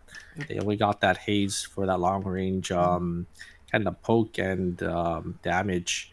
Because usually when you're playing a triple backline, you want to be kind of outraging your opponents and be doing as much damage before they're able to get on top of you. But they had that Bernice pick, so I'm kind of curious to see how it does end up working out for them. But my being off the table means that a lot of these teams are going to have to get out of their comfort zone and play a comp that they're not too comfortable with. Also, I was thinking that might be a Charlotta in the Bernice, but instead they picked Bernice instead. So yeah, we'll see how it will goes down with this comp. 실험이 시작되었습니다. 레이더를 And that's Yeah, I already think all the other teams seem relatively the same, right? It's just Shadow swapping to Alonso. We got Navi and Slasher that did end up swapping, but the rest of the teams are going to be exactly the same. Because, I mean, those are the teams that are doing good. So, don't fix what's not broken, right? So, Yep. If it's working for you, why change, exactly. OVO still sitting in that first place position. You see Daydream as well in second place. I think those 2 teams are like relatively safe, but they still need a good, consistent game 3 and 4 to make sure they can qualify out of this knockout stage. And POD just gonna do the and there, one more hit. Yow. There it is. Off the little way from the Leon, tagged up with the combination of that laser coming out from the Cena is going to be able to see the deal for that kill there. And there goes down Jackie. And yep, also get down hard there. And Hassel is gonna need to run away. One more hit. Okay, I think it should be fine for Marcus here. Pop that rainbow. Not hitting on the Fiora, but that doesn't really matter. They finally get the kill on the Fiora there. Probably enough to come down. Coming to Bianca here. And it looks like Rinani is going to be a little isolated from the rest of the lobby, but Sir Dobby's coming into the fray. But members of the side of Team Soul Reaper all grouped up, and it's going to be a little hard for Team Slasher to really deal with here. As Slasher all going to go down, as looks like the William is going to die, somewhere else on the map. And yeah, there's a loop. This was the team comp that they did end up playing and winning, actually, phase 2 with. So yeah, kind of bringing it back here. Because yeah, gonna see if they are going to be able to make it work. JCP able to give chase on the Hessel here. Good blink away from the Marcus, and I think they should be able to get themselves out of there with that speed gate. Oh, we're gonna see. Oh man. Gonna getting chased by zombie here. Nice bat scale. Blue did connect, but no yellow, so only slow there. Oh, cool. Yellow did get blocked by the bear. Unfortunately, Daniel might get this kill. Getting, yep, that it should be it. Yep. Alonso be too late there. I don't think you can 1v1 with Alonso. There's Jackie also. I think the Alonso can definitely 1v1, but the Kadia is there now, and Oh, looks yeah. like Kadia is kite back and is able to actually kite away from this Jackie, so it should be fine. Yeah, and yeah, Shadow able to pick up a kill back. You see EK able to jump around on this hard. The Rockets are actually going to be able to connect onto this William. Very nice for the side of Team Mega. Leon there, and Green Trap is going to be there to try to deny Magnati from running away. A lot of damage is going to be exchanged. Magnati is going to be able to use that circulation to jump over the wall, and I think they should be able to get themselves out of there, but the Rockets are coming down from this haze to try slowing down and get some damage in. Good dodge out on that Sanguine Javelin. One more rocket is going to connect. Magnati down to 1 HP. Saldabi is going to be able to actually miss the clean sweep there. And yeah, third party unfortunately is coming in. It is going to be side of Team OVO, but OVO isn't grouped up right now, so Slasher maybe look for something. A lot of cooldowns was invested, so not gonna really have anything. JCP is gonna get caught though. Cyclone Travel is just gonna barely connect. Circulation is gonna be there, but the little rate of rapidly, are they gonna be able to turn the fight around? I don't think so. JCP going down, I think it's gonna seal the deal there, as it is going to be the side of Team Slasher gonna be able to win out on that hotel team fights scuffle there, and they should be able to maybe get that tree of life for themselves as well. Yep, let's see if we fight for the tree. It is Navi versus New Rise. I don't really like fighting for this tree. I just gonna bail out, but let's see if they're gonna keep fighting this one. Katia is be separated though. Use the Lily to escape. Nice Lily there. Leon gonna be separated, but let's see if that Katia goes down actually. I think both Katia goes down, and there's also goes for the that was just really well played by Hyori there. Able to dodge out on everything there. Duck dive, able to be backstep there. Get the E shift to dodge out on a couple more skills from the Justina and the Katia. Just so well played coming out from the Katia on the side of Team Navi there. Just able to win enough for their team. We're able to get the tree as well there in Chapel, and there's going to be that Blackfire cannon going to be built up for that Katia. Yes, indeed. Let's see now. Ovo goes down on the factory there. You're actually getting killed by the Emma. Gonna see now. Oh, Daniel gets caught by Daydream. Master gonna run away, but here's come the ult from Theodore. I don't think this can save Daniel. Yeah, there goes Daniel. And yeah, once again, Soul Reaper gonna lose one member for now. It's still day 2, so they can revive. It's okay. Yeah, it's not too bad. I mean, a great pushing, great wall stun there by the Marcus to kind of lock down the Daniel before get any opportunity to really getting out of there. Navi though, they'll split away. We don't see the Katia that is with them just yet. They're getting some poke damage down with this shoot guy, and this Emma here, but I think OVO definitely see that they're a little split away. There's the ultimate from the shoot guy. Is going to be forced to use the blink. Emma going to be forced to get themselves out of their totem. Is it going to be used? No. It's not going to be used, as Emma is just going to go down. I think just wanting to keep that cooldown maybe for a re-engage once Emma comes back in for that hospital fight. Or they're just going to decide to just walk themselves on out. But I think they definitely want to stay around here. JCP, they get a little bit of farm here. Katia hovering as well. I think they definitely want to still take the re-engage on this team down there in hospital. The problem is you can see the credit count to the side of Team Navi. They haven't actually bought their core scores yet, so they're actually playing behind quite a bit of items. So I'm surprised they're actually trying to take some team fights here. We do see the Alonso getting full sent on by the side of Team Daydream. Daydream is going to be the one to grab that kill, but unfortunately, the Alpha going to be stuck under the nose on the top side here, as Rise is going to be able to grab that. Yep. And yes, once again, Navi did Navi get and enter the rift? Yes, they did, and they're gonna spend their credit there, and we're gonna fight against Mega. Let's see here, can a triple backline be with oh, the flash from the Shukai. There goes the heart. Oh my god, that damage from the Emma. Wow. Shukai's go down. And think Hayes might go down next, but oh my god, there's some flash. I love this.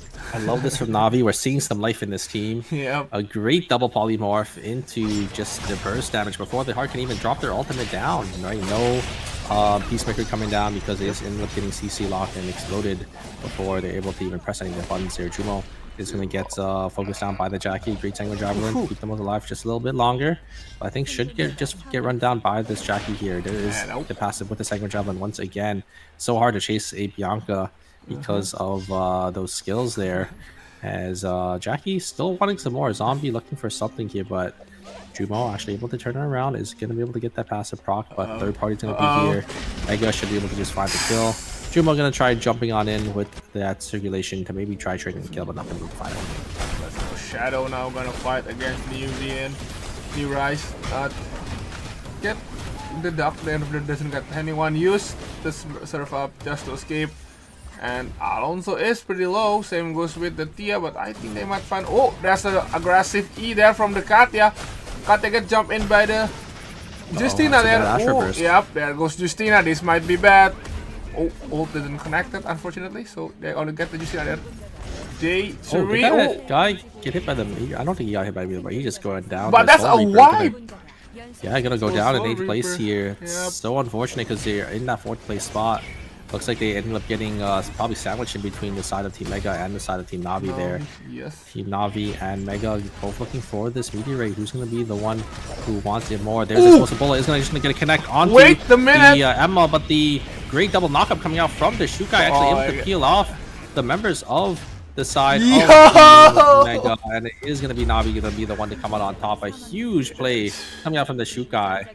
I saw the angle from Mega there, jumping on forward, trying to get and one-shot that Emma with the explosive bola, but just gonna be completely denied by that Shukai. And that is real. The Shukai amp really working very well for Navi right now. They might be. This might be their game. Yeah, 11 points already. This is almost. Actually, it is double the points they already have. So I think they're basically triple the amount of points already with this game here, so I have to be feeling pretty good about that. 11 points are going to be sitting at 16.5 right now. They still need a couple more points though to close the gap because all these other teams are still earning points themselves as well, so we'll have to see if they can take it all the way home and win out on this game as well. And we'll see now that Shadow is now offering in the Omega, and Daydream, either they gonna contest it or they're gonna go to the temple there to get the purple box. Let's see now.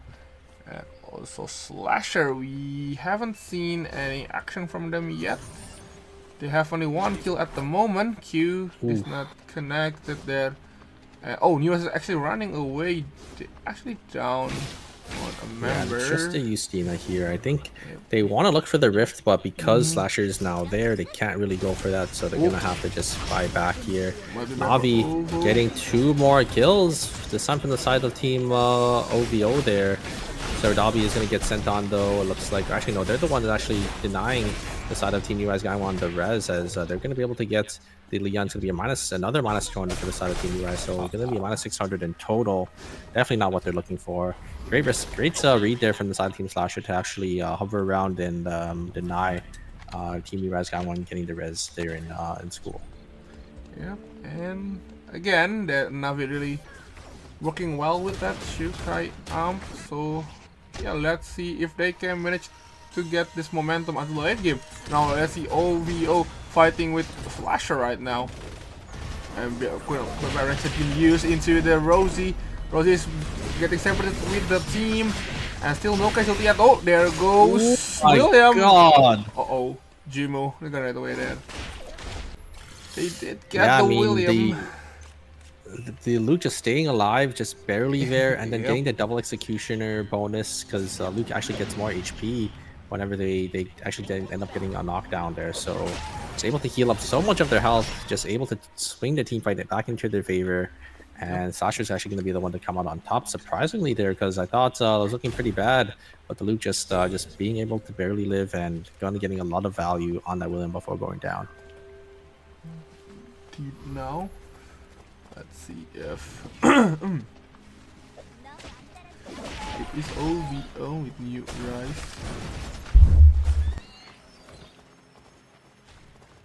It looks like we see OVO just giving a little chase here. I don't think Team New Rise really wants anything to do with any team right now. You can see their items. They really spent a lot of credits getting their teammates back into this game. Only 400 credits only 4 items in the side of Team New Rise's favor here. So definitely going to be the weakest in lobby. Have to maybe look for that third party angle.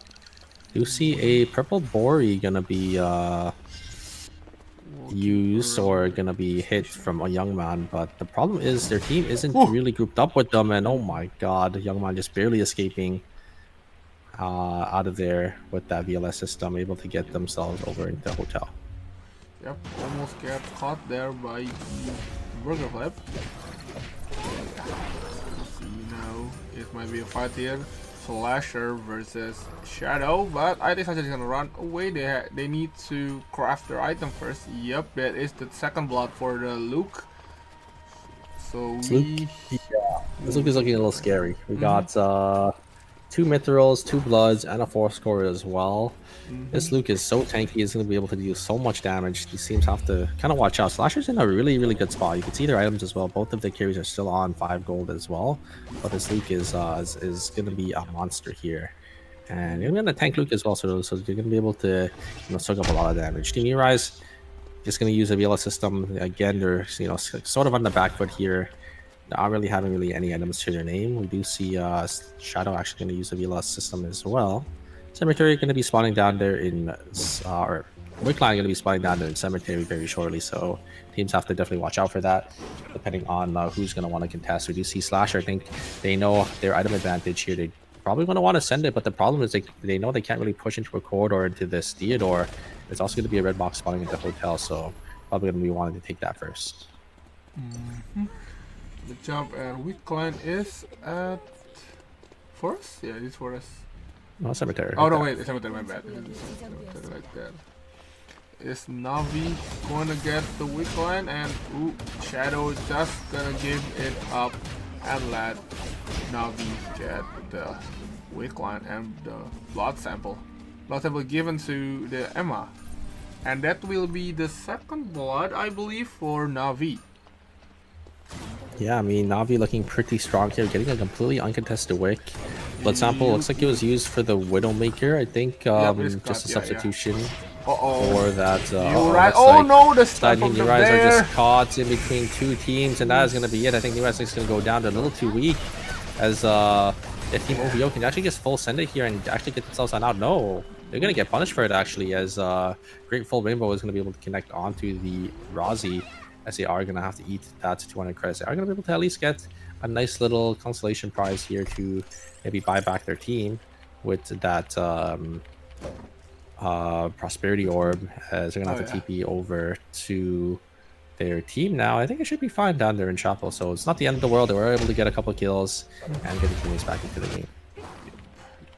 Jump. Also, they don't want to mess with Navi. They don't want to mess with the Wickline team for now.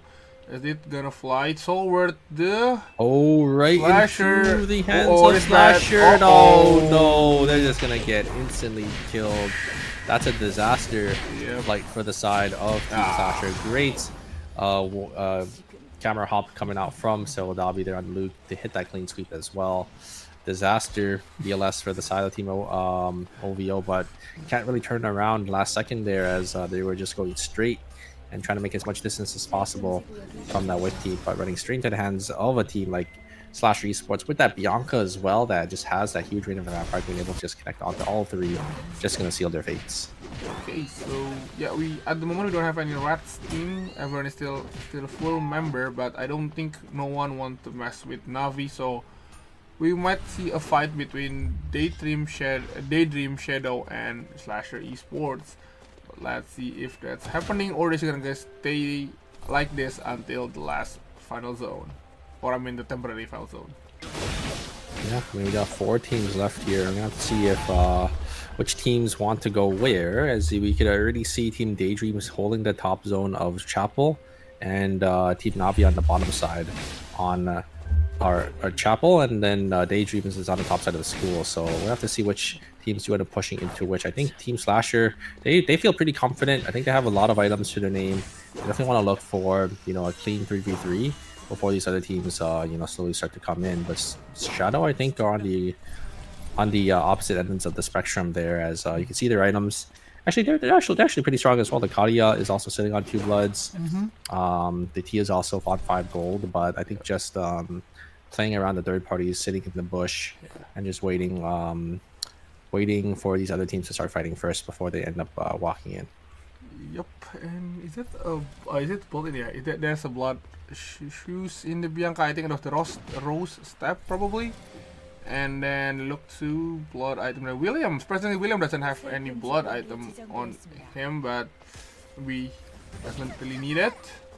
Oh, they are running toward the shadows. Are they? The problem is, I don't think Shadows knows there's, or I don't think Slasher knows there's Shadow in this little bush on the bottom side here, so it could be a little awkward that they just end up walking into them and they actually end up face checking this bush. Yeah. Surprised that Bianca's not maybe walking down throwing Sanguine Javelin to actually check, or there's no recon to check the little guy down here. But Shadow should hear the William, you know, using these baseballs, so they should know that Slasher is above them at the very least. But Slasher doesn't know that Shadow is under them. Yep. So we need to see what is happening here. Not even gonna check. Okay. Oh, they're gonna check. The problem is if they walk away, yeah. See, Yeah, they see the auto attack there. Yeah. Shadow should know because they see the auto attacks. They see, and they definitely should hear the balls coming out. And yeah, looks like Slasher just gonna walk back into school. Maybe gonna try to contest Team Daydream. We're gonna get another buy-in as well. Probably going to be the tactical skill to finish off all the tactical skills on the side of Team Slasher. And I like this play from the side of Team Shadow. They're just going to slowly start to take more control of these bushes, slowly start to walk up without Team Slasher knowing. But no, it looks like Shadow, I think, knowing there's going to be 2 teams in the top side, they're going to leave fate into their own hands to take a 3v3 on the bottom side here in Chapel. Yep, but let's see here. This is Navi, the one of the strongest team in the lobby before. So let's see if they can win this fight with almost similar item, I would say, with 2 blood item on the Katya. Let's see now, can Navi pull this off? There is the Alonso engage. Ooh, okay, no commitment, just an engage from Alonso, just some. Oh, the flash there into the Tia.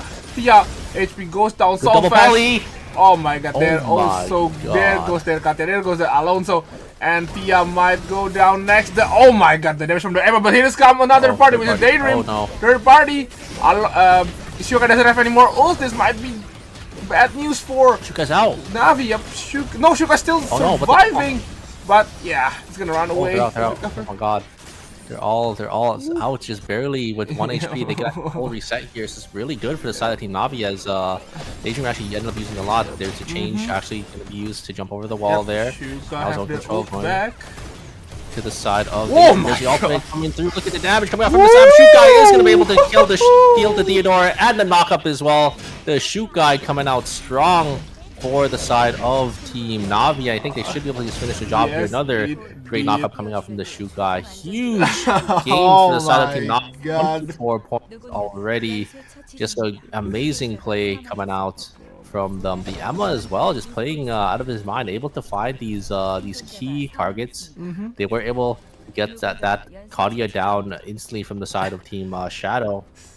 And yeah, just able to swing the fight back into their favor. All 3 of these players are just playing really, really well, but they're gonna have to go into the hands of Team Slasher here. This Tank Luke, I think, is gonna be a monster into this team. I don't know how they're gonna be able to kill this this Luke. Luke's just gonna jump on in there. There is the polymorph. Oh my god! I just instantly kills the William. Holy! The so much damage, and that is gonna be it. You don't need to really deal with the Tank Luke if you just kill the other members and turn into a 3v1. It's gonna be a 30-point game a 30-point bomb from Navi. This amp shoot guy just coming out huge. Indeed, that is some damage. The blink into the ult, into the William, just one shot of that William cannot even do anything to stop that damage from the Shukai, and they end up with 22 kill. Team kill, I mean, but Yeah, that is some yeah. crazy. Yeah, I think it was just 1 or 2 auto attacks on Kadia, and then just the burn to a crisp from the shoot guy. I mean, it's amp shoot guy with row steps with amp drone. Yeah, that shoot guy or that William is not living even the 2 or 3 ticks of that burn to a crisp. So it's very well played from the side of team Navi there. I was a little worried because you know, the tank Luke I think can do a lot into that team, but I think they sent it a little too fast. Yep. The William ended up using that ultimate, just not letting. I think the Luke just has to do a little more before they could actually just all go in, because I don't think they could really kill a tank Luke, or if they invest too much into the tank Luke, it just gives free reign for the William and the Bianca to do whatever they want. But yeah, they just pulled the trigger a little too fast, at least for the Luke, or not for the Luke, but for the William and the Bianca, and they got punished for it. Yep. I mean, for the Luke, I think when they end up hitting the Emma, I don't think they want to get in, or just just check on the Emma. Can he actually burst the Emma or not? I think they want to jump when they hit into the Katia, I believe. If they want. I think it's fine. I don't just think the William and the Bianca just have to wait a little bit longer, because yeah, it's really hard for them to kill the Luke, because the Luke is on a lot of blood. Bloods. He's on 2 bloods. He's on the battle suit. He has the 2 mithrils as well, so he's really tanky. Yeah, and he could kind of do a lot and kind of bait out cooldowns. But true. I think because the William was a little too far forward, using the ultimate to try to follow up on the Luke's engage. It's just really easy, just 2 auto attacks, shoot guy Q, shoot guy burn to crisp, just 2 ticks of that. He's just able to just burst him down instantly. Yeah, that is true. Yeah. But then there's some really nice player from Navi. Finally bounced back from really not in a good placement from the 2 past game, but for this game they actually pop up really well. Yeah, I mean 30 points is crazy, and we're gonna be able to see how far they were able to climb up all the way to 4th place. Holy moly. Can they have a good 4th game is the question. 30 points is really rare to see on the ERM stage. I don't even remember the last 30-point game that we've had, since casting for quite a while now. Yeah. As OVO is going to be 1st place, Daydream in 2nd, Shadow in 3rd with 39, and Navi in 4th with 35.5. But 5th and 6th place is not too far behind. They still need to play a good, consistent 4th game, or they're not going to be able to make it out here, as Soul Reaper and Slasher Esports are right behind them. Yep, and yeah, still I will say this is still anyone's game, especially in the 4th place. OVO and Daydream, unless they messed up so bad they get into the 8th place with not much kill, they might be thrown down. But I think we can say OVO might be going to the next round, but I don't want to jinx it. OVO and Daydream I think are both probably secured. They already have 40. Kind of that 40-point threshold is usually what is safe. Obviously, if the lobby is really close, it could be a little higher. But I think those 2 teams, they're in 1st and 2nd with a decent point lead. These other teams, they basically need like 3 other teams to pop off in the same game, which is a little rare. And I think they should be okay. We do see, unfortunately, I think Team Mega is down here in 8th place with only 17 points. So I don't know if they even have a chance here. If they have a pop-off game, maybe they could get in, but that's a lot of points that they're kind of behind. I think about like 15 or so points that they're kind of behind 4th place by. Yeah, so gonna wait. So yeah, we'll see in the last game what will be happening. But let's see. I think my should be back on the table, so they're probably gonna go back to their original team comp, because we didn't actually end up seeing them swap to the Heart Bernice and Hayes, and it actually didn't look too bad for them. But that one kind of team fight that they had, that they ended up getting baited in by the or they're not really baited in, but their full send with the explosive bowl actually ended up costing them because of the shoot guy's peel. We'll have to see how it kind of turns around for this final game if they do end up deciding to play that same team comp, or they're going to go back to their bread and butter with the Jackie and Hyejin. But yeah, also the Katya might be a ban, right? There's the 3 Katya of before, so yeah, Yes, we won't be yes. saying Katya for the last game of today. Ooh, that's interesting as well, because it creates a dynamic for a team like Team US Gangwon, who's been playing that Kadia exclusively with the Yusina. Maybe we'll see a Rio swap, is my guess. It's because Rio's the next backline mage in mind that they could, or ADC in line that they could play, is what we did see as well when Kadia did end up getting banned in one of the games in the group stages. So we'll have to see what these teams do end up picking here with that ban coming in, and Mai being freed up again for the side of for this lobby. Navi is installing with that Shukai. They are confident. This is their ticket to the next round. They're locking on the Shukai there. Yeah, Shukai already locked in. They know how well it worked for them. Mega looks like they're going to be swapping their team comp entirely, going for a Haze plus Arda together. I don't really see the synergy of this duo, but maybe we'll be able to see something coming out for the side of Team Mega here, as Navi going to be locking in their same team comp, and Newrise Gangwon going to be going to a old classic Adriana plus Ekion that we've seen time and time again before. Mega looks like they're going to be playing that triple backline team, but with 2 mages this time, with Arda and Haze here with that heart. No, I don't really like that. I don't really like these 3 as the triple backline. I like Haze, I like Heart, but I feel like the third has to be like an ADC or something. Or maybe Charlotte, just to combo it with the Peacemaker there. Charlotte, nah, I don't really like. I don't think Charlotte was just a little too low damage. Like, I think it has to be like a Rio or a Kadia. It's probably what I would prefer. But we'll have to see how the Arda does end up working for them, because I mean, there's like some good CC. You could hit someone with a double dice into the burst damage from the heart. But yeah, they're not gonna have the consistent damage, I feel like, to kill. Not to kill a tank, because they can with the heart, but the heart has to be a little too far forward, so they could easily get punished. Yeah, but I don't think we're gonna see any portal play with that kind of comp. I don't think everyone wanna just jump into the portal, so probably gonna be used as an escape, and most of the enhance probably the W or Q, I think. Yeah, I think we'll mainly just see the Arda drop the enhanced W just for more CC, so he can maybe lock down some of these targets with the Haze. So yeah, we'll have to see. I think most team comps looks pretty similar. We do see Shadow swapping over to that Rio. That's gonna be substituted for that Kadia. And Jeju Shadow is one of those teams that's in 3rd place, and they're not relatively safe just yet, so they need to have a good consistent game number 3 here. Yeah, or game number 4, sorry. If we can get this, I mean, it is still day 1. Sometimes they're gonna fight soon. Yep. Oh, no, not yet. No fight yet. Okay. I mean, it's pretty chill. Oh, there's a fight. There it is. And okay, never mind. Not the commitment one. They're just gonna check the bush there. Yeah, usually we don't see. I mean, it depends on the game. Sometimes oh my god, Alltail just able to escape just barely with their lives, and we're gonna see actually a full team fight here.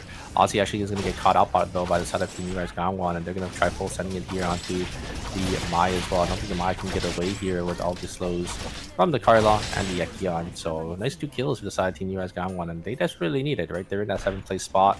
This is a team I wouldn't expect to fall this early down here in knockout stage number 2, but at this state in the series, they still need a couple more points to get themselves on out.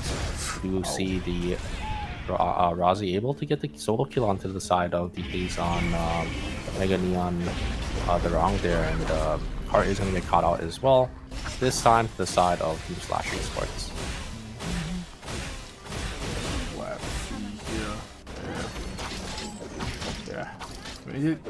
Ooh, okay. Shukai is safe. And yeah. Oh, Mega is actually going. Oh, never mind. Let's see here. This Navi gonna fight with Soul Reaper. Daniel trying to get into one of the carry, but oh my god, that Shuka animation, not Daniel not even using the ulti yet. And there goes Daniel. And we're gonna go to the archery range now. It is New Rise versus Mega right now. Peacemaker has been dropped. There goes the Ekion. But let's see if Adena can get the kill here on the Arda. W enhance has been used. Kind of blocking the way. Cannot help the Carla to finish this one. Let's see. It is small space. I don't think you want to get in and Third party. Third party, but yeah, we're going to change the screen now. You see the sample now fighting between Slasher versus Daydream. And this Theodore, my god, they go the jukes, but oh, okay, they have the camera there, so they can see the Theodore went where.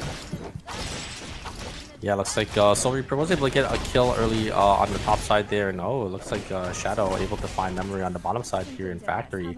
Great combo coming out from the mine. The Tia able to secure that kill for themselves.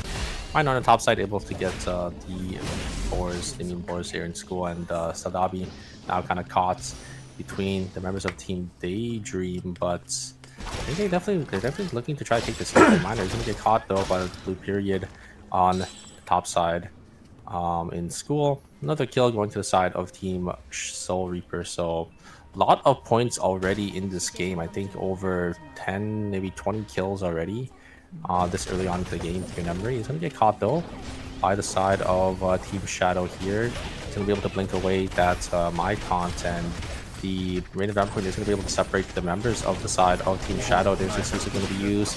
ACP going to try finding something, but the auto attack damage in short bow form from this Rio is going to be a little too much. They're going to be able to train 1-for-1, but the Rio is still going to be able to auto attack. There is the execution bonus actually able to maybe keep the Razi alive, but no. Oh my god, a double hit on the Spirit Arrow. So well played coming out from Ozzy there. One on the Razi and the other on the Bianca to shut down any engage coming out from the side of Team OVO. And OVO, fortunately they died in day 1, so they should be fine, but they will be missing out a lot of the objective right now. And yep, so as we can see here, New Rise actually got the meteorite, and Adriana gonna buy that red dress. Yeah, New Rise got one, also able to get the meteorite there up in the fire station.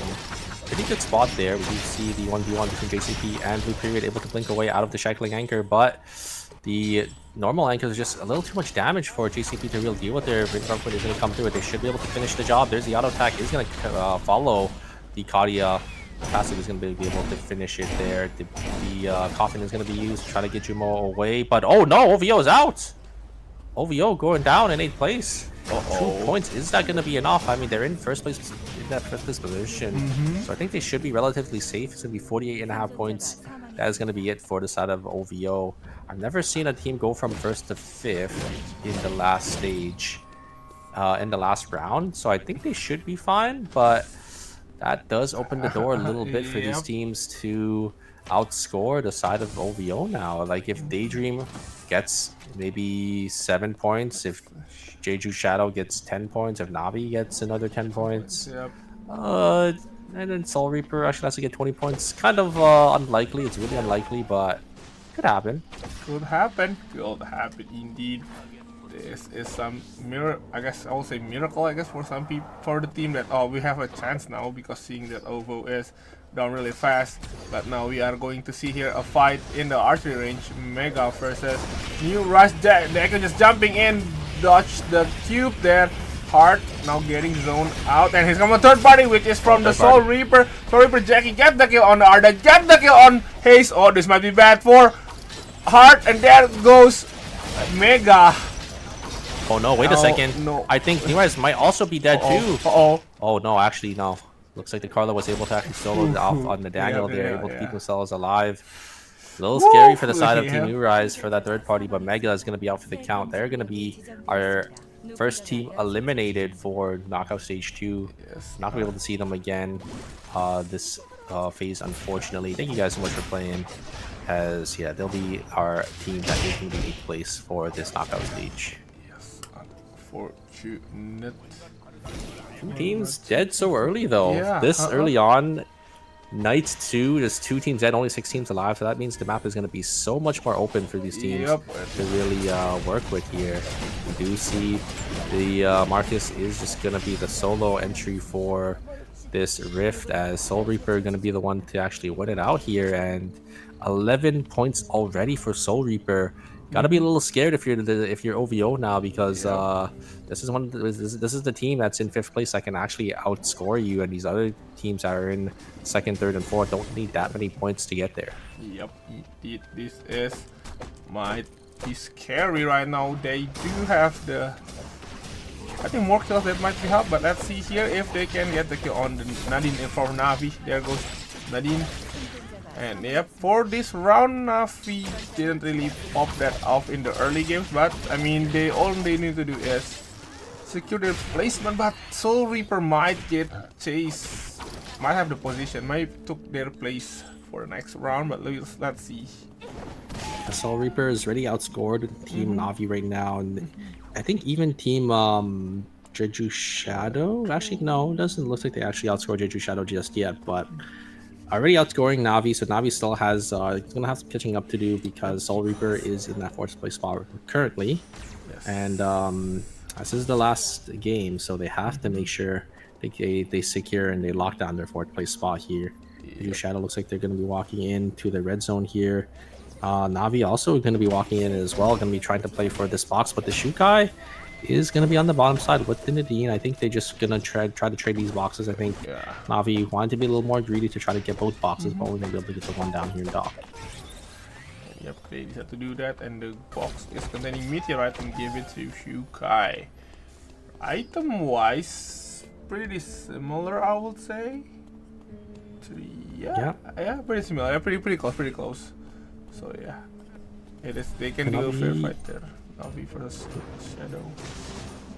And Navi was able to get their buy-ins as well, and there's going to be 2 trees going to be built up for the side of Team Daydream here. Daydream also still in a pretty good spot. Soul Reaper, I think, just want to look for team fights here. They want to get more kills. You can see their items as well.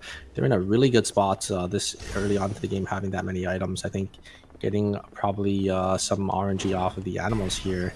You could see the Team Daydream, they're just giving chase. They want to try to take as many team fights as possible, being this accelerated into the game.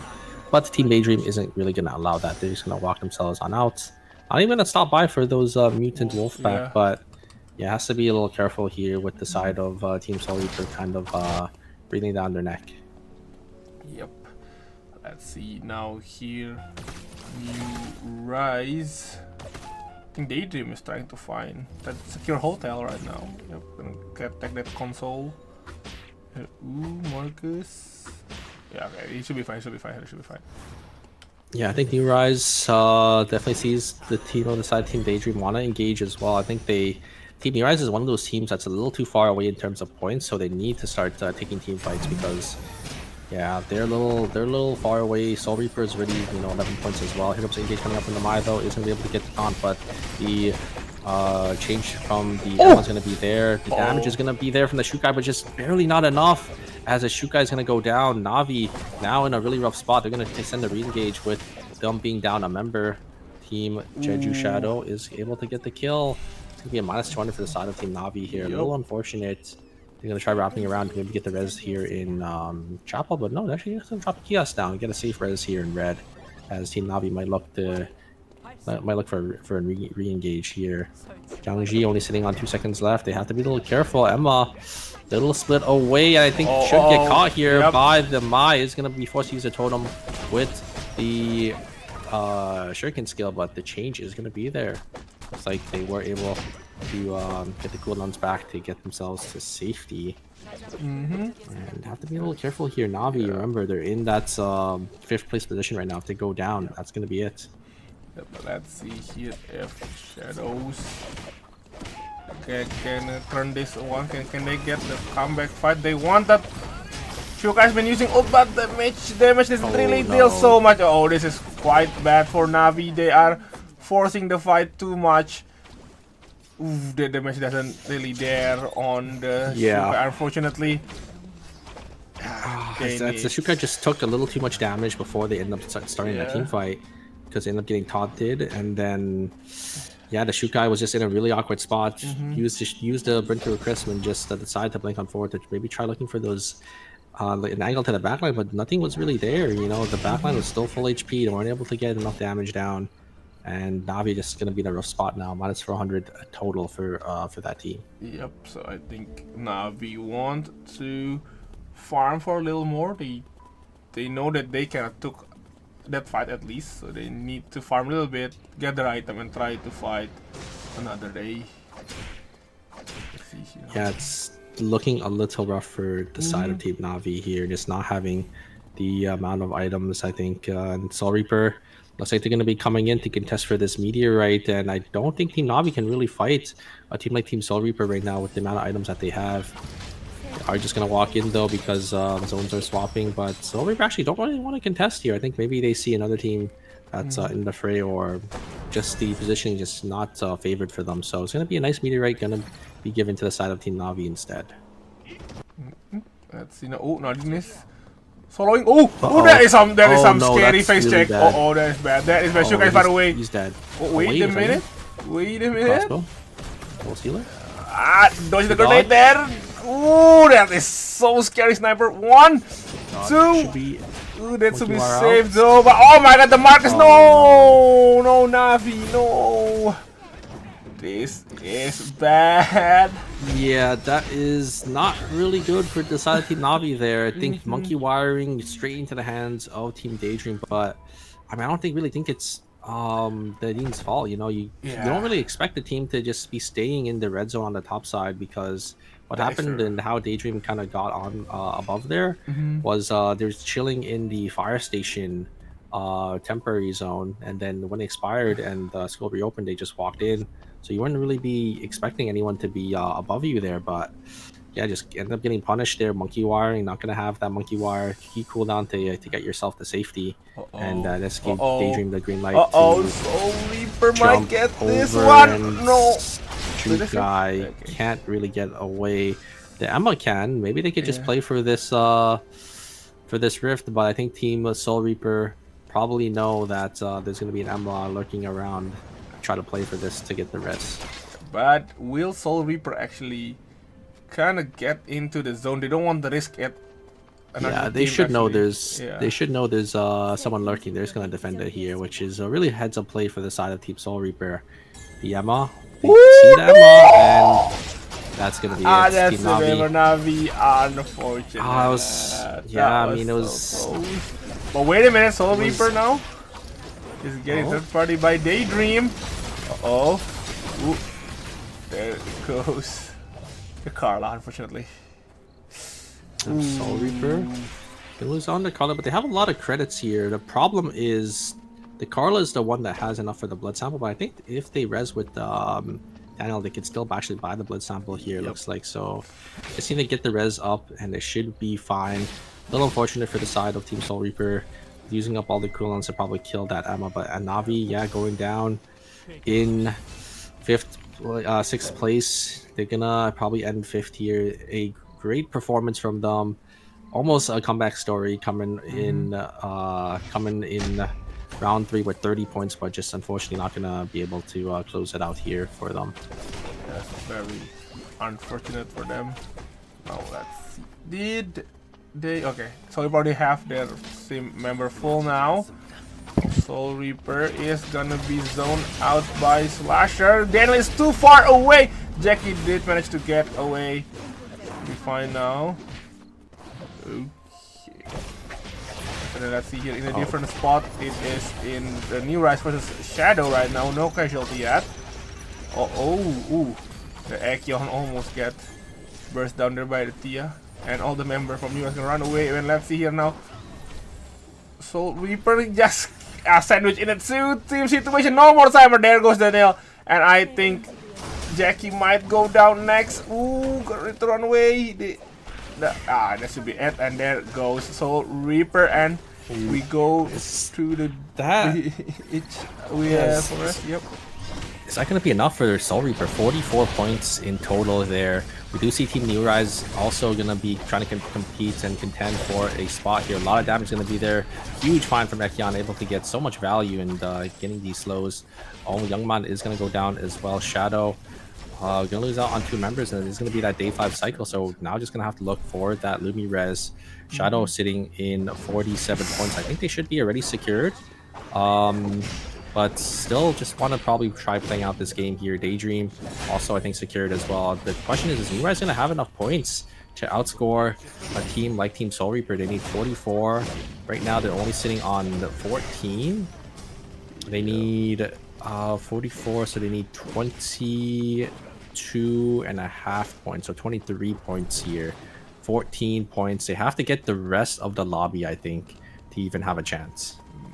Yep, so let's see if 6 plus 5, that would be 25. Soul Reaper. So they have to kill the rest of the lobby here. Right. Let's see if can Slasher. If Slasher can get at least how many? Oh, Slasher is also. Oh, Yeah, you're right. Slasher is also. it's as well. So close, Slasher also needs, I think, about. I think we just have to get one more team wipe. So if they get second, the team wipe, they're good. New Rise has to kill everyone in the lobby, or they're not good. Yeah. And Daydream is secured. Yeah. Daydream doesn't have to worry about anything. They're probably just playing to try to win the game, obviously. But New Rise has to be aggressive. They have to look for these last couple teams. Oh no, Daydream actually getting sandwiched. Didn't get the item, unfortunately. And here's come the third wave. Who's the third party? Who's gonna be able to get the kills? So it's a question. New Rise wasn't able to get that one.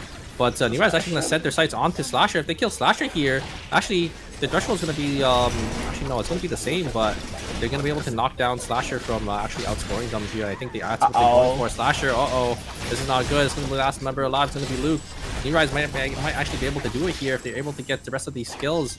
18 points. I think they need to let them res here. It's just a 2-man. 2 plus 3, 23 points. That's exactly what they need right now. If they just get the last 2 kills, they should be able to actually qualify on out. Oh, the Daydream need to sneak their way. If somehow New Rise, I guess you're right. If New Rise get this one, this will be New Rise will they just have to get the last 2 and win. I don't know if they know that, if they're gonna let them rest to try to get an extra point, because Daydream is actually kind of weak, right? You see, I mean, both their carries are full items, but these Johan has no items at all, and you can see New Rise having 2 blood samples. Both on their Carla and their Adriana, and Lumi is gonna rotate around, but it's gonna disappear because he cannot stop Lumi after the day 5 swap here. Is it a good call though? Is it a good call? Do you see Insane teleporting on in? Probably gonna bait them over. I like this play from Insane. He teleports on in, gonna bait them over, and then I think Insane probably gonna fly back. Yeah. But what's C-Not gate back, yes. The C-Not finally been used. But wait a second, the C-Not gate in return, going back to the other side. Okay. Big brain play, big mind games from the side of Team Daydream, as they are able to get the free res down here. Okay. As it is going to be. Oh, I like that. Oh, so you actually can't stop the res anymore, because you could send one guy over and C-Not gate the other guy always. That's actually really interesting with the new change. It's gonna be almost impossible to kind of stop a 2-man res like a 2-person res now. No, let's see if Daydream can stop New Rise, or New Rise will come out of top on this one. Ekion getting into the theater opening. Oh, with the flash, they're running away. But Marcus gonna need to tank all of their half HP. Has been raised. Theodore trying to kill the Carla, but not enough damage. Finally used the ult there from Johan. Oh, wait a minute. Oh, there goes down the Carla. Oh no, this might be bad. This is bad news for New Rise. Ekion, not enough damage to kill. Oh my god, the ult there from Johan. I think they fumbled. The sustain coming out from the side of Team Daydream is just a little too much. They tried to send it onto the Dito, but Dito was able to use the ultimate and the blink to get themselves to safety. And now I don't think they have any damage enough damage to just kill any of the members of the side of Team Daydream. I think that is going to be it. I don't think Team New Rise is going to be able to qualify here. They're going to go down, and Daydream going to be able to win it on out. So unfortunate for the side of Team Rise. I think they had the opportunity there, but Phoenix Park just getting caught at the very end. Marcus getting that nice just blink on forward and finishing the job and killing that Carla is going to seal the deal. And that's going to seal their fates for the side of Team Rise. Gangwon just going to fall down here in knockout stage 2. Yes, and because of that, Soul Reaper is the one should be qualified, right? I think so. Or is it Slasher? I don't know. Wait. Slasher. No, Slasher I think was missing half a point. I think they were only on like 43. So I think it should be Soul Reaper. Either Soul Reaper or new Slasher, but I think Slasher was a little short. Yep, but let's see this core. So yeah.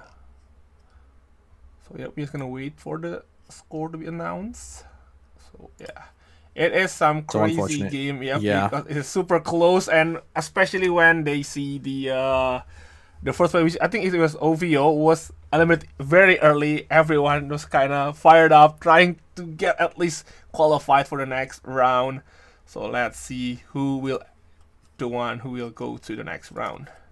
Yeah, I think Team Mirage just have to play a little more slow, right? You bait out the blink and the ultimate of the Theodore, you fully reset, and then you send it back in, and Theodore doesn't really have a response after on your next engage. But because they just stuck around there, the Theodore was able to come back around and just able to get so much value with the Johan. And you can't send it when the Johan is there to heal when you don't have enough burst damage, right? So yeah, I think just definitely not the right call there coming out from the side of Team New Rise, and they ended up getting punished for it. Making a sustained fight is definitely not what you want when you're versing a team like Team Daydream. Yep. And yeah, and as you can see, for these past 3 days, we really see that the Johan is really doing really well in this. I don't want to say current meta, but I guess there's a lot of pick for me Johan. So yeah, definitely the heal cut changes really give a benefit for the healers right now. Yeah, I mean Johan still, I think even in the previous seasons as well, we have seen Johan being picked a decent bit, especially with the new change on how Johan's sensor didn't end up working, where you can't just instantly break it anymore. Yeah. Johan is quite the support that's able to just bunker down for your team, provide a lot of healing, provide that movement speed for your team if you want to look for a dive, and in general you have a little bit of lockdown as well, right? Hitting that Radiant Brilliance, able to kind of root someone up and have your team being able to follow up on that CC. Yeah. So now we are still waiting for the score for the final result. So yeah. So basically the 4 team that can qualify for this round will go to the next round, which is on Friday, I believe. Yeah. Yep. Remember, Friday is going to be 2 hours later, so it is going to be start at 5 a.m. EST. If you guys are interested, it will be it will be knockout stage 3 and 4 on Friday, knockout stage 5 and 6 on Saturday, and on Sunday it will be the finals, the 70-point checkpoint finals. So slightly higher, but I think it's a little for the better, just because a lot of points have been going around in these games. I think there's been a slight point inflation, so just increase the checkpoint threshold a little bit higher there. So make sure you guys come around for that if you guys want to watch the Moratorium return next week. It's going to be some great games to watch. Yep, indeed. So I'm pretty scared on the final. If we have 9 games, do we have enough time? Because it's a Sunday. I'm scared. Oh right, because because for me Sunday is in the morning, right? Like in the morning, yeah. So I'm usually just fine. Yeah. So I'm scared, Mom. I'm scared. If it's like 10 or maybe 10 round, it will be scared. Oh, I don't think it'll ever go to 10. I think 9 is the maximum, the absolute maximum. But I think even the golden round last season was like 8 or something. So I don't think it'll go past 8. But there's like a slightly higher checkpoint threshold. But here is the scoreboard for you guys, and it is going to be Team Daydream going to be in first place, able to win it out in this group. You could see Team OVO in second, Jeju Shadow in third, and Soul Reaper in fourth. So these are going to be your 4 teams going into Knockout Stage 3 next week. Unfortunately, Slasher and New Rise, 2 of our National League teams, getting caught out and getting knocked out here so early on in Knockout Stage 2. Yeah, That's very unfortunate for it. But yeah, Soul Reaper, I think Daydream did manage to quote unquote save Soul Reaper there. If Yeah. somehow Slasher win that last fight, I think Slasher is the one who should be qualified, because look at that point, it's like one Yeah, and it's a so half close. point. Yeah, super close.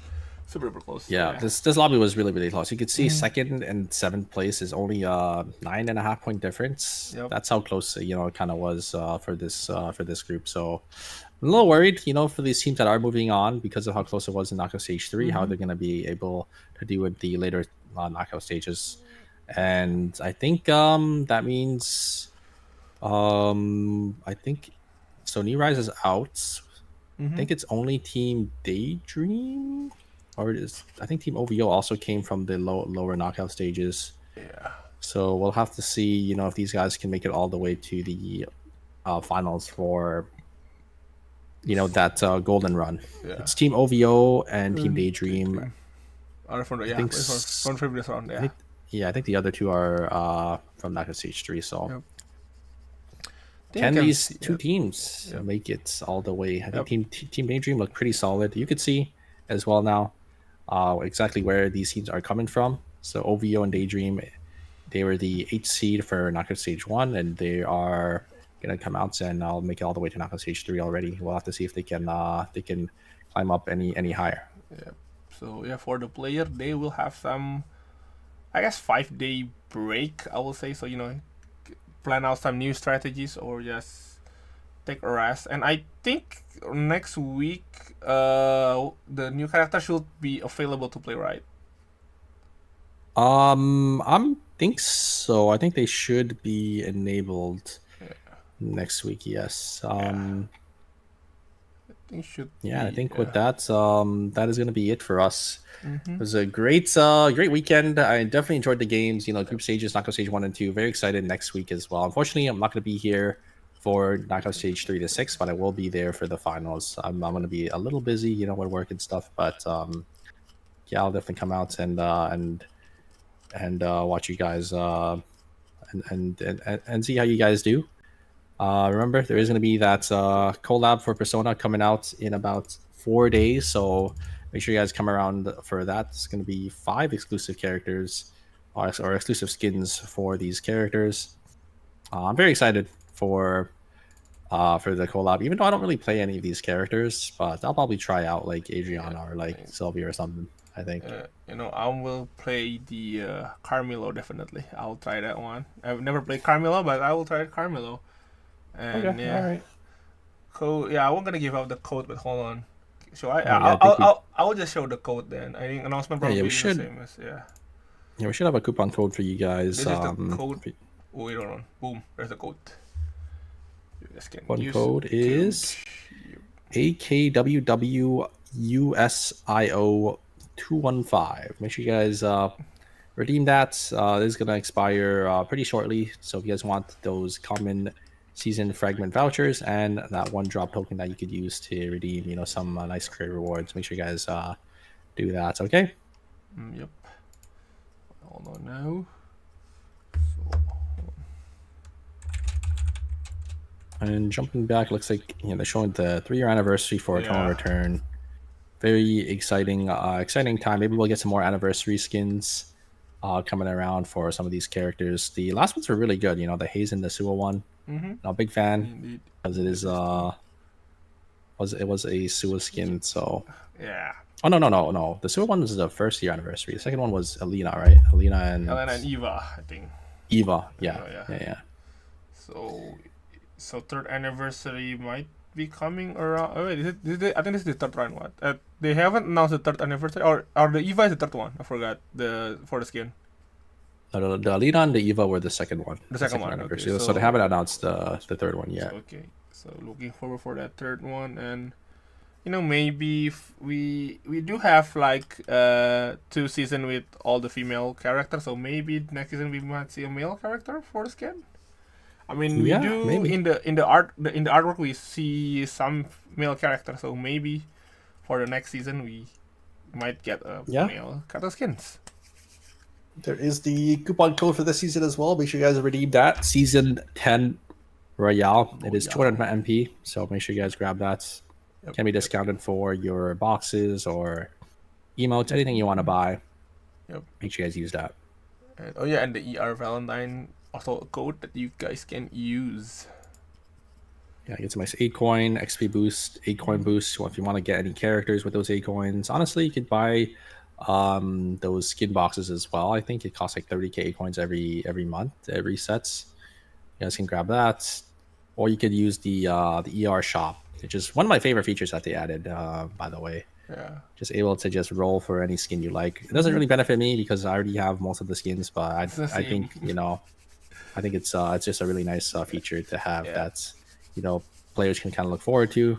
Just hop on, roll their shop, see if they see any skin that they like, any exclusive skin that they could buy.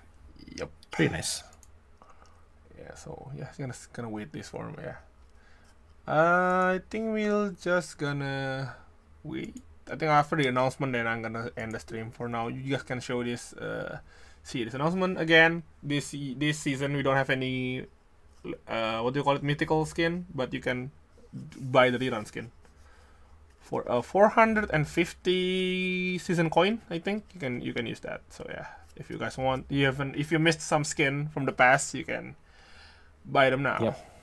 And there's some bundles for you guys as well. Make sure you guys, if you guys want to support them while they're on, grab them. It's probably cost some money, but Yeah. there's some good value bundles here for you guys to grab. But yeah, it was a great casting with you guys. Yep. I guess Me I'll be seeing too. you next week, and Yeah. it was some nice games that we were able to watch this weekend. Yep. And also thank you very much for helping me. Like I learned a lot for today. So yeah, I hope that next week might be more improvement from me, and I hope you guys enjoy the stream, especially with me and Superior. So Yeah, thank you guys all for coming out. We'll see you guys next week. Remember, 5 a.m.